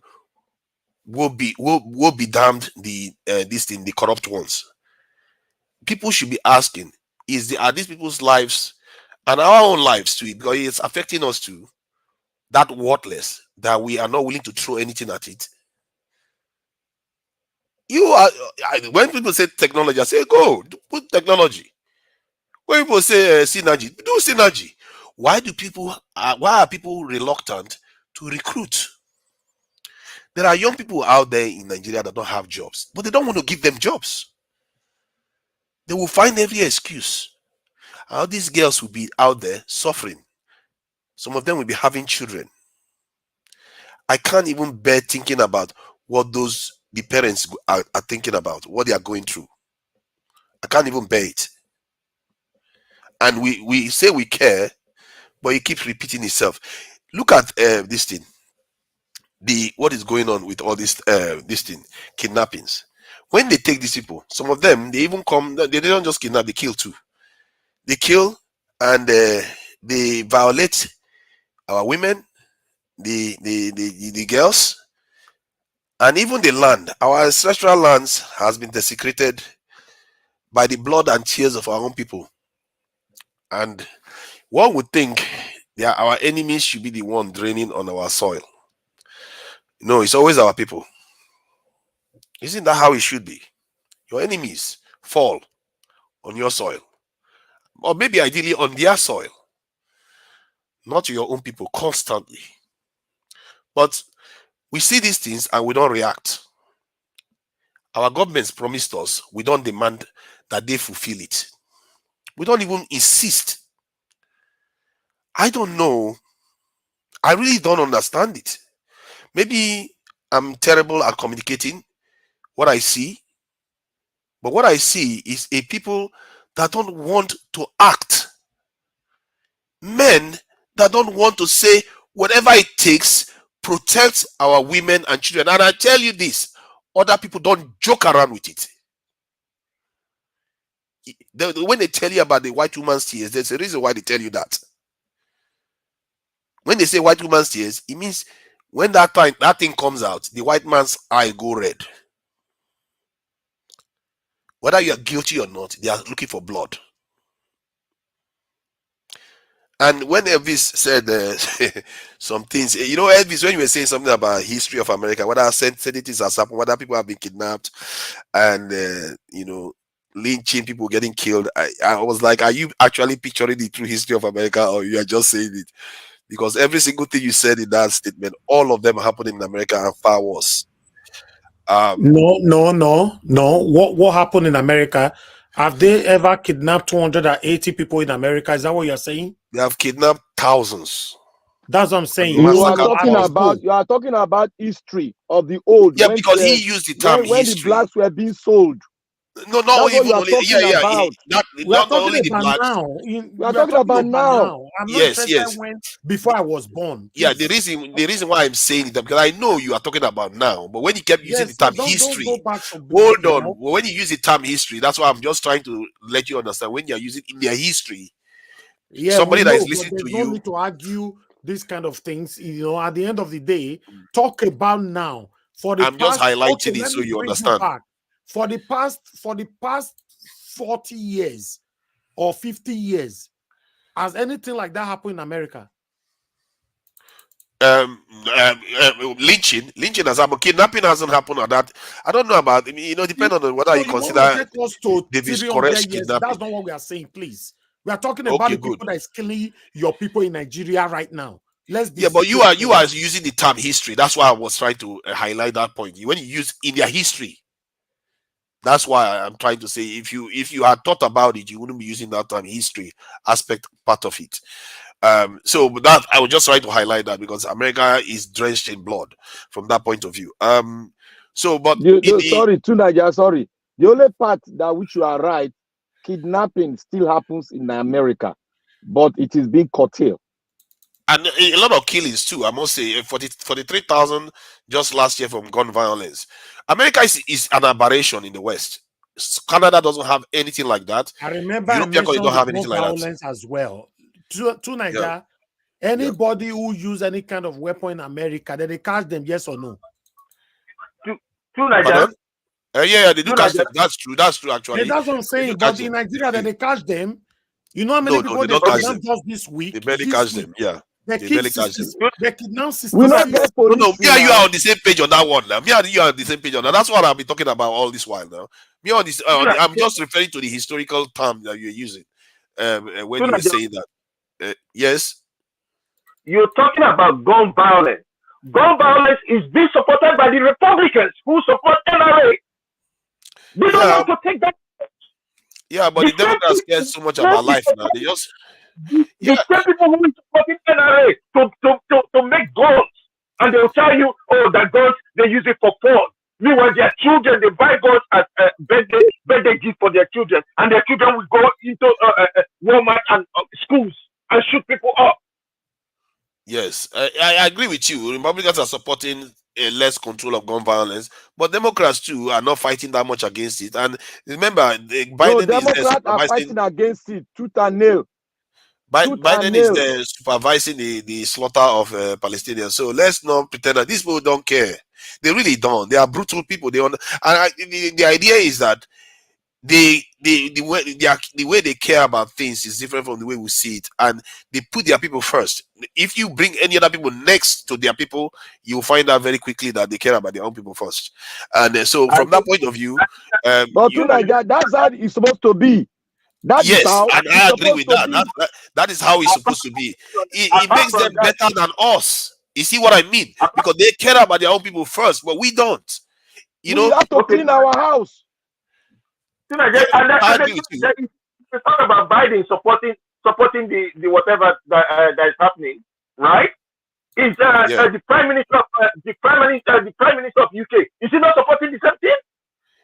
That's not the problem. I agree with you that he's supporting the same thing. Okay, please let Tunaja round up, please. Tunaja round up. The prime minister is even doing worse because he's not even trying to attack Iran, of which America is supporting. Thank you. Let Tunaja round up, please. Yeah, and then some people believe in the constitutional change in Nigeria, and I actually think that is fine. There's nothing wrong with looking to change the constitution, but one also has to be aware that when that constitutional change, like let's say you have a major constitutional change, you have to make your peace with the fact that after that change, there's going to be another request for more changes. And you can either go in the incremental method to change the system, that's the constitution gradually. Everything you want in the new constitution, you can have it in the current one by modifying the current one. Or you decide to just go and have the conversation. No, the current one is not ours. It's good. It's from the Sahel. Good. But like I said, even if you have the final one, you still have people that will be against it. And while all that is happening, can we all agree that our people still need to be secure? Our people can't be getting kidnapped. Our women and children can't be getting kidnapped. Our blood can't be shed on our own land the way it's being shed at peacetime. This is supposed to be peacetime. You see, these things can't be happening while all that is going on. You can go and write a constitution, but we should agree that we have to secure our nation. We have to secure our people so that we, even for selfish reasons, so that we can go to Nigeria and flex and catch cruise, whatever you want to call it. This government, Tinubu that is here in that picture, promised us he was going to do something. Has anybody held his feet to the fire and said, where is this thing you promised to do? I don't see any sign that you are doing it at all. Nobody has done it. So why would he have any incentive to do it? They were just saying, "Oh, you have to go away. You have to resign. You have to." No, he's not going to resign. If you resign, I don't even want him to resign because I will get Shetima. Do you know, Mr. Tunaija? Do you know how much money was budgeted to the Nigerian police this 2024 budget?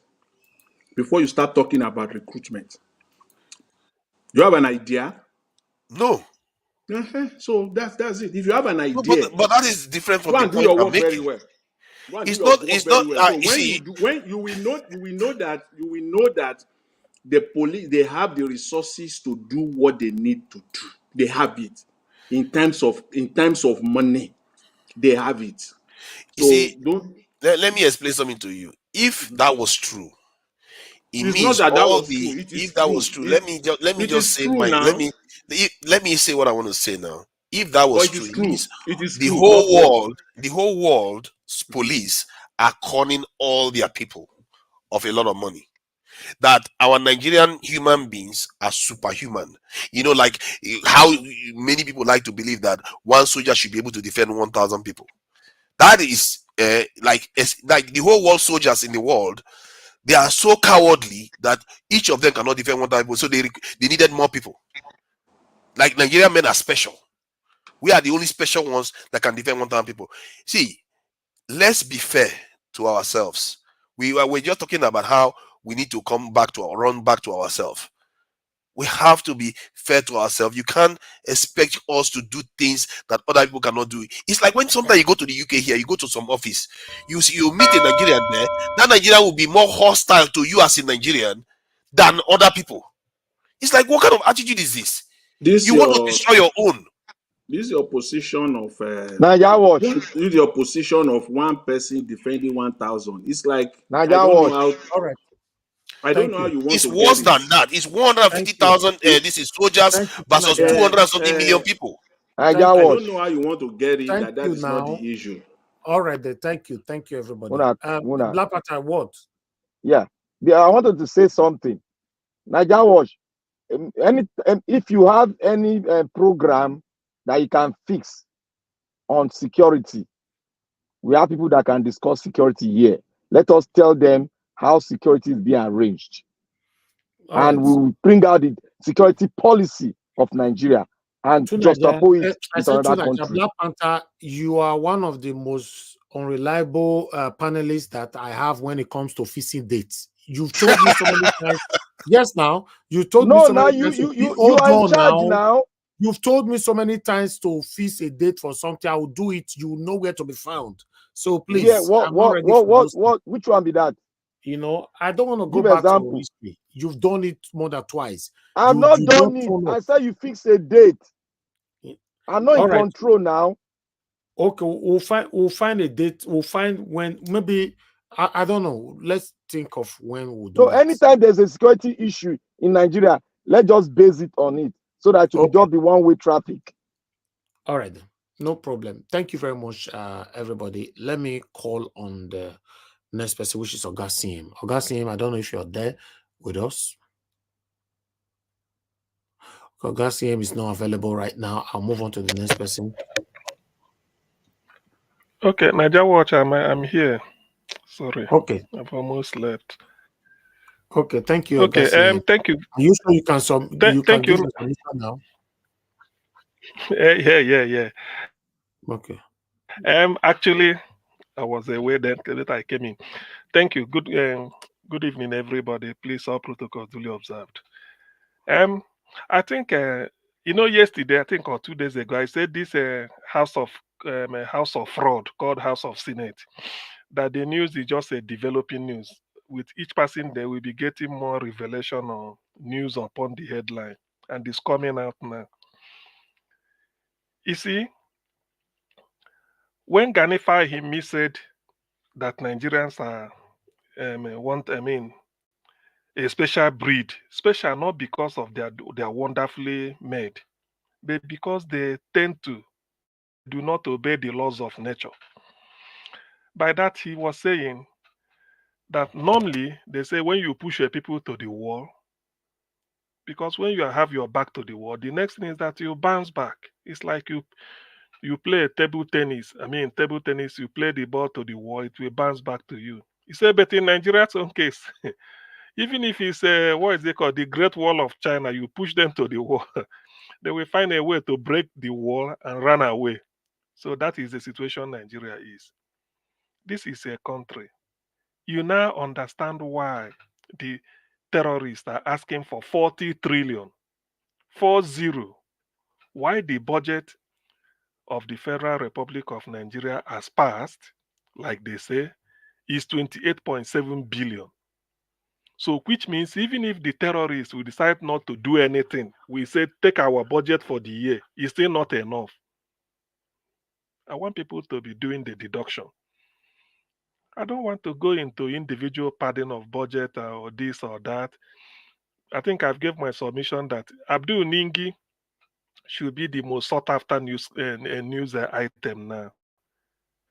Since he has resigned from the Senate, is now ordinary Nigerian. Let him tell us, if I let him write a book, if I'm a journalist, I will just be cutting him, telling him that any book you release now within the next 6 months or whatever will be a hotcake, will be a what they call a bestseller. Tell us your experience and the expose. For those that do not know, you can imagine where they are telling you that some people will be using how many billion to buy refrigerator, to buy this. What sort of nonsense is this? Is that not the thing Abaribe? I mean, they were saying, not Abaribe, they were saying the other time that they will buy cooking pot and cooking utensils every year in the budget. Every year, also rock clinic computer. You see, this is quite unbecoming. Some people may like to be discussing it, but for me, which brings me to this issue of the terrorists asking for 40 trillion. And then you give them Hilux, was it not Hilux? And all those nonsense they be asking of Hilux and what again? I mean, we know somebody should look it up. You see, I said here, and I think Alex reinforced my logic the other day. Nigerians now should be talking to each other. Yes, please. If you are not talking about the budget, what are you blaming them for? Wait, no, the thing is that it's like I'm just like a toad in Atlantic Ocean. Water don't fill my mouth now. Wait till I go talk again. That is the meaning. Because how can that's why I told you Nigeria should have long ago, they shouldn't have broken and pulled down the wall and ran away. They should have done what Ghana expected them to do. You fought back. That's why I use that analogy of Ghana. So that answers it. Because if tomorrow now this thing will what of a better you do and the others? I mean, you see, I want to just touch it a little because until Nigerians learn, when you are back to the wall, you fight back. If you continue to break the wall and run away, they will still be pursuing you. You must continue to jam walls and be breaking it down. So that is just the way I want to answer that question. If they like it, the ball is in their court. If not, whether you vote for Tinubu, you didn't vote for Tinubu, or you hate this, you didn't hate. Now look at the mess is going on. So what the terrorists are asking, 40 trillion, what they are trying to tell you. So even Nigeria is not, say, let's say we want to even negotiate, take this 40 trillion. Is it not good that Kema said he can negotiate with terrorists? Nigeria is far gone. Let me not forget my trend of thought. I said it either last week or sometime. Nigerians should by now be talking to each other on post-Nigeria republics. What is happening is just a pointer to tell you that, look, Nigeria is presently constituted. How else? Tell me, where will you start? What are you? Look, can you look? Just imagine where? How can ordinary to come together and discuss what will be of mutual benefit to us is impossible. After 8 years of Buhari's criminality and evil regime, I didn't know that Nigerians will even have the stomach to even condone this 9-year-old what is it called, banditry. Look at what is going on. I said it. For those that we like to quote me out of context. Let me say it. Let me be clear. Urobo, start talking with Isoko, start talking with Ijo, start talking with Ogoni, start talking with Ishekiri,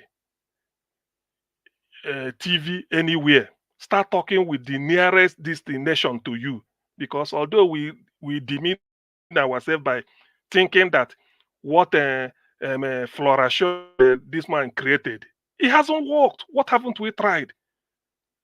Because the idea that we conduce into a nation is absent. That is the beginning. Must we continue to sink? So let's start talking to each other, because if you say the whole Nigerians come together, people will say, hey, okay, if I can talk together in about 2050, let us talk together in 4, 4, 5, 5. If it works, then you go. What matters is survive. The way Nigeria is, though we're just occupying a space, we are going extinct. What sort of country? Because sometimes it's just that I just have to put my voice. The way Alex analyzed it, I should have even said I call it a day. But just to add my voice, Nigeria, let us not be afraid. Talk to the other person. To be honest with you, let me just say this.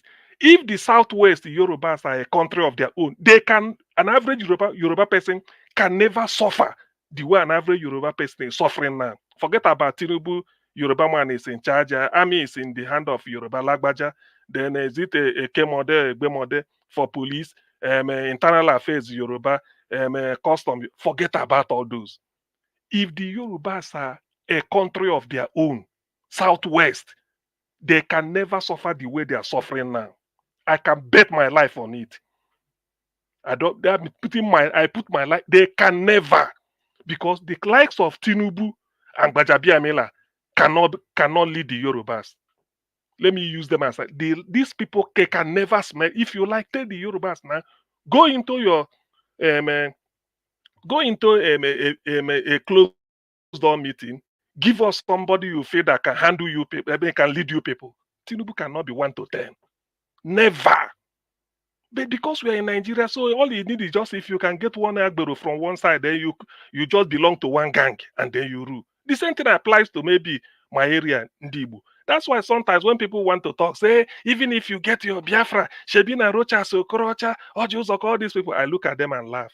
So with what is happening in Abia now, if you tell somebody who is not Igbo, choose, he will tell you Alex Oti. So if you that is not Igbo can choose Alex Oti, what makes the Igbos not to know how to choose Alex Oti ahead of Rocha Sokorocha? You see, all these are nonsense.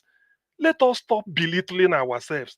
A white man come and joined us together for their own economic benefit. They even regretted it because they know it didn't work. It was an experiment.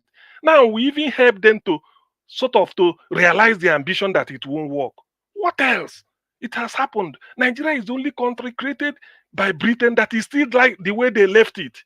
No other country. I'm still here. Let somebody come and tell me. Let's take it on. Others have gone their way and they are better. Are they not better than us? Are they complaining? Okay, if the Yorubas go on their own and remain, even if I'm suffering, I can now go to them and say, look, I'm coming to another country.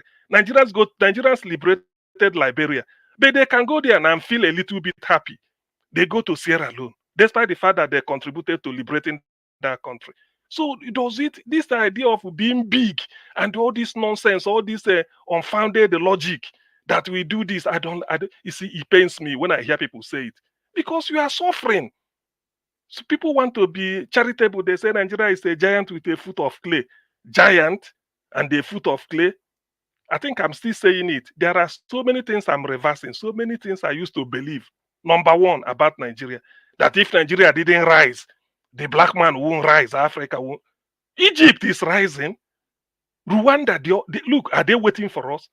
By the way, why should Nigeria, that's supposed to rise to bring Africa, it's not the poverty capital of the world? Why can't it be Rwanda? Why not Namibia? Why not Botswana? Why not Egypt? Why not Algeria? Why not Tunisia? Are they not Africans? Okay, maybe say they are white Africans. Why not Kenya? Why can't Tanzania be the poverty capital of the world? Why can't Ghana? Why can't Senegal? It's Nigeria they are waiting until Nigeria rise. But we are the poverty capital of the world. Look at the debt where Nigeria is. Look, to be honest with you, what Ojukwu said that's what I'm remembering. Rather than it is better for us to go a little bit apart and survive than to come too closely together and perish on collision. We want to maintain unity. We want to be one. That is the cause of our problem. You can't force incompatibles to be together.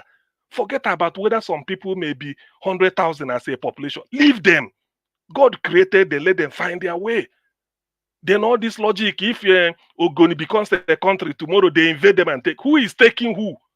Nobody is taking anybody. Yoruba has become a country, tomorrow they invade them. It's a lie. That is scaremongering. That is scaremongering. People should not be believing such. I believe let me just use Yoruba as the Southwest, if they're a country of their own, an average Yoruba person cannot be suffering the way he's suffering now.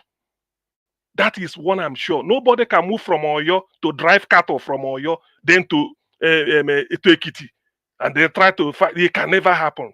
At least their civilization, they preserve it.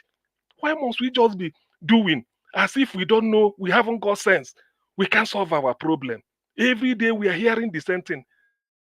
If you ask now, they say 2000 was better than 2001. 2001 was better than 2002 now. 2010 was better than 2011. Is that what we be doing? Now people will tell you Buhari's era is better than now. Buhari's era was just last year or 2 years ago. He says it's better than now. Before you know it, they'll give you the economic indices. If you don't like it, they give you the level of terrorism. Nothing is working.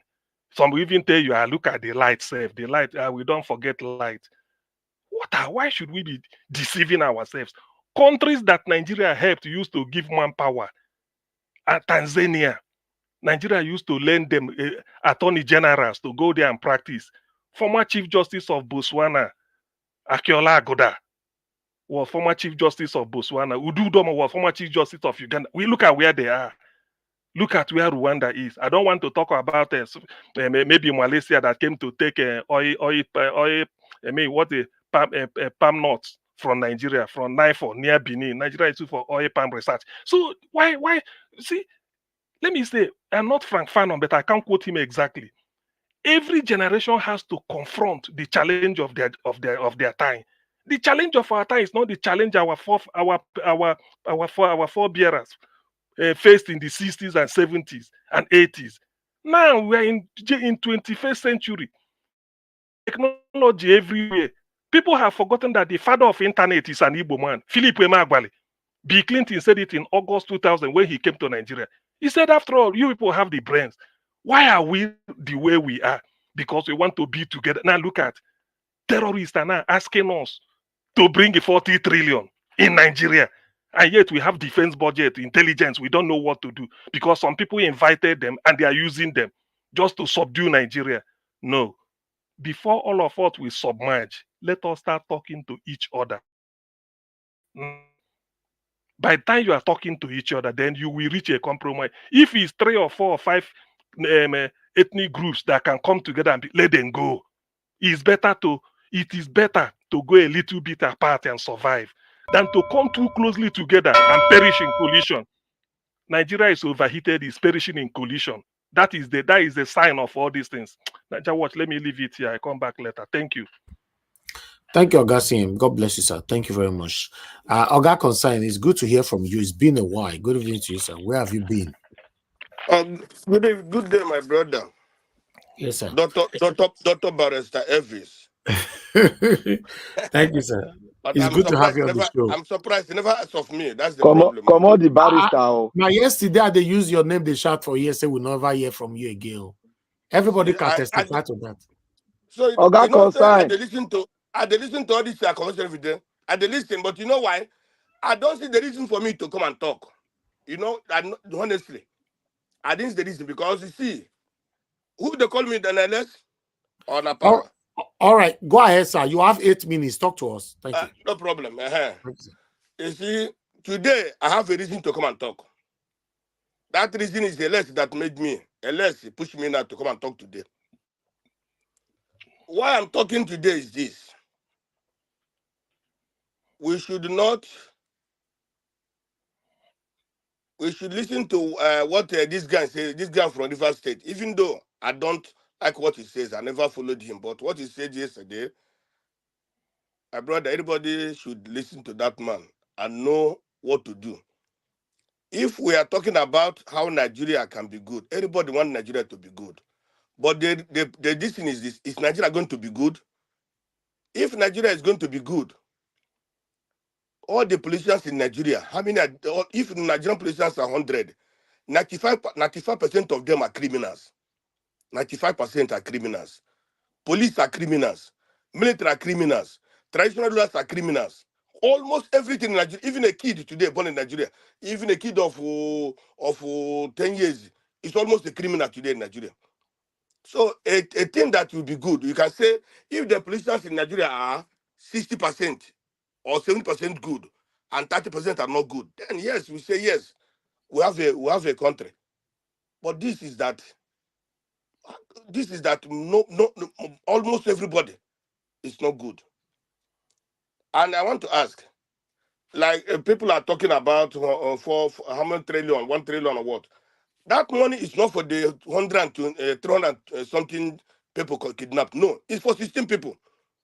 The 16 people they kidnap, they're asking for that trillion. It's not for the other people. The other people, they have not even made their demand.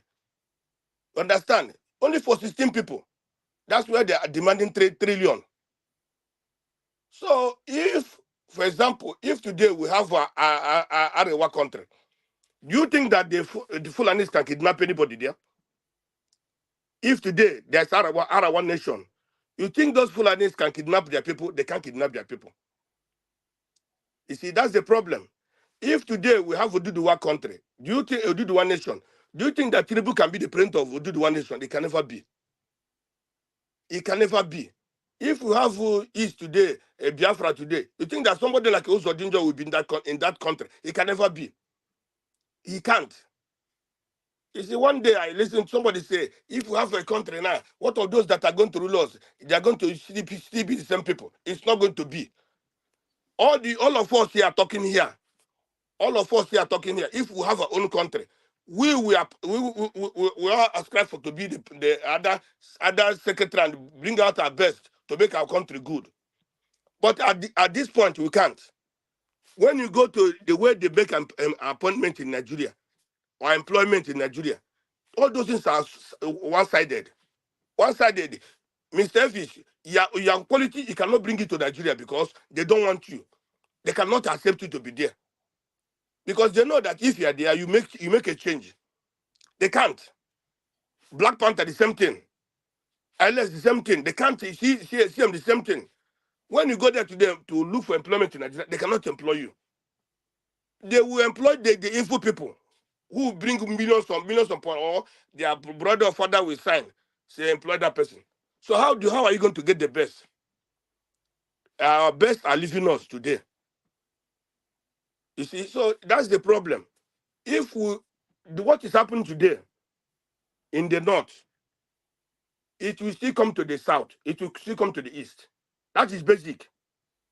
Because the time the northerners, the Fulanis, we were dealing with the after the war, or even the Benue people, all of them, they fought the war against the Igbos. They are even in the forefront. But what happened later? The Fulanis used them, and today they're buying them.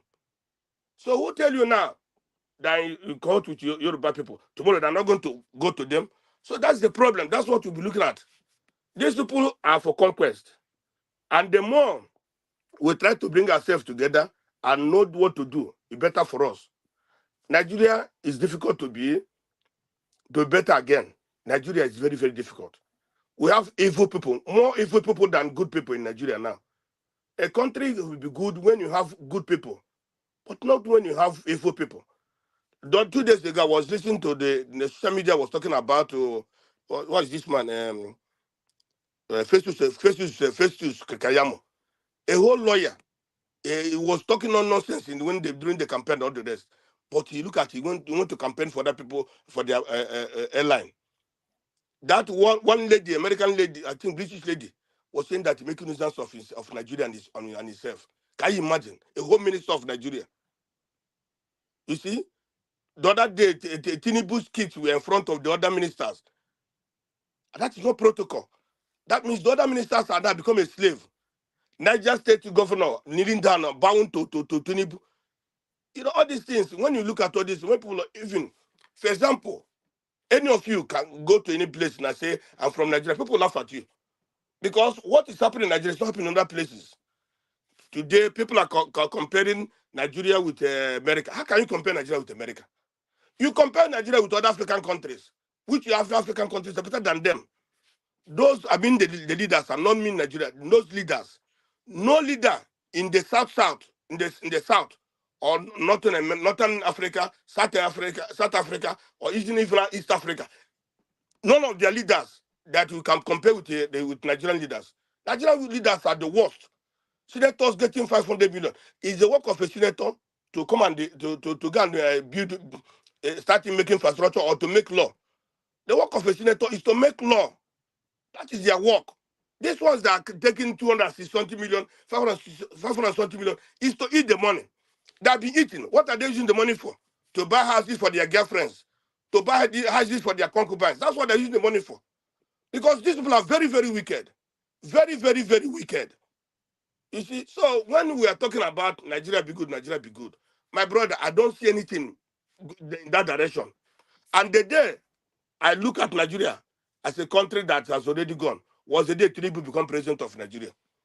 It's not that it's the worst or it's worse than Buhari, but with all the baggages he has, such a person is not supposed to be the president of a country. So that's the day I start saying, oh, Nigeria is, even anybody will still tell you that Nigeria is already gone. Let us look at, like CM said today, let's just start talking about how we can have our own country. Because these things these people are doing, these Fulanis are doing, it will continue. All the whole budget, all the whole money of Nigeria is going to the north. Majority of the money is going to them. Budget, they are the one keeping the budget money. Everything. Look at this budget we are talking about now. Who is the minister of budget? Who is the minister of budget?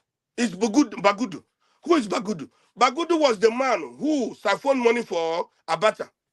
So is that the one they make a minister for budget? He knows all these things they did, this pardon. He's part of it. And all the money that Tinubu also will steal, he will be part of it. So when you look at all the kind of people who are in this government, you will regret being a Nigerian. All of you talking there now. If, for example, today, they bring all of you to be ministers and they, head of some agencies, don't you think Nigeria will be good? But they cannot bring any of you. They cannot bring all this. They cannot. Because they don't want Nigeria to be good. And anybody who is good in Nigeria, either they will try to eliminate that person or they try to push that person out. Because that place, they don't want anybody to be good. They want evil. That evil to continue. Because the evil is favoring some people. That is why the country is not getting better. That evil is favoring few people.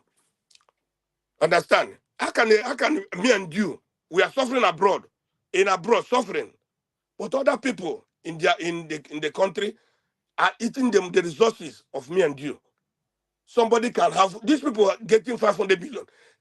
Look at Ababio. Ababio still in his state. After that, he went to the banking minister. He's still. Ababio is more than 5 trillion. If you look at Ababio, it's more than 5 trillion. That man, but he's still stealing. So how do you think that person can allow you to come and make the country good? Because if you try to make the country good, you will imprison him. And he never like that. Him and his likes. There are many of them there in that country. So that's the problem. That's the problem of the country. The country doesn't want good people. It wants only evil people like them. So for us to be safe, for us to know what to do, I believe it's better for us to start talking about how we can have our own country. If we have our own country today, I believe that no way. Okay, for example, if we have Biafra, we have Oduduwa, we have Arewa, we have the Middle Belt, we have the Edo or what. If the country is not good, we go to another country. If this one is not good, some people go like this. Only one this country, and nothing is moving. Nothing. So how do we move forward? It's difficult for us to move forward, my brothers. That's why I came to share today. May God bless all of you.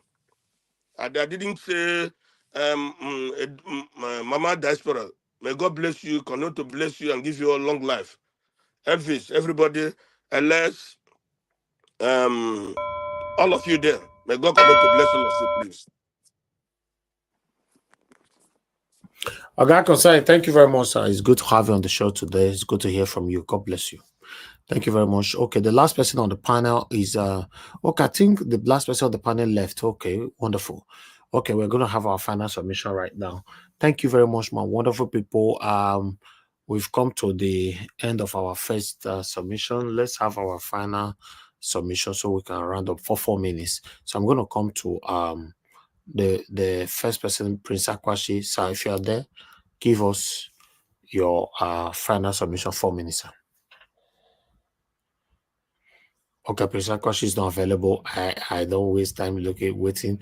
Let me quickly move on to the next person to give us their final submission. Let me go to Mr. Jonathan Kingsley. Are you there, sir? Yeah, Mr. Elvis, can you hear me? Yeah, I can hear you, sir. Please, 4 minutes, final submission. Thank you. Hello, Mr. Elvis. Yeah, okay. Thank you. Thank you very much. Yeah, thanks to everyone, all the submission they're giving. Just want to use this time just to talk on the, the other part of your presentation earlier today. Of course, we've talked about the budget padding, and for me, I strongly believe that is exactly where we have to. It's part of the areas. It's not all, but it's a central part of areas that we have to focus on, because this is what is enticing this. That is the incentive that they have to come into, to run for political offices. The money that is there for them to loot. And if Nigerians, and they are doing it successfully because people are ignorant.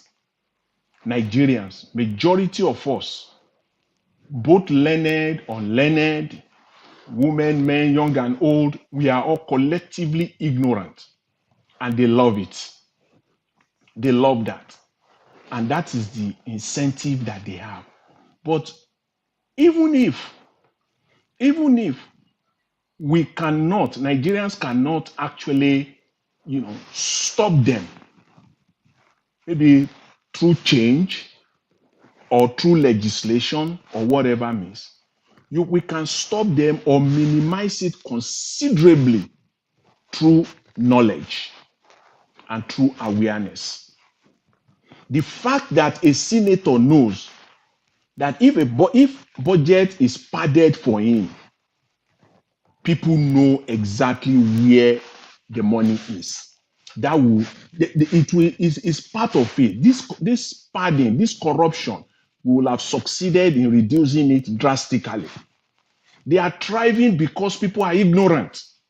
They are thriving. Just look at this alone. Just because people talked about it, just because somebody came out and opened just a tiny part of their criminality, they are not comfortable. They are not feeling. So you have to make them feel uncomfortable.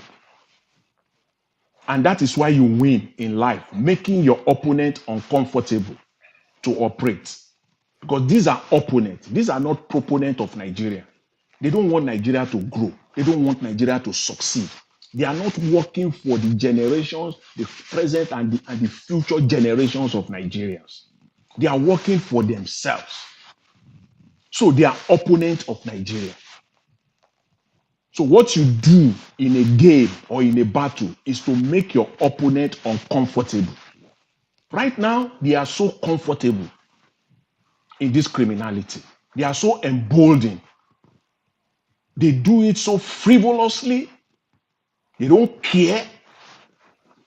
But we got to make them uncomfortable by being aware. We know what you are doing. So come and tell us.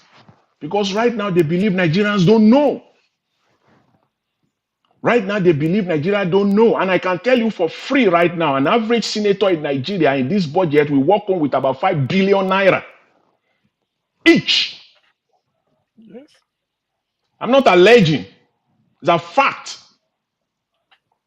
An average House of Rep member will walk in with about 2.5 billion in this 2024 budget at the end of 2024, by the time it is all said and done.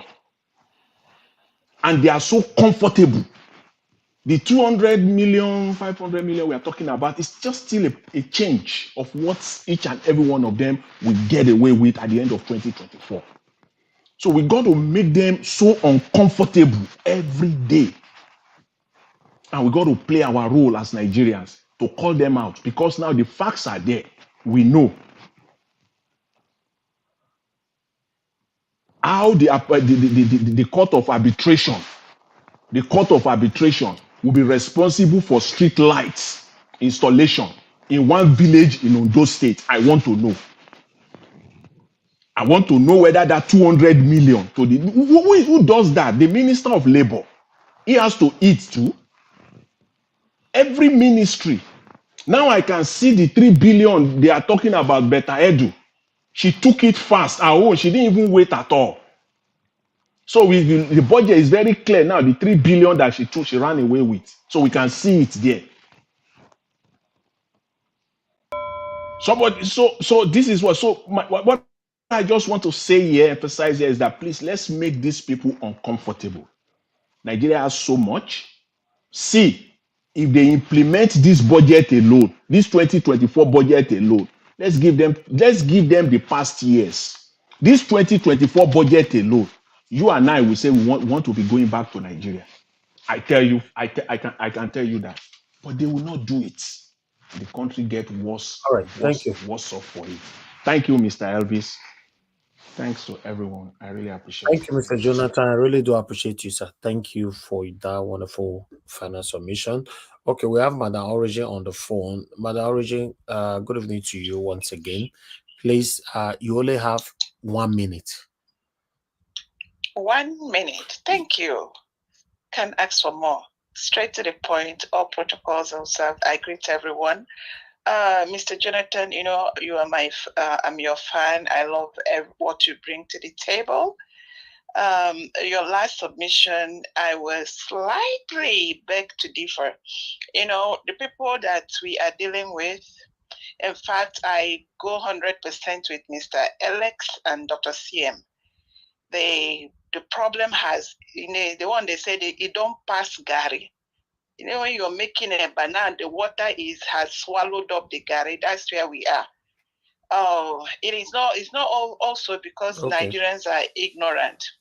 So what we are talking about is the criminals with agenda won't let anything work. The system is too corrupt for survival of anything in this country called Nigeria. I go full time. However, we can dismantle these bogies and have a breath for the indigents of Nigeria. God bless you, Mr. Niger Watch. Thank you, ma. Thank you very much. Good night. Mr. Elvis. Yes, sir. Let me respond to the madam just briefly. Yeah, I agree, quickly. I agree with her completely. The ignorance I'm referring to, you and I know that they are corrupt. You and I know that they are stealing Nigerian money, but they cover it up to a point where it is a case of prove it if you can. That's it. So we can, if we can prove it, we will stop them. That's the game they are playing. Prove it if you can. All right. Thank you, Mr. Jonathan. Thank you. Thank you for picking my call, Mr. Niger. 1 minute you have, sir. 1 minute. I disagree with to Niger. The reason why I disagree with him about he say Joe Biden and Trump is their problem. It's not. It's your politicians. What make them? What stop them to develop their countries or the whole Africa or especially Nigeria? They're taking the money, traveling here, coming here to buy houses. Is there any white man already come down to, or any white man or any black person or whatever go down to Nigeria and buy a house? So I don't know why you're saying they are our own problem. We are our own problem. Okay? Thank you, sir. Thank you. Good night. Okay, let me come to the next person on the panel. Black Panther, please give us your final submission. 4 minutes, sir. 4 minutes. Thank you, Mr. Naija Watch. I want to say here, Africa need to do away with the system of government borrowed from the Western world if they want to if they want to really contribute to the world as it is.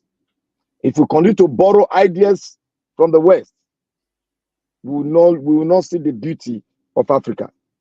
I want to go into Biden and Trump. Now, for those of you saying Trump, this is they vote Trump, blah, blah, blah, over Biden, I want to stay here. Biden inherited inflation rate of 9.5% from Trump, and inflation rate has dropped to 3%. It's on record. Check it. Then, in terms of within 2 years, Biden brought in about 650 billion US dollars private investment within America. Go check it. Then let's go to federal court down on drugs. Biden has dropped your insulin that you used to pay for $400. Biden has dropped it to $30 for your insulin, and it cut down on federal money spent on it about $160 billion a year. He has been able to save $160 billion for the American people. Then let us go to the Obamacare. The Obamacare has been expanded. About 10 million people have been brought in as of now, but the count still goes on. It's more than that, but I cannot really pick that count. In terms of companies, industrial, manufacturing industry, in the automobile manufacturing industry, Biden government saved about 3 American automobile industry that had about 4,000 workers. Biden saved them from going down, and now they have advanced. They are at an advanced stage in producing their own electric cars. That is what Biden has done. I can go here because I don't have enough time. The federal deficit that we have, that is blowing up America for this season, it has been blowing, and the Republicans have been complaining. As it is now, Biden has been able to save $1 trillion and has reduced the deficit. If he goes on, he will reduce the deficit by $2 trillion because American economy is a $39 trillion economy, and we have a bogus deficit.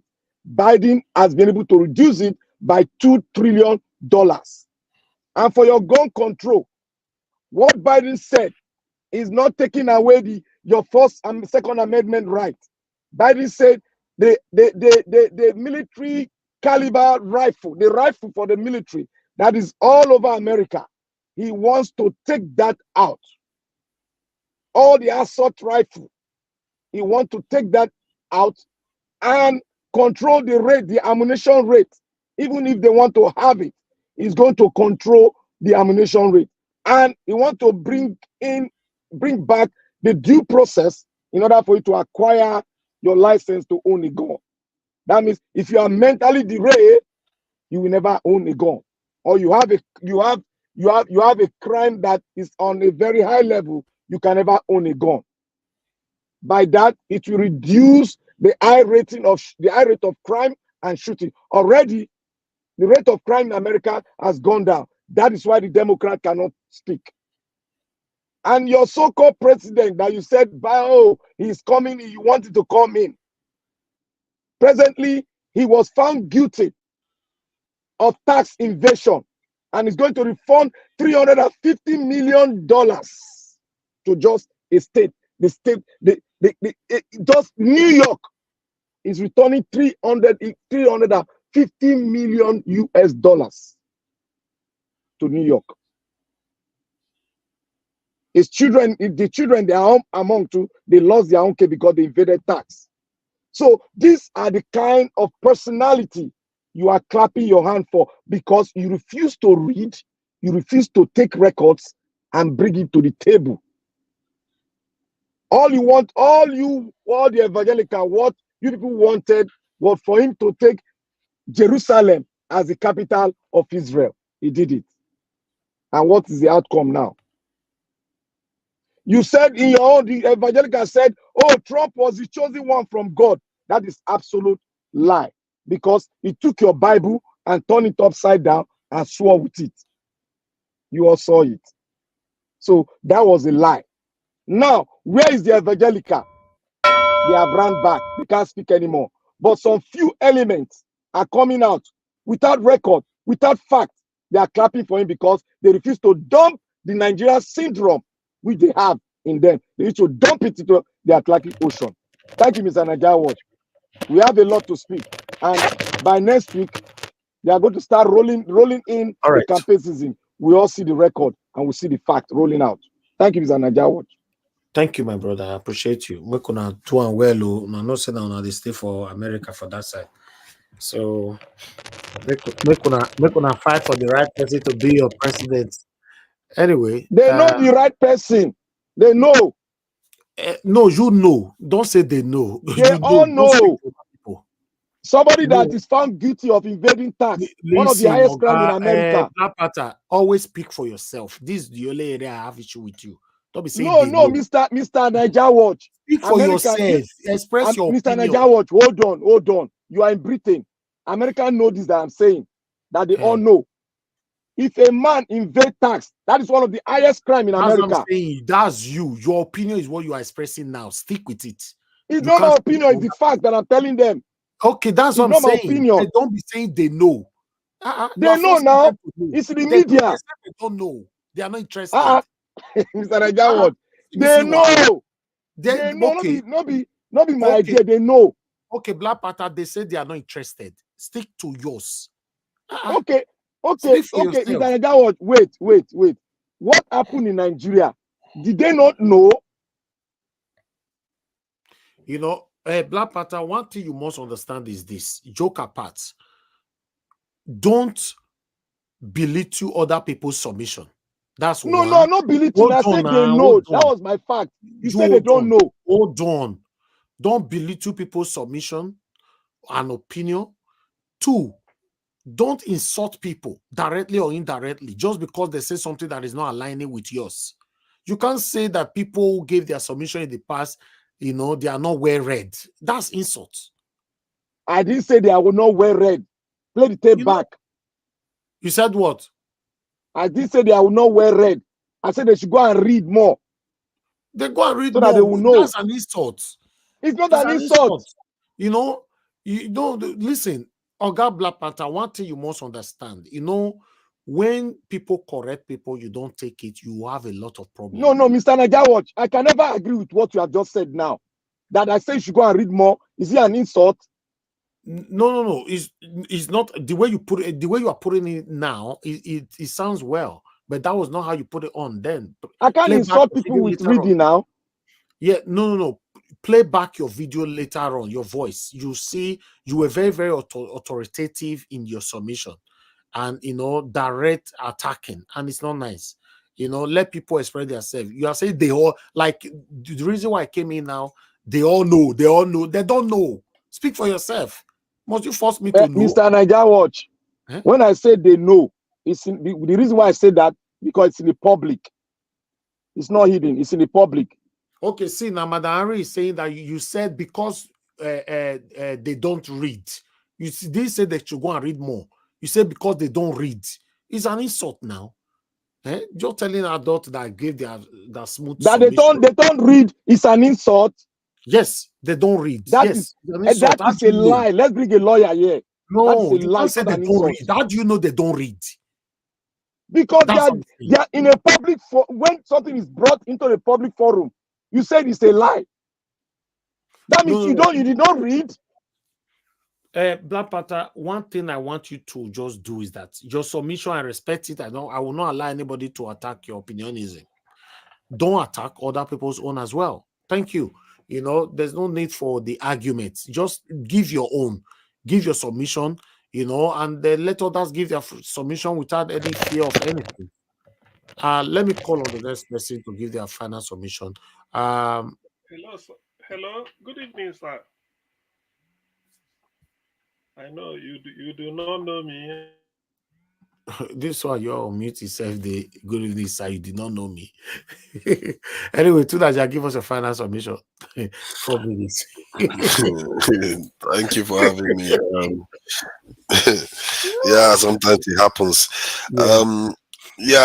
Regarding this Trump matter, you know, I don't, you know, sometimes when some people talk, it reminds me of those dramas we used to watch in Nigeria, where you see some Nigerians with their short knicker and shirt working for the British, and they kind of intercede between the British and the Nigerian customs and stuff.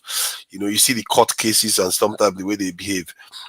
And in the end, what they represent, they are like in between collaborators, and look at, they are the ones that they handed power to, and then look where we are today. And sometimes the way Black Mamba argues for Trump, for Biden, seems to come across that like you don't understand these people necessarily. Everything Biden has done, he didn't do it for you, he did it for his people, which generally are the white people. That's the, yeah, you get caught in the web of all those things. He did it for his own people.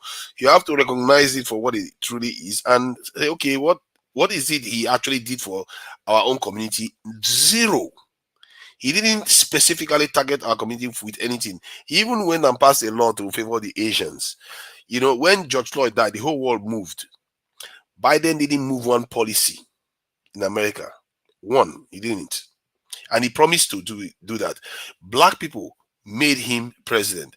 Bernie Sanders had the momentum, and the black community halted that momentum and voted for Biden in South Carolina, and he ended up in office. What has he done for black people? Zilch. So you can see why a lot of black people, especially black men, are turning towards Trump now. But I don't subscribe that they should be turning away from Biden and going to Trump. Why can't they just choose their own candidate? Why people do that all the time? You have third-party candidates show up all the time. Get your own candidate, vote for him, find Senate members, vote for them. If you have 3 or 4 senators, you can do damage with that 3 or 4 senators, because most of the time in American this is Senate, they are always hung. You know, there's always like 1 vote, 2 votes remaining here and there. That's all you need. And once those your 4 senators are independent, relying on you, is loyal to their own people, whenever they want to support any party, they will demand stuff from them. That is how it's supposed to work. You have to have leverage. Why should people give you anything for free? You have to have a way of influencing them. This thing that we do, jump from one party to another, is not going to get us anywhere. So I will just leave it at that anyway. In the context of Nigeria, let me give you one information. We have independent my 4 minutes, senators. sorry, the 4 minutes is very short, please. I'm sorry. No, just to make you know that what you are saying has already started happening. And the independent candidates are going with Democrats. You know, so you okay, don't give your that's good. Let them keep showing up, please. Let them keep showing up, and we keep supporting them, and elect them into office, because if we elect them into office, we control them. They will serve us. That is how it's supposed to be. So you see, in the context of Nigeria, you see, the thing about separatist movement that makes them a little bit that can cause problems sometimes is that because of their strong belief in being separate, which is legitimate right according to even the UN, it makes them also dangerously vulnerable to being used against their own people. And you see that happen in many countries when separatist organizations are used to destabilize nations. So that is something I thought I should highlight, so that, you know, when people are holding that view, they have to keep that in mind. The idea of our democracy right now, I think I subscribe to the idea that maybe that what Black Panther said, that maybe our democracy should change, and our democracy should change for me in the direction of empowering the people. We don't want to move from one power structure to another power structure, from a state system to a regional system. No, we want to go straight from where we are right now to the people. If the people have the power, it will incentivize people to go to the center. Because what is there in the center? The center is just rubber stamp. You don't have power to control money. You don't have power to decide where the direction of the nation goes. The people are the ones deciding. And the closest nation to doing anything like this is like a country like Switzerland, where they have they elect multiple presidents, and the president sit on the kind of council, and they select one person to represent them at a time. So you can have a creative solution to our problem. Nigeria is very, very diverse, and if you want everybody to have their say, you need to send the power to the people, straight to the people, bypassing all the imam, the pastors, the chiefs, all of them. You bypass all of them and go straight to the people. And I think that's what Nigerians deserve. And I think we need to be thinking creatively how we can implement such a system. But that said, because such a system will lead to also transparency. Because if everybody is voting for something and they are all deciding in it, they are going to be seeing the result of what they decided, and they will know exactly where their money is going to. And if the system is transparent, guess what is going to happen? Chances are that corruption is going to reduce, things are going to start improving, and everybody is going to be more united.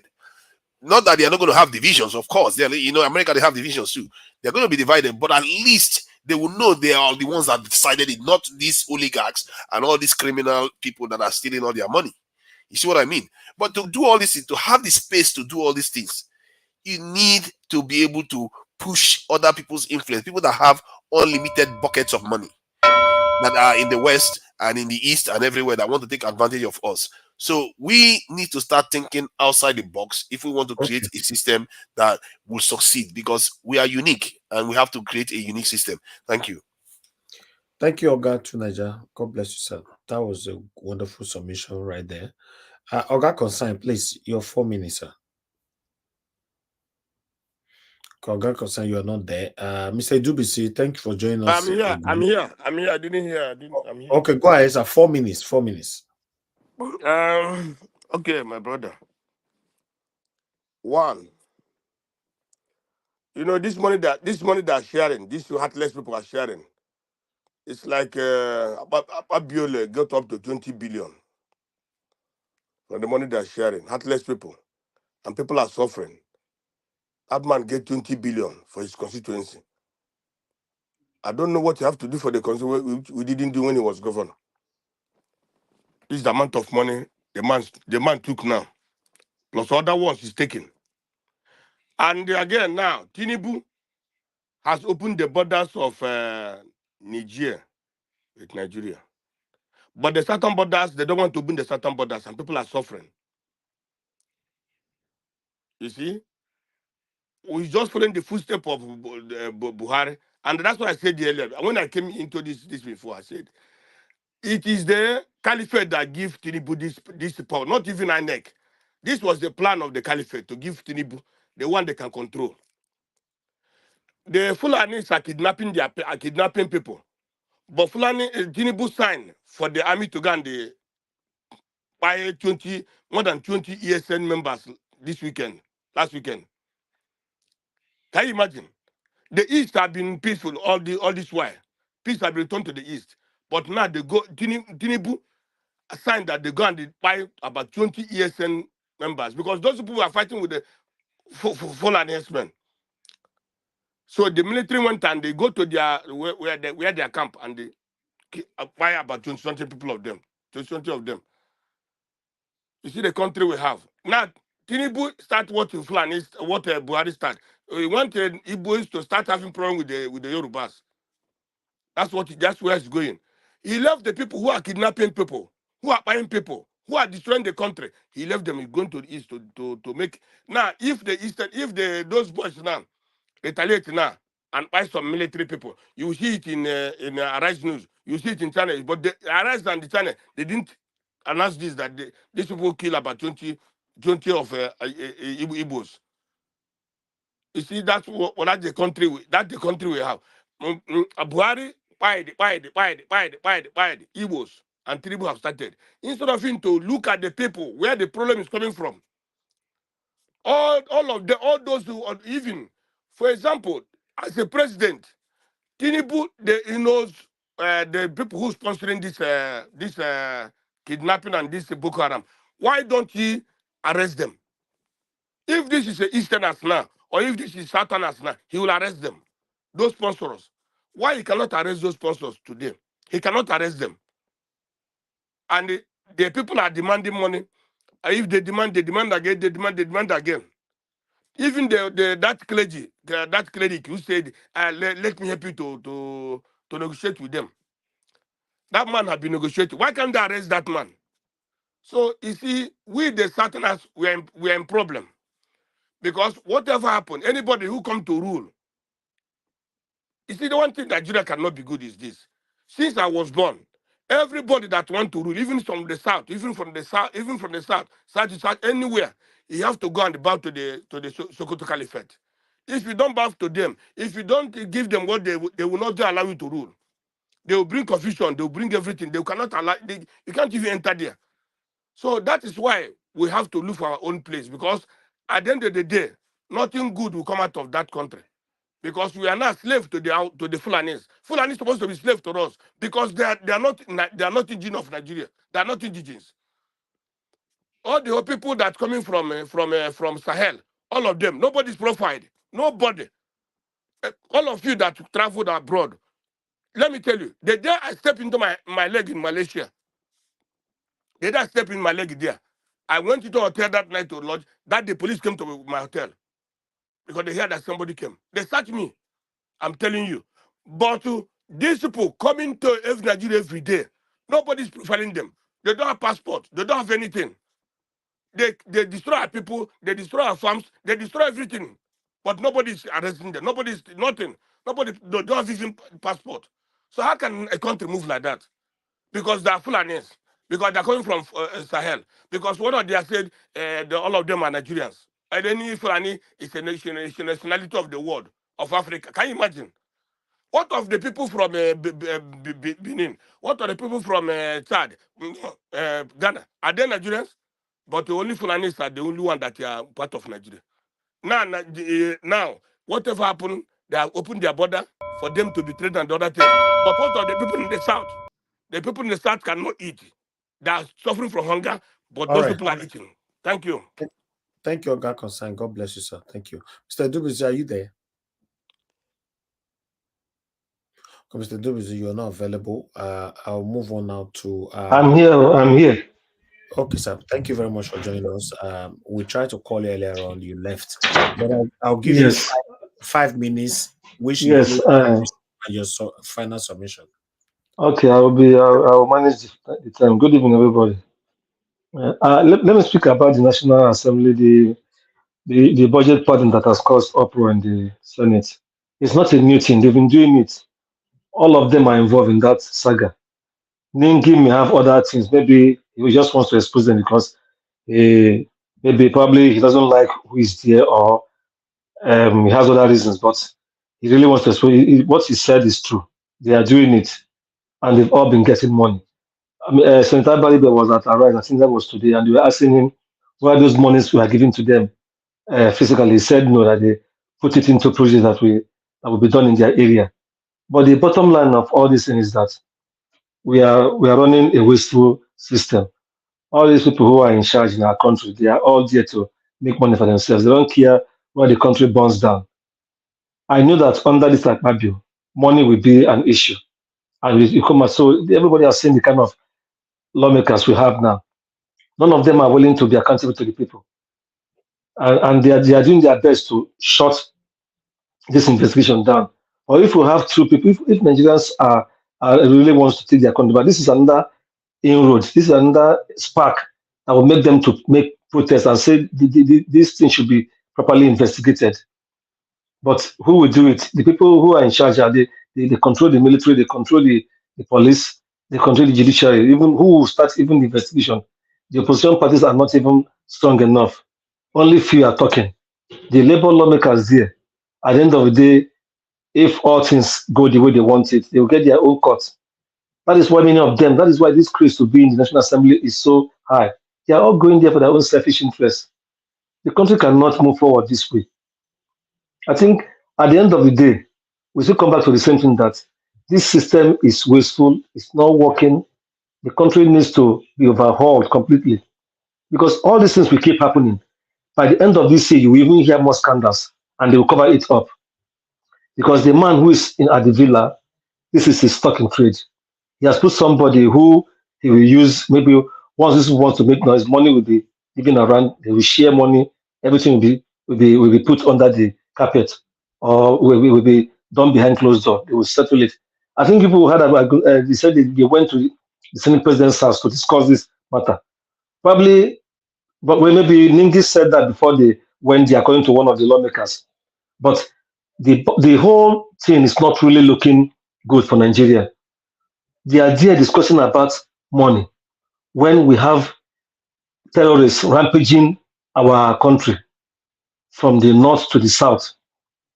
And they've not come out one day to make one real demand or one real resolution to say that this thing must stop. Because all of them are all huddled up there in Abuja. Probably some don't even go back to their states because their states are no longer safe. They are all there. What they do is stay in Abuja. If they are fed up, they close the session for some time and everybody zoom off, probably going abroad to enjoy themselves while the country keeps burning. Children can't go to school in some places. Those who manage to go to school, the kidnappers will go and kidnap, the terrorists will go and kidnap them. Is it not scandalous that terrorists have kidnapped over 200 or more school children, demanding money, and they are still in Nigerian territory? The government is not even making any effort to survey the place where they are and go after them. And these people, they will march these children straight into the forest or into the bush just like that for hours on foot. Something is really fundamentally wrong in our country. And these people, they know what to do, but don't want to do it. As if they allow these things to fester, so that they will remove attention from whatever they are doing, whatever wrong they are doing in government, particularly stealing money the way they want. Everybody, just keep your ears on the ground. You will hear more scandals as time goes. Once some groups are not satisfied with what they get in the National Assembly or even elsewhere, they will blow the lead. You keep hearing these things and nothing will happen. So, like we used to say, until Nigerians are fed up of the whole thing and they are serious, that is when they will rise up. My own position has always been that the country will all need to come down. All ethnic nationalities will all need to sit down on the table and discuss whether we want to continue as one country and under what condition. We can't continue in this same way. Some of us don't like Nigeria to break up, but we can't. If you keep going this same way, since we keep getting bad, it will keep like a cycle of woes continuously in the country. And Nigeria, which I know that you always say you want a better country for yourself, where you can go back in your lifetime. But the way it is going now, it will not work. INEC, they control INEC, they control judiciary. Where do we start from? Until people come together and say enough is enough, we can't continue this way. This will can't be making our country dry. When they will go to national assembly and all you hear them discuss and fight for is about money. And before I go, I want to touch a little about what El-Rufai's son said yesterday or so. Okay, quickly, sir. Quickly. Yeah, I will do it quickly. That young man is only following the playbook of his fathers and people like his fathers before them. They are grooming him now to become popular, probably starting from his own area. And tomorrow, these are the kind of people you will see vying for offices. But the same corrupt nature, the same bigotry, the same nepotism is in them. It's unfortunate that at our modern time in our country, 21st century, people like that are being given airtime to come and speak on what they know or they don't know, or what they are told, trying to still continue that era of building in hatred in Nigerians, condemning some people while praising others. A young man of that nature who still has a long years ahead, can't he for once stand by the truth and say, I want to have a change in his country, so his country can be like other countries where things are working. But he continues in that their feudal system in the north. I don't think we can survive this kind of country. We should sit down and discuss this country, because this is not the way we will survive in Nigeria. Thank you.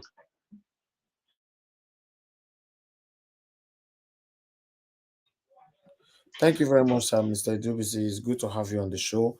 God bless you for your submission. Oga, are you there with us?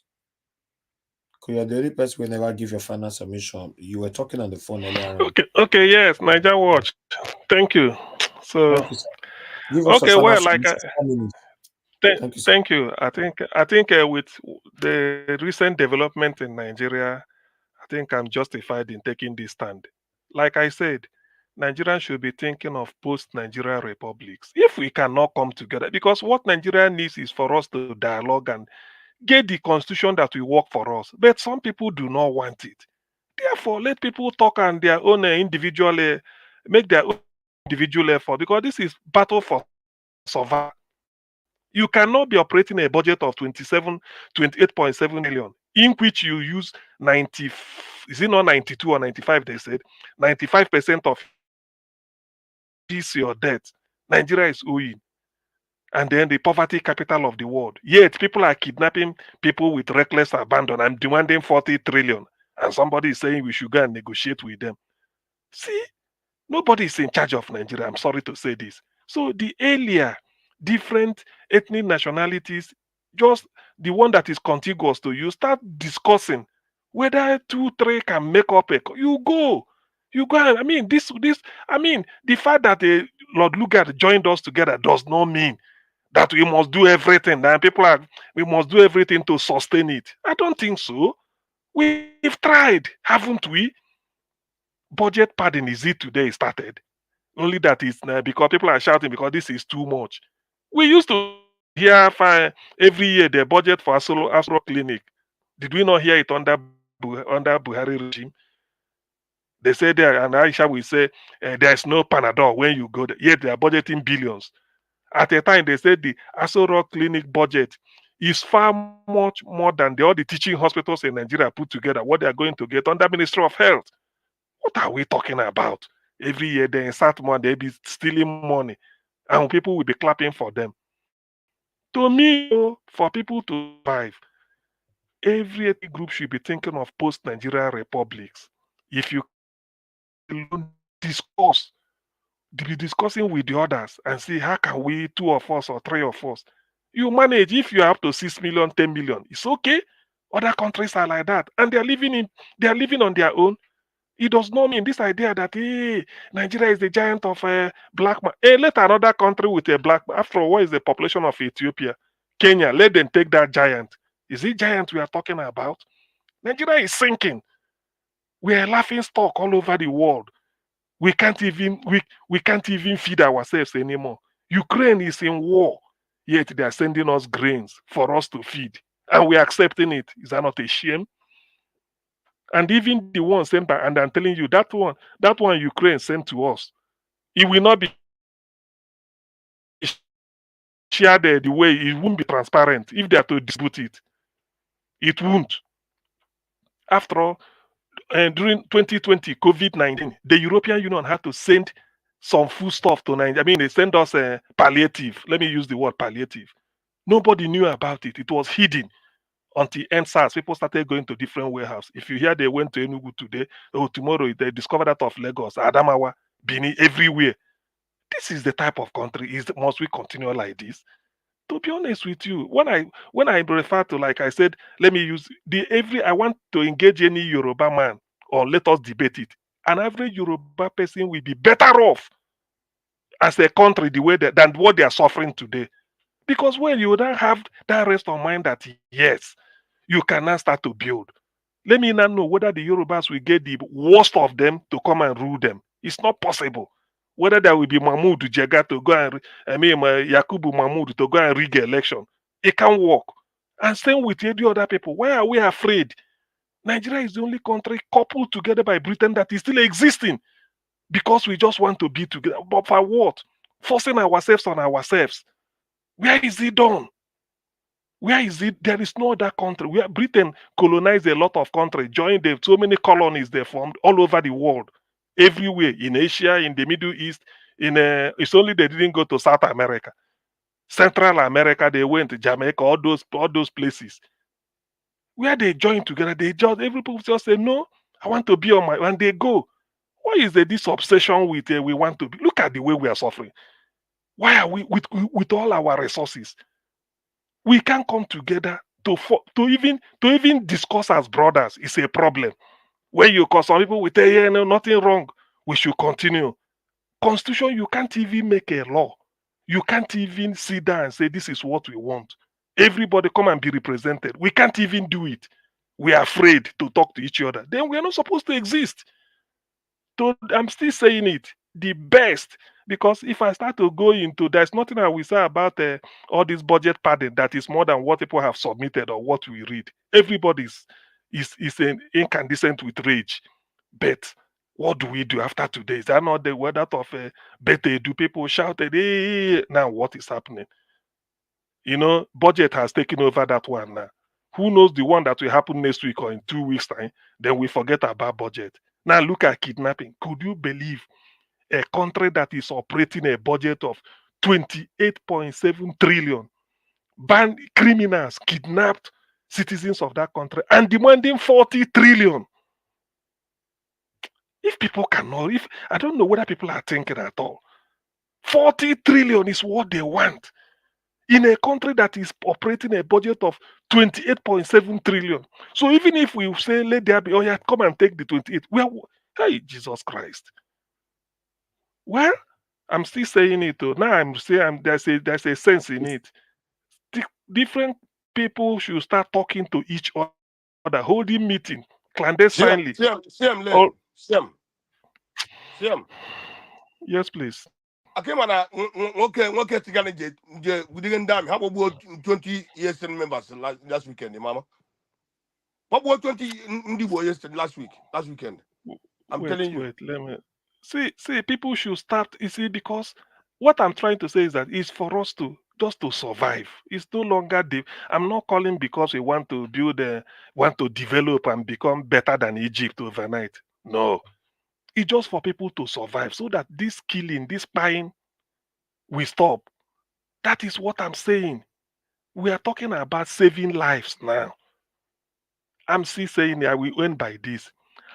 There is no way an average Yoruba man cannot be happier with life than what he's facing now. If the Yorubas are one country of their own, there is no way I want to engage any Yoruba person to come and debate it with me. There is no way, because the likes of Tinubu, Bajabiamila won't be in charge. I can bet my life on that. Because nobody can impose them. We know what they want. And they will organize themselves the way they do. They're educated people.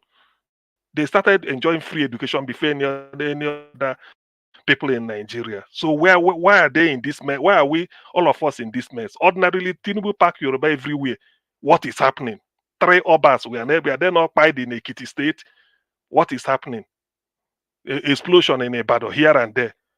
Yes? So it is not. And same it is with every other person.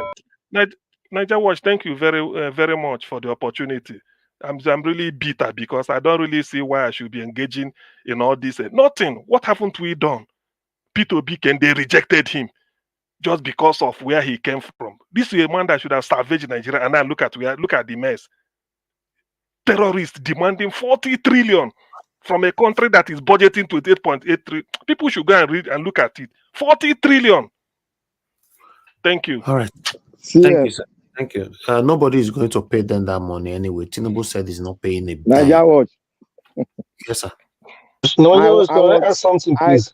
I listened to CM 3 weeks ago, one of his talk, where CM was begging Agbado to do the right thing. And now CM, he just made me laugh. Thank you. I don't tire now. I don't tire. Can I say something? Quickly. I want to. Yes, please. It's just about this money. These terrorists, I call them because that is what they are. What they are demanding. Doesn't it show that they have even seen Nigeria as a joke? Because if boys like that who are not even known, who are riffraffs, who are not even educated, are asking for a money they cannot even see in their lifetime, it means they are just taking the country as a joke. They cannot go easily. No, sir. Let me correct you. You know, it seems like even you that is talking, you don't understand how it works. Those dirty thing that is kidnapping people are not the one collecting this money. Kidnapping in Nigeria is a lucrative business. They have people on top of them that collect the money. You understand? So those people actually kidnapping people, they are being paid. In case you're not aware. Yes, I understand what you're saying. I'm aware, but it's still boils down to the same thing, Mr. Elvis. It still boils down to the same that our officials, the government, cannot have allowed this thing to fester for long. It has become like a play. Then I'll correct you again. You made another mistake again by that assertion. You know, the same people you are calling not to let this happen, are you aware of the people that is behind the kidnappers? My franchise. You are making continuous mistake. You are saying you are giving solution. Your government are the one in charge of all this game that is going on. My franchise. Okay. For the past more than 20 years till now, and you are telling me government are not involved, they are not part of it. In a way, that means they don't want the country to survive because the thing is working for some of them who are doing this thing. It's working for some. So, so how can we continue in this? How can we continue in this system? How can we continue this? That means at any point in time, people can just come and kidnap as they like and go and later get money and release them if they want. Thank you, Mr. Elvis. My franchise. These people, they know their sponsors. Tinubu knows the sponsors. Of course, they know. All of them, they know. To touch anybody. You know, it's crazy. You know, let me tell you something, my people. I talk about this platform all the time. I said we complain. Unfortunately, we don't have somebody that will cry to. So this is the situation we find ourselves right now. Whatever that is going on in Nigeria, you don't really have that person you know you can cry to and get a solution. It's not there. Tell me. It's not there.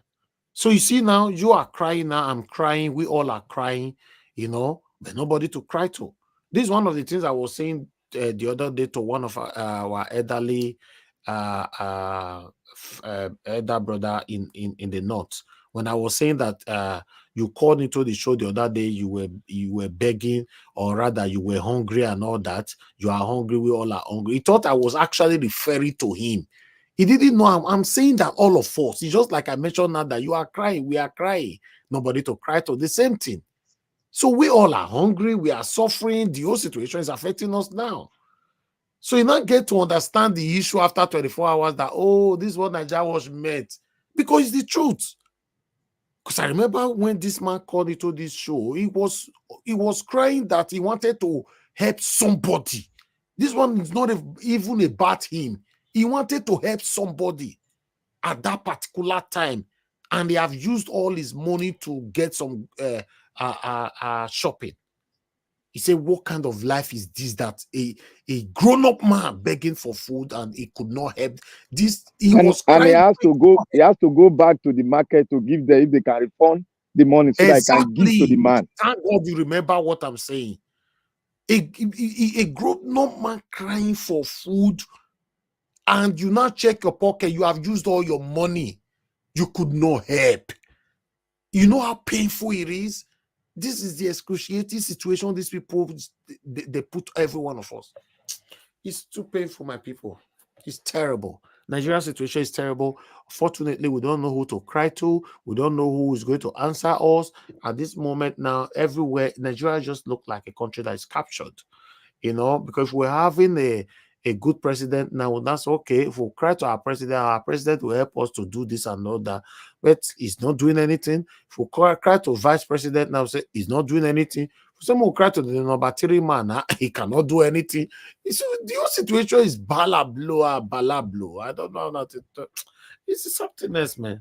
So nevertheless, my people, Nigeria is terrible. Mr. Davis. Yes, sir. This our vice president, eh? Nobody's even asking that vice president. Why did they arrest a terrorist in his place when he was a governor? So the one they called Sokoto. You can't ask that question to him now because they blocked you. Now. It's not the situation now. We have a new president right now of the Federal Republic of Nigeria. What is he doing about terrorists in our country, sitting in our country comfortably? In case you guys are not aware, terrorists sitting in Nigeria comfortably for the past 3 decades, if I'm not mistaken. They are just there. Collecting tax. Or more. Not more than 3 decades even. Exactly, sir. They are just relaxed. That's why I was saying when my brother was trying to say Trump is like Tinubu, and I said, please don't go there. They make me the first with that. Almost all of as we talk now, we get 4 funa or 3 of funa with the America with the panel, we see the panel. So don't you ask? Look, a guy do be see the inside car now. He's not scared. Say somebody go kidnap her for inside that car with this. So, can we do that in Nigeria? Can we? Try to drive from Nigeria, all my windows are crooked because I was scared. I don't know. I know they let anybody see me. I don't know anybody see who they inside car. Everybody they drive for Nigeria. There's also side mirror. They look side mirror. Instead of you to they look front to they go. You they look side mirror. You don't know they follow you. They drive follow you. Is that a country? When are we going to benefit our government? When are we going to have that day that, oh, our government have, at least for once, they have prioritized us? When are we going to have that? And guess what? The insecurity and everything that we all are talking about is not affecting them. It's not affecting their children. It's not affecting their immediate and extended family. It's only affecting the Nigerians that are not close to these people. That's why you see that a lot of people do everything possible to be close to these people for protection.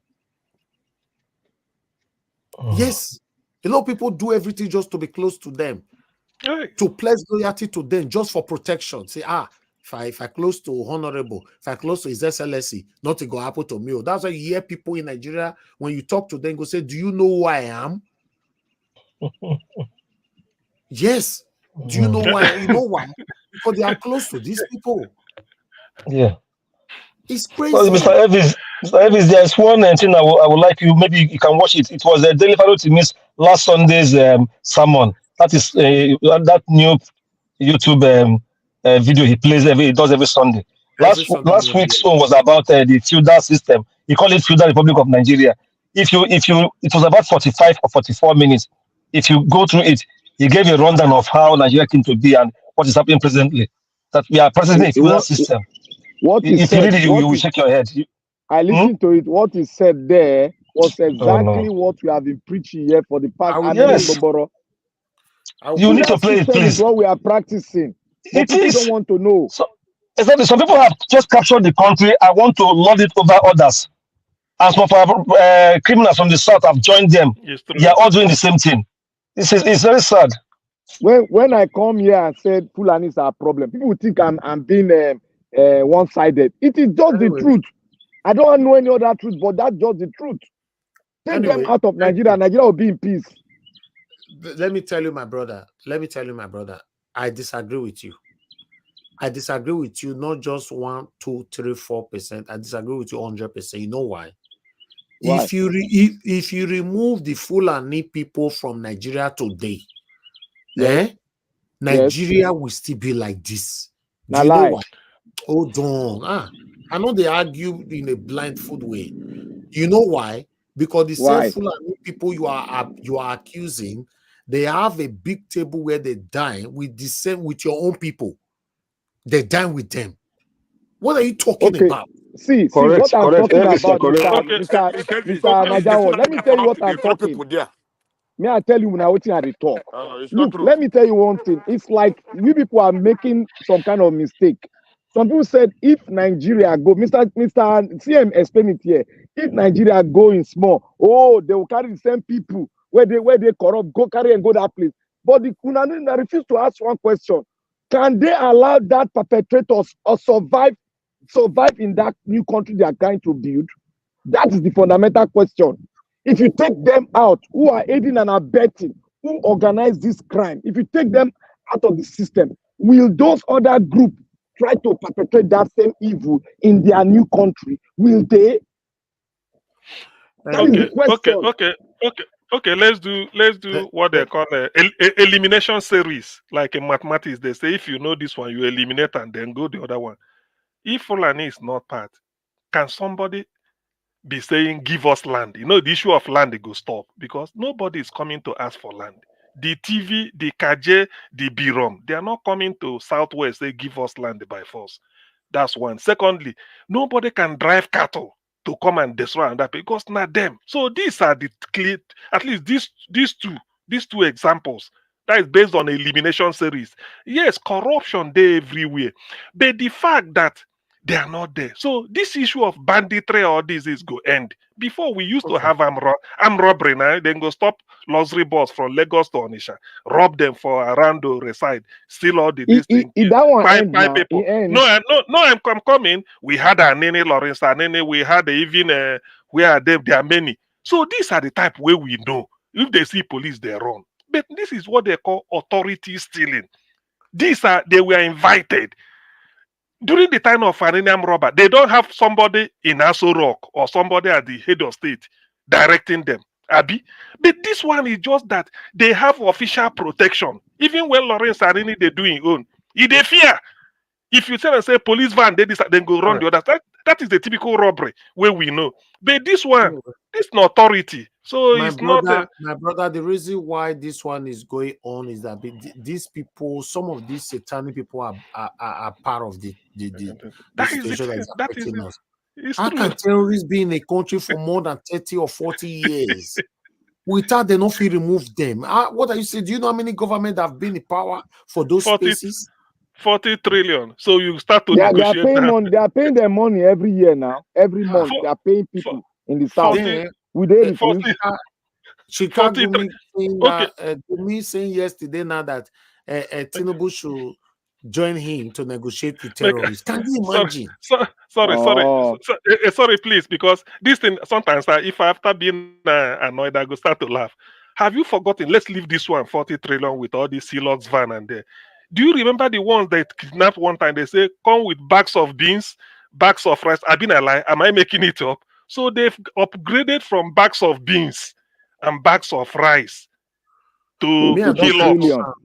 Me, I don't talk so many times for this platform that despite that how Tinubu take on power and nobody's happy about it apart from the people that choose to be satanic.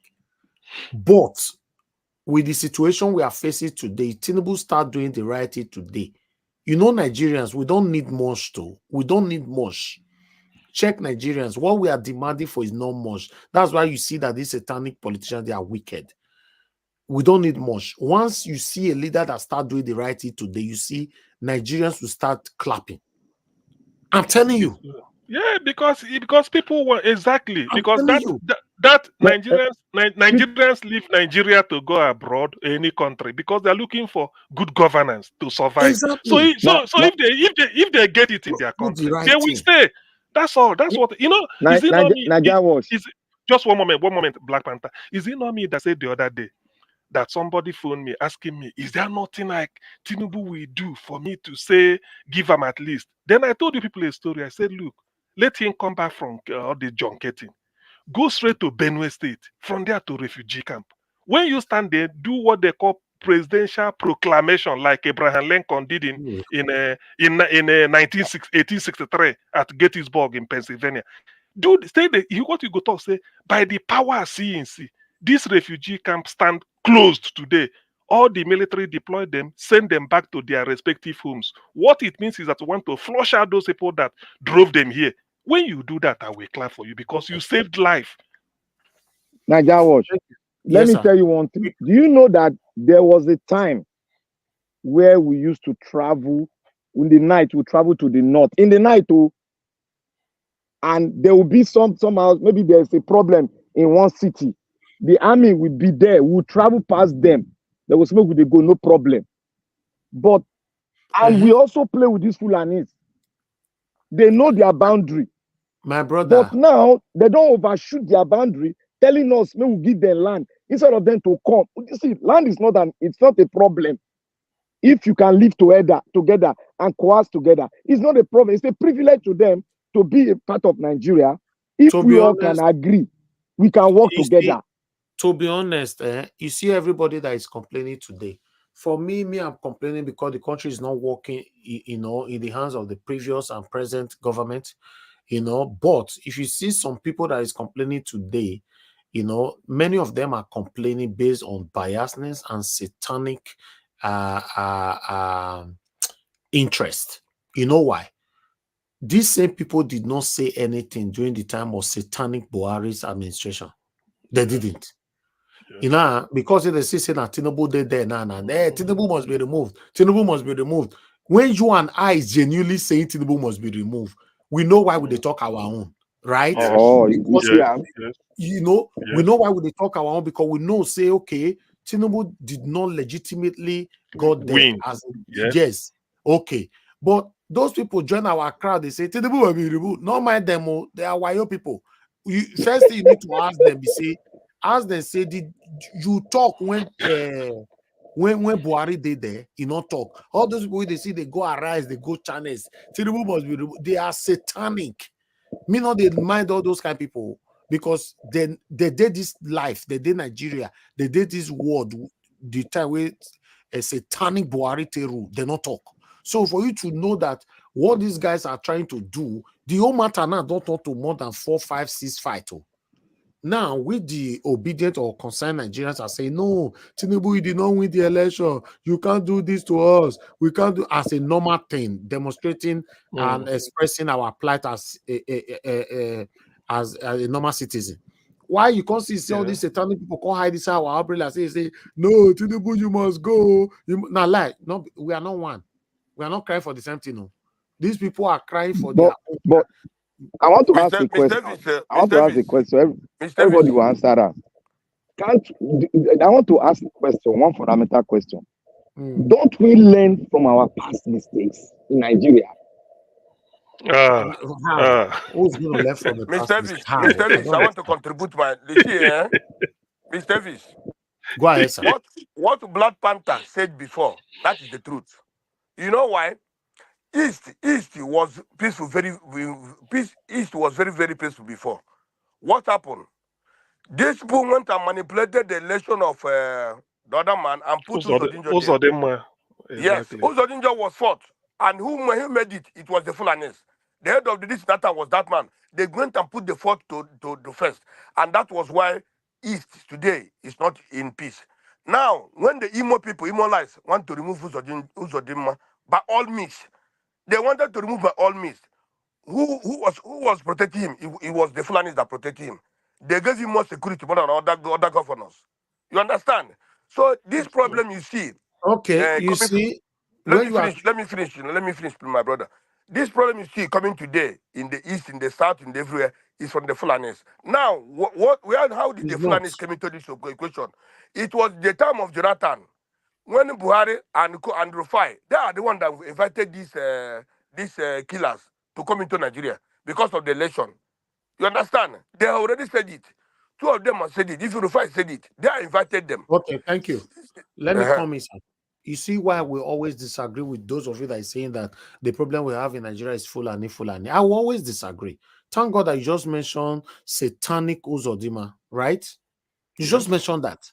So you are telling me now that any of our satanic leaders that choose to dine with these people that decided to sell you out or sold you out, you will be blaming the Fulani. I don't understand you people.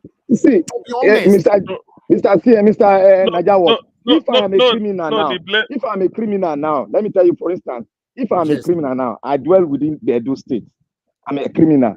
For me to survive, I need to meet those people that are in charge, who are higher criminal to survive. That is what is going on. So hold on now, you hold on. I have answered to every one of you here. Nobody can ever convince me say Fulani are the problem of Nigeria. Never. Do you know why? Now, me want to ask you a question. Or let me go to you, Oga Concern first. Oga Concern, as you your day, so I can't meet you now. Say make you join me more. Go they buy people for Lagos. You go join me. You see, my brother, everybody's not the question, sir. I don't need story. Everybody's not the same. Everybody's not the same. I cannot join. That is the answer. Everybody's not the same. That's it. You answer the question. That's it. I don't need story. Not the same. Now, let me go to Black Panther. If I call you now, say make we go throw bazooka for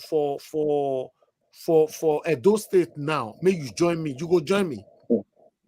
I cannot join it because I'm not part of the criminality in Abaribe State. Good. Una don't answer this question. I wish you people would stop this blaming henceforth after this my submission. Now let me come in. Me now the bigger bad person.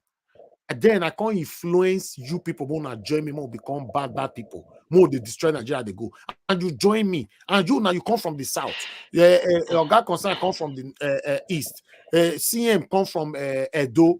Now, tomorrow now, things they spoil, they go for Nigeria. Now they blame only me we come from Fulani.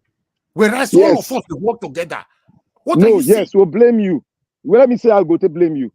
From your historical antecedent, you are not part of that nation. You came in a conquest formation and you rested and blend with the people. No, you know, look, go ask that, go ask daddy. This is what they talk, go ask daddy. Listen, and then be the problem.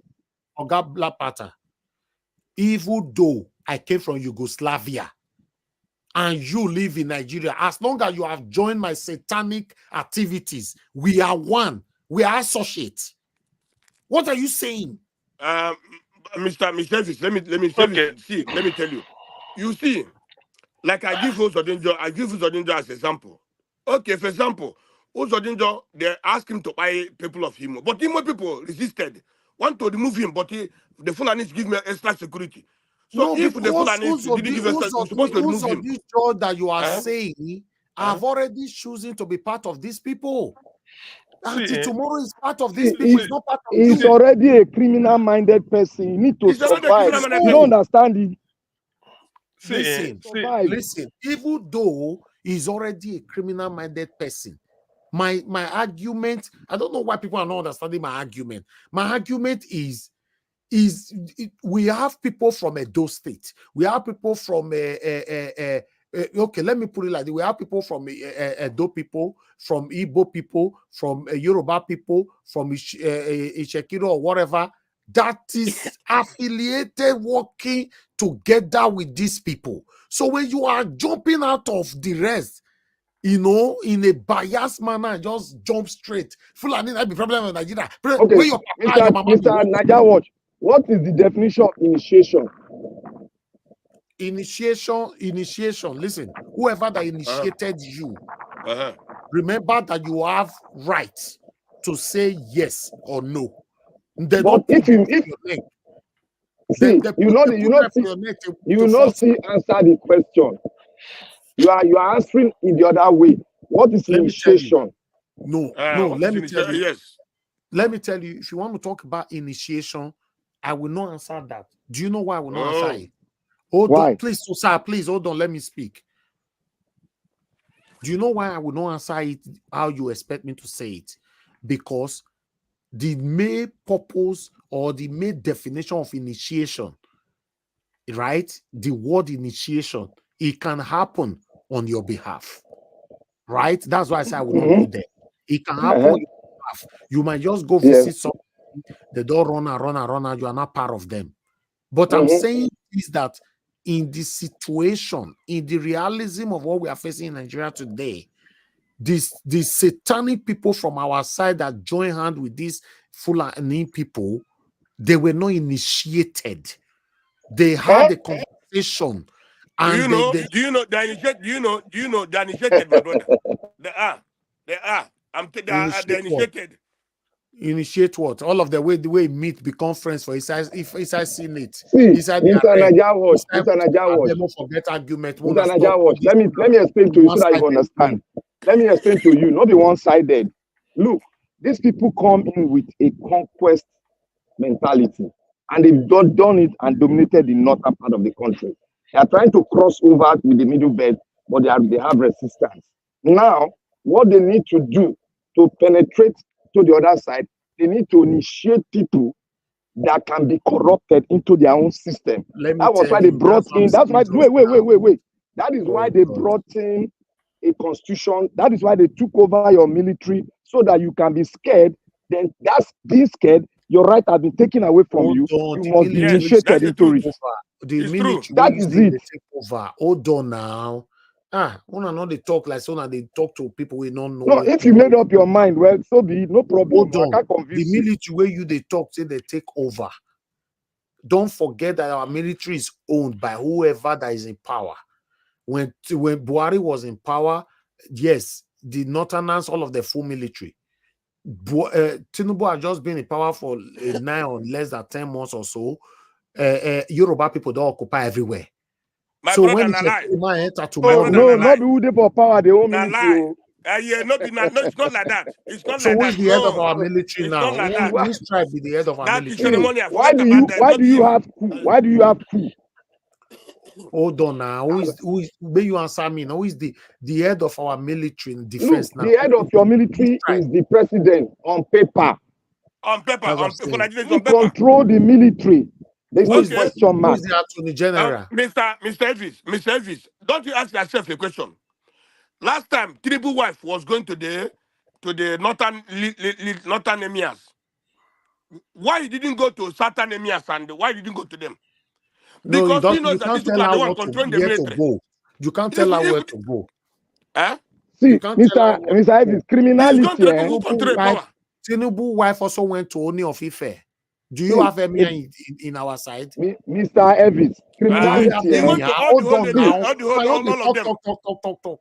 Do you have Emir in the south? No, what I mean is, did you go to the leaders, the leaders? So do you have Emir? But Tinubu wife understand me. Hold on, I understand this. Tinubu wife went to Oni of Ife. So go to who? Emir of Ife. So let me tell you, he went to Niger, he went to Sokoto, he went to Kanu. These are the people that had the power. Yes, my brother, Mr. Elvis. You know one thing, Mr. Elvis. Let me tell you the problem. The problem is that you don't know about Nigeria very well. That's the thing. You don't know how the power is taken. You don't know how the power plays in Nigeria. That's the thing. You have not been following Nigeria issue for a long time. The power play belongs to the North. You can't take it for their hand. Hold on. Let me tell you. Let me tell you, my people. I disagree with you people, and I will always disagree with you people. Okay, you know no problem. You know why? That's good. That's good. Hold on now, please. When I'm talking, I let you when you were talking just now, and most especially on God concern. I know they talk. When a person they talk, they talk one thing inside. I don't like them. You know, let me talk my own now. The reason why I will always disagree with you people is this. You cannot exempt your leaders out of the satanism and the problem that is happening in our country now and they be blaming the Northerners. Never. I will never be part of it. Because do you know why you never be part of it? Yes. Do you know why you're never part of it? Because at the beginning, you were never part of it. That's the truth. You understand me? At the beginning, the ideology they brought in, you didn't understand it. There are some people that understood it, which are in Edo State, they can come out and explain it to you. The power play belongs to them. The power play, that's what I'm saying now. Listen, Mr. saying the same thing. Hold on, sir. I started talking before you. The power play belongs to them. Fine, I agree. Every problem we have today is shared equally 50-50 by all the leaders that have ruled and the past and present in Nigeria. And all these leaders we are talking about, they are scattered everywhere across the country. You cannot just leave all your own, jump out of your own, go to blame other people's tribe. It don't make sense. It don't make sense. Let's say it how it is. It don't make sense, Mr. Elvis. But for you to understand the criminality, you got to do elimination content. You got to do elimination proceedings. When you eliminate, you will not see the core of the problem. Because I will not believe you. I will not believe that your thought that the South has not preferred solution. The solution the South preferred was the national conference that was organized. Who went against it? Is the question. Who went against it? Listen, Oga Blapata. It be like say this matter. I really need to. No. See. Not go anywhere because it they go. No, it's not going anywhere. Your argument is not making no sense to me. I'm asking you to date, how many of our South leaders are dining with these people? I have answered your question now. Why are you blaming the North? Now, Mr. Elvis, let me tell you one thing, Mr. Elvis. You think that, let me tell you, when Obasanjo was an military man, it's not true. When Obasanjo was there, did you do anything for the South? Nothing. When Jonathan was there, did anything for the South? Nothing. Even Tinubu will not do anything for the South. You know why? The way you look at that presidency, it's not the way it is. When you hear cabal are the Fulani. They cannot allow him to do anything. Okay, they can never allow him to do anything for the South. I'm telling you. Thank God. I'm very happy that came from you. Thank you. You know why I go thank you? There's no need for us to mention Peter Obi name on this platform never again. Because Peter Obi go, they can't do anything. Do you agree? I never talked him before. They don't allow him. That people, that's Fulani. And so why were you not encouraging us to be supporting Obi? But let me tell you, cannot do anything. Let me tell you. Let me give you another example. Let me give you another example, Mr. Naija Watch. The time Jonathan was ruling, Jonathan bring in an Igbo man, that military man, the chief of defense. The man was trying to decimate this what they call it, the Boko Haram. Almost they decimated them. The Fulani started it. No, you're killing our people. You're killing our people. Why killing the Boko Haram? The people. They remove him. Okay. They all right. forced Jonathan to remove him. You. Okay, thank you, sir. Thank you. Thank you, everybody. Thank you. Let me give this final submission, then I end the show. Because we're already 5 hours. I never planned for this. Oga Michael and Emari, so you disagree with me because they not control Nigeria. Sir, yes, I agree with that. But I want to tell you now, they not control Nigeria. How many of the people from your side that have continuously kicked against this control of Nigeria? And none. So how many of your leaders, our leaders, that have continuously kick against these people, go to different channels, be talking, our governors, our senators, our ministers, our reps? How many? None. And you are still blaming the North, right? Not to say all of us have a long. Can I mention the leaders that have been talking against them? Can I mention them? Mention them. Can I mention their name? Yes, mention one. It. Ganifa Emi. One. Ganifa Emi. Ganifa Emi, the late Ganifa Emi. And so why you mention a late Ganifa Emi? I'm telling the leaders, these are our leaders. No, talk about people now. Talk about people now. People now. Yes. Falano. Despite it being incorporated. Falano, yes. Against who? Falano is against the Northern Caliphate. No. That's stylishly. It's not stylish now. It's stylishly. How? Stylishly, all those Mr. Elvis, let me tell you. If you're a businessman, let me tell you, if you're a businessman in the South, you criticize the North or the president, let me tell you, they will destroy your business. They will even try to buy you. My brother, the problem you don't know about Nigeria. But what you are saying, what you just said now, sir, if you want us to go there, people have also accused the Igbos that if you go and invest in Onitsha, Augustine was here the other day when somebody said it. If you go to Onitsha, you want to go rent or buy a land or do anything, you will not allowed. So stop accusing people wrongfully. Those kind of stories. But that was proven wrong now. You see now, you reach your turn and you say a lie. You see you. Please, can I say something on this matter? I just want to address something that you guys are missing out in this. I almost stoned that person for accusing the Igbo people wrongfully on this platform. Now you are accusing other people and you say I should allow you to do it. That was a wrong assertion. That was a wrong assertion. Mr. CM proved it. That was wrong. That day I was here. That's Mr. CM proved it. At least me and Oga CM, we fought hard that day on here, on this platform. But why are you not saying that that's what other people are doing? You want me to clap for you to do that? Don't do that. Mr. Elvis, let me say something about this matter of our certain leaders who are bad. The problem we have is that they are not the best among us from the South. Because the system is bad. The system has a way of leaving out those good ones who want to come into a political position. They won't allow them to contest. They will, from the primaries, they will make it in a way that it will even be difficult for them. And those people are decent men. I know some who have seen the way party politics is run in Nigeria. They say no, they can't be part of this. But in their private business, they are doing well. There are even some philanthropists doing quietly well for some people. But they want to bring that good nature, that honesty into serving the public at maybe at elected position, but when they get into the parties, these bad guys who run the system, who are so corrupt, don't allow them. So that is why, in most cases, until the other people stamp their foot on the ground and voted for Ochi this time, and God used that INEC, that returning officer, that professor, who insisted on doing the right thing. Make it short, So, please. Make it short. okay, so what I'm saying is that all this while, all these people you see as political leaders from the south, they are not the best among us, but they keep finding their way because they read the system. All right, now, thank you, sir. Thank you. Let me tell you guys. I have a news. I have a news. Hold on. Let me say this. One thing that go ahead, Augustine, and quickly say this. I want to give my final submission, please. Yeah. The news is that our former governor Obiano, EFCC said they have enough evidence to jail him. That is to tell you. So the immediate yes, he said they have enough evidence to jail him. So let them jail him. Let them follow it up. Let them follow it up. Exactly. Everybody, we are all clapping. You know they go any jail. Let's round up, please. Everybody stay mute. God bless you all. I really appreciate everybody. Thank you so much for your time with us today. And God bless you. Now, I want to quickly say this thing right here. The problem we have today in Nigeria, in my own opinion, my belief, and nobody can change that mindset from me.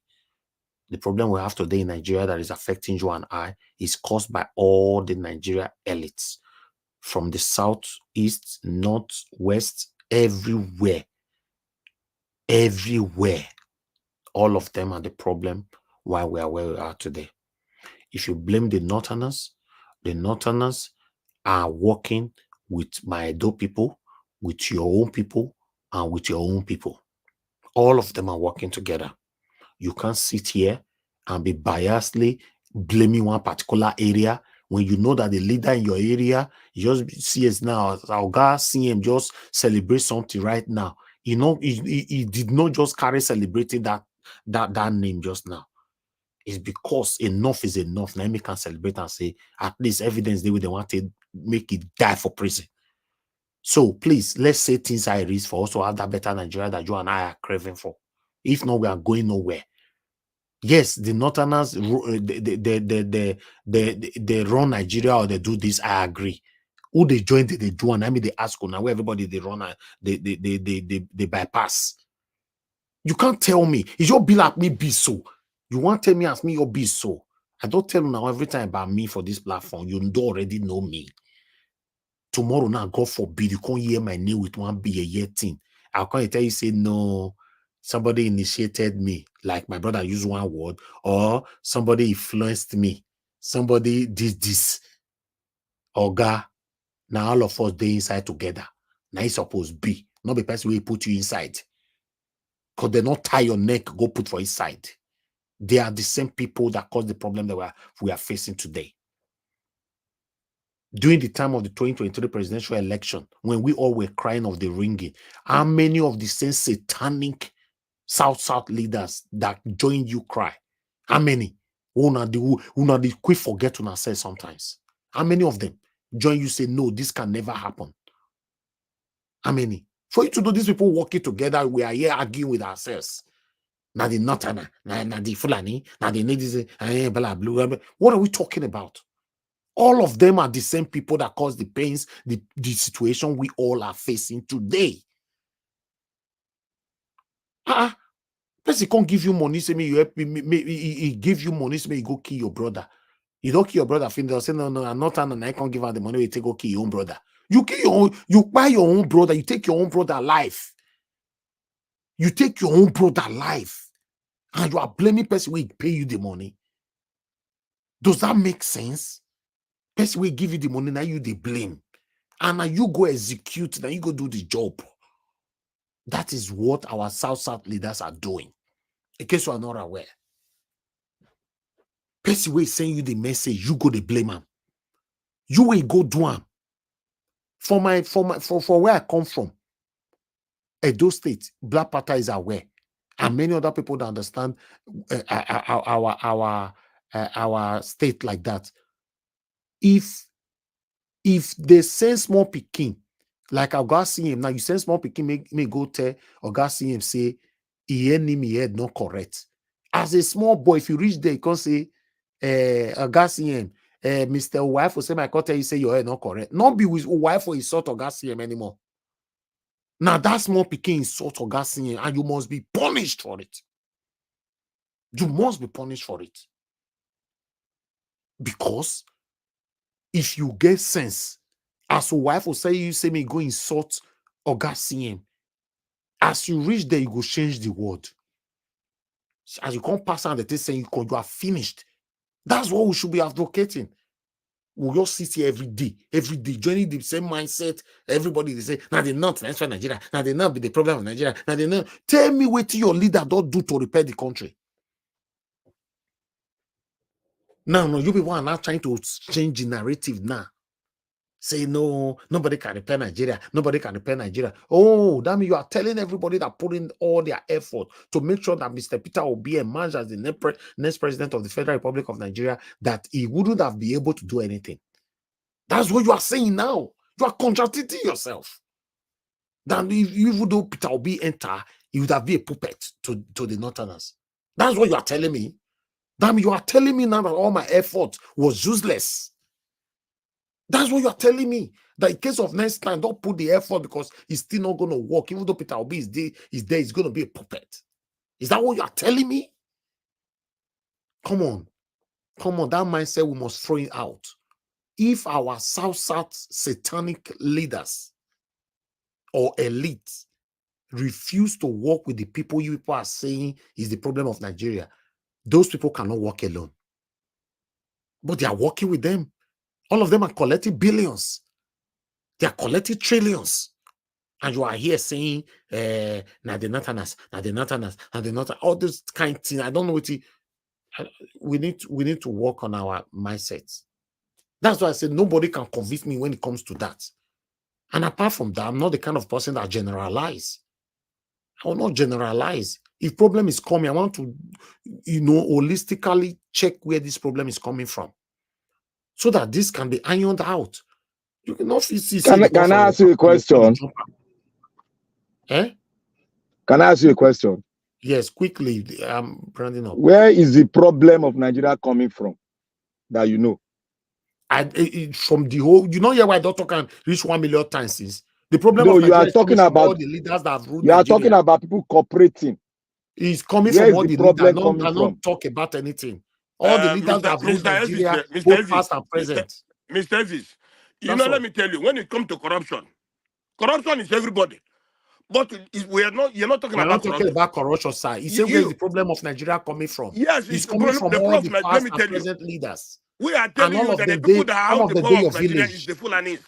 The Fulanis have the power of Nigeria. Not be Fulani who they talk about, so sir. But for corruption, the problem of Nigeria is coming. Some of them are coming from your village, your village.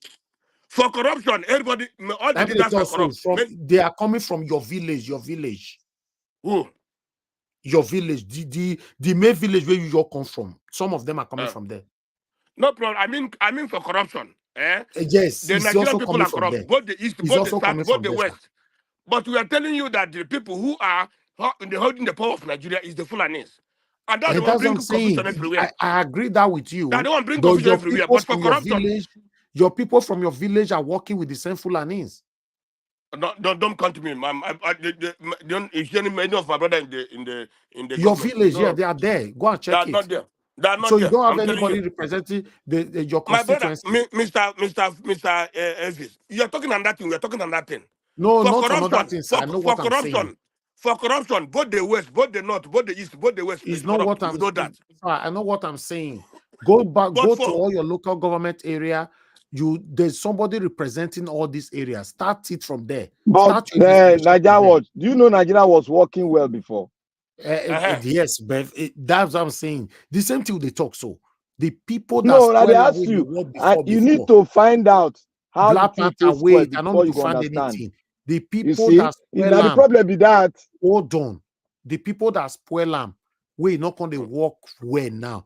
They are from your village. Your village. No. You are wrong. They are there. They are there. You are wrong. You are following the present No. They are in your village. There. They your mama village. They your papa village. We're not going to agree because you dey throw away history. You know, because the throw away Edo people, are they agree. kidnapping people? Are they kidnapping people? Say bring for 1 million.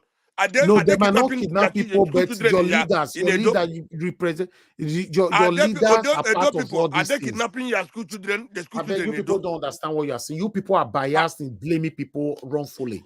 To be honest, you cannot. No, me, I'm not biased. So we need to bring an elderly person We know what they're talking. that know the we know history, what I'm so talking that we about. understand it very well. For corruption, You guys are everybody's biased corrupt. about it. Now you are biased about For your solution. corruption, the north is corrupt, the east is corrupt, the west is corrupt.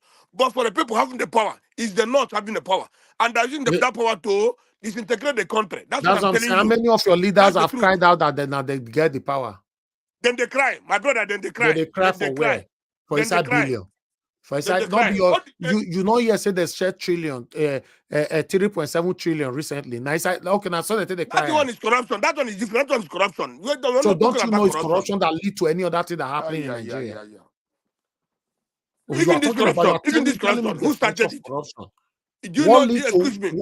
Hold on, sir. What lead to kidnapping? What lead to every other excruciating situation we find ourselves? Is it not is corruption not the grandfather of all of them?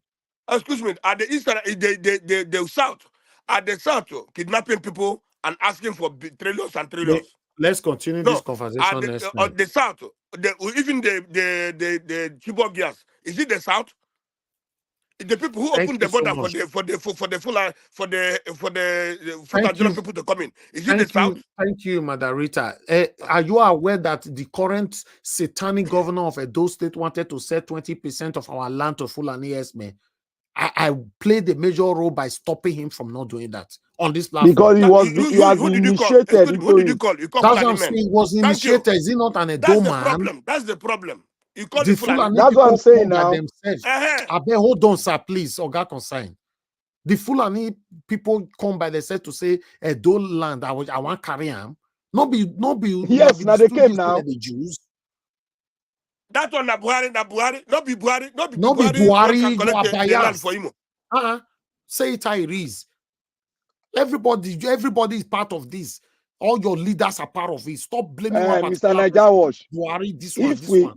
If we say now everybody now contribute to it, then that everybody say let us convey a national constitutional conference.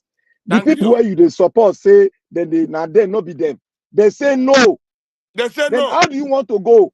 They say no. Tell me how. All right. Let's end this show. Excuse me. The conference Jonathan initiated after it. My brother, after it, Buhari went and pocketed it. He said he cannot. All right. Thank you. Your president. You know that? Now be your president. So let me see what you want to do now. Because you see Buhari the sweet for your mouth. Most see what your own person want to do now. Because now your president there. So that person is under control, Buhari. That person is that means that's funny well. You say Agbadona in person. Not be person, not be South Which person? Excuse me. I beg you, Jonathan made a conference. Because he not conference. I like in the way forward. They try to bring out pressure. All right. Thank you, my people. I appreciate you all. Unano say when it comes to this kind of, blaming one side and leaving your papa out of it, leaving your mama out of it, I'm not part of it. When you want to blame, you look at it holistically and look where the fault is coming from. Blame all of us. Not remove your papa, remove your wife, remove your children. Maybe they blame other people. It's not right. You can't say if you went to find land or find shop in some area in the north, they're not going to give you. Somebody, they will go still call into this show and they go still talk about your area where you come from, so you not go give them. So please, before you throw stone, look at your own self. Are you free from it? That's just the truth. I can't sit here, you blame the Northerners. They are human beings. They find themselves in the hands of satanic leaders. If we check them properly, the Northerners that we all are blaming every day here, now their people suffer past for Nigeria. Is that not enough for you to know that these people are just satanic? They don't care about anybody in Nigeria. It's just the elite that is enjoying themselves and flying around and living the life. Who did they care about? I wish say that they do the thing until they live, give the best life for their own people. Thank you very much, my people. We'll continue from where we stop tomorrow. I appreciate every one of you that came to the panel today. I got Black Panther, Mr. CM, Mr. Jonathan, I got Consign, Mr. Dubisi, and many others that came in that have left already. Thank you very much. Those of you that called into the show, Madam Origin, thank you very much, and many others that called into the Mr. Shimizi and many others. I appreciate you all. Thank you very much, those of you that supported the channel today. I appreciate you all, my wonderful people, starting with Edo Light, Dr. Elizabeth Gomez, Amazing Grace USA. Thank you very much, Jaja. Thank you, Didi, Anthony, Bensi, Emmanuel. Oh, Oga Kosan, you suggested me. I didn't even notice that. So thank you very much, and God bless you. You always do that. Thank you. And I'd like to quickly appreciate those of you on the comment section, starting with Mother of All, Mommy Diaspora. Thank you very much, Mommy, for all you do. I appreciate you and I love you. Thank you very much, Madam Rita. I appreciate you. Thank you, Madam Iris Finance. Thanks for all you do. Thank you, Tracy Jacobin. Thank you, Mr. Paul. Thank you so much, my wonderful people right there. Ray Aboa, thank you very much. Then we have Madam Amen Bright in the building. Thank you so much, ma. I appreciate you. Thank you. Who again there? Let me quickly say how many people I can cover quickly. Then we have Kingsley Ogeria here with us as well. Thank you, my wonderful people. And then Tony Africa and many others right there. Now God bless you now. Yes, we come to the end of this broadcast. I just want everybody to continue to stand for what is right, do what is right, regardless of what, whoever that is involved, you know, in anything, call them out is my stand, please. Call them out. Make we not continue calling people out on this platform. When it reach our papa, our mama, will come a blab, will come automatically, will now become a stammerer. Will not be talk now. They say no, we can't continue like that. Let's continue to do the right thing by calling these people out. I'm going to bring out a poll. Remember that we put out a poll earlier on, you know, over this America. I not say this kind of poll now. Black Panther don't they like all this kind of poll. You know, say in once in does stand for something, like you need to go carry bulldozer where you take bulldozer and come on for road. If not, I'll never. No, you people never convince me, Rich. Now convince me. I'm ready to. I'm open. No worry. I'm open that the problem will be solved by this way. I'm open. This result where you want to na INEC conduct them or na you be the INEC, na you be returning officer. No. Na me and my people. Na I do on YouTube. All this one not be like Buju. You cannot manipulate it. This is the real one. We can't manipulate it. Who be the returning officer? Who be the collation officer? That is it there. As you can see right there on the screen. Do you want returning officer? Hold on, sir. Hold on, please. We can't be talking at the same time. Who do you want as the next president of America? You know, Trump, 58%. Biden, 25%. None of the above is 17%. And we've done this thing 3 times, if I'm not mistaken, on this platform. Who they come, they play Sayomori music for a side background now? Eh? Elvis. You say Elvis. Go check Obama. Obama lost almost everything. Final result, who win? Popular now. Say Nigerian election don't make me. Anytime I see election result, I go want to know who be the collation officer, returning officer. These Nigerian people now they vote now. The Nigerians vote this vote now. Anyway. Thank you, my people. As you all can see right there, for me, like I said before, those of you that live in America, you need to make your own choice and choose the right person to be your president. I don't live there, but if you ask me personally, who do I like amongst Biden or Trump? Now, Trump I like. Oh, I beg. Name me your. It's good now. You have a choice now. It's good. Exactly, but I can't vote. But we don't like somebody that invade tax in America. Sorry. Me, I cannot vote. So more make una way they decide who I want as a president. Whoever that will be the president amongst both of them will not affect me anyway. Cannot they there? I'm not under their authority. Now they give us pressure now. Now when are they outside? So make una way they there. Black Panther try to force everybody for America, make them vote for person where you want. Wait till be forced. The book they there now. I mean, they talk now. Me, no, you know I the don't force see them Americans all now. of them. They vote for person where you want. They're not the force America. The book will show. No, you will force them. You know, the Nigerian election. No. Black Panther. Anyway. Most people, the logic I've seen most people say about Trump. I'm not involved. Like what Niger Watch said is where I stand. No, I go choose on my own. So Exactly. what people tend to say about Trump is this: they say, they nearly buy a gallon of petrol, a gallon of gas, and the gas they call them for £1, $1 something. That the cost of living under Trump was far cheaper than what it is under Biden. That's why they hear. So that is for you to. You know, yeah, where people call with the America since now only you Who did they the talk America. Another person not talk Who they talk people call from where Mr. Ben call from America since now only you the America. Mr. Ben said Trump they give them money. Listen, Black Panther, forget about the messenger. Tackle the message. How do I you? not go tackle anything. Election will show. Please. Let me round up. Thank you, my people. Election will show. I don't tackle anybody. This guy had man. Let me mute or gas him. Everybody stay mute, please. You know, I appreciate you all, my people. Let's meet again tomorrow by 6 p.m. Nigerian time. For those of you that are going to play back this video, please endeavor to subscribe to our channel, like this video, share the video, let our voices go far. We are not here fighting anybody. We're just calling out our government to do the right thing so that at least, most especially those of us that live abroad can decide to move back home. A lot of us have been abroad now for the past 50 years, 40 years, 60 years, 30 years, 20 years. You know, many of us can't move back home anymore. Why? Because the home is not conducive. Yes, you know that.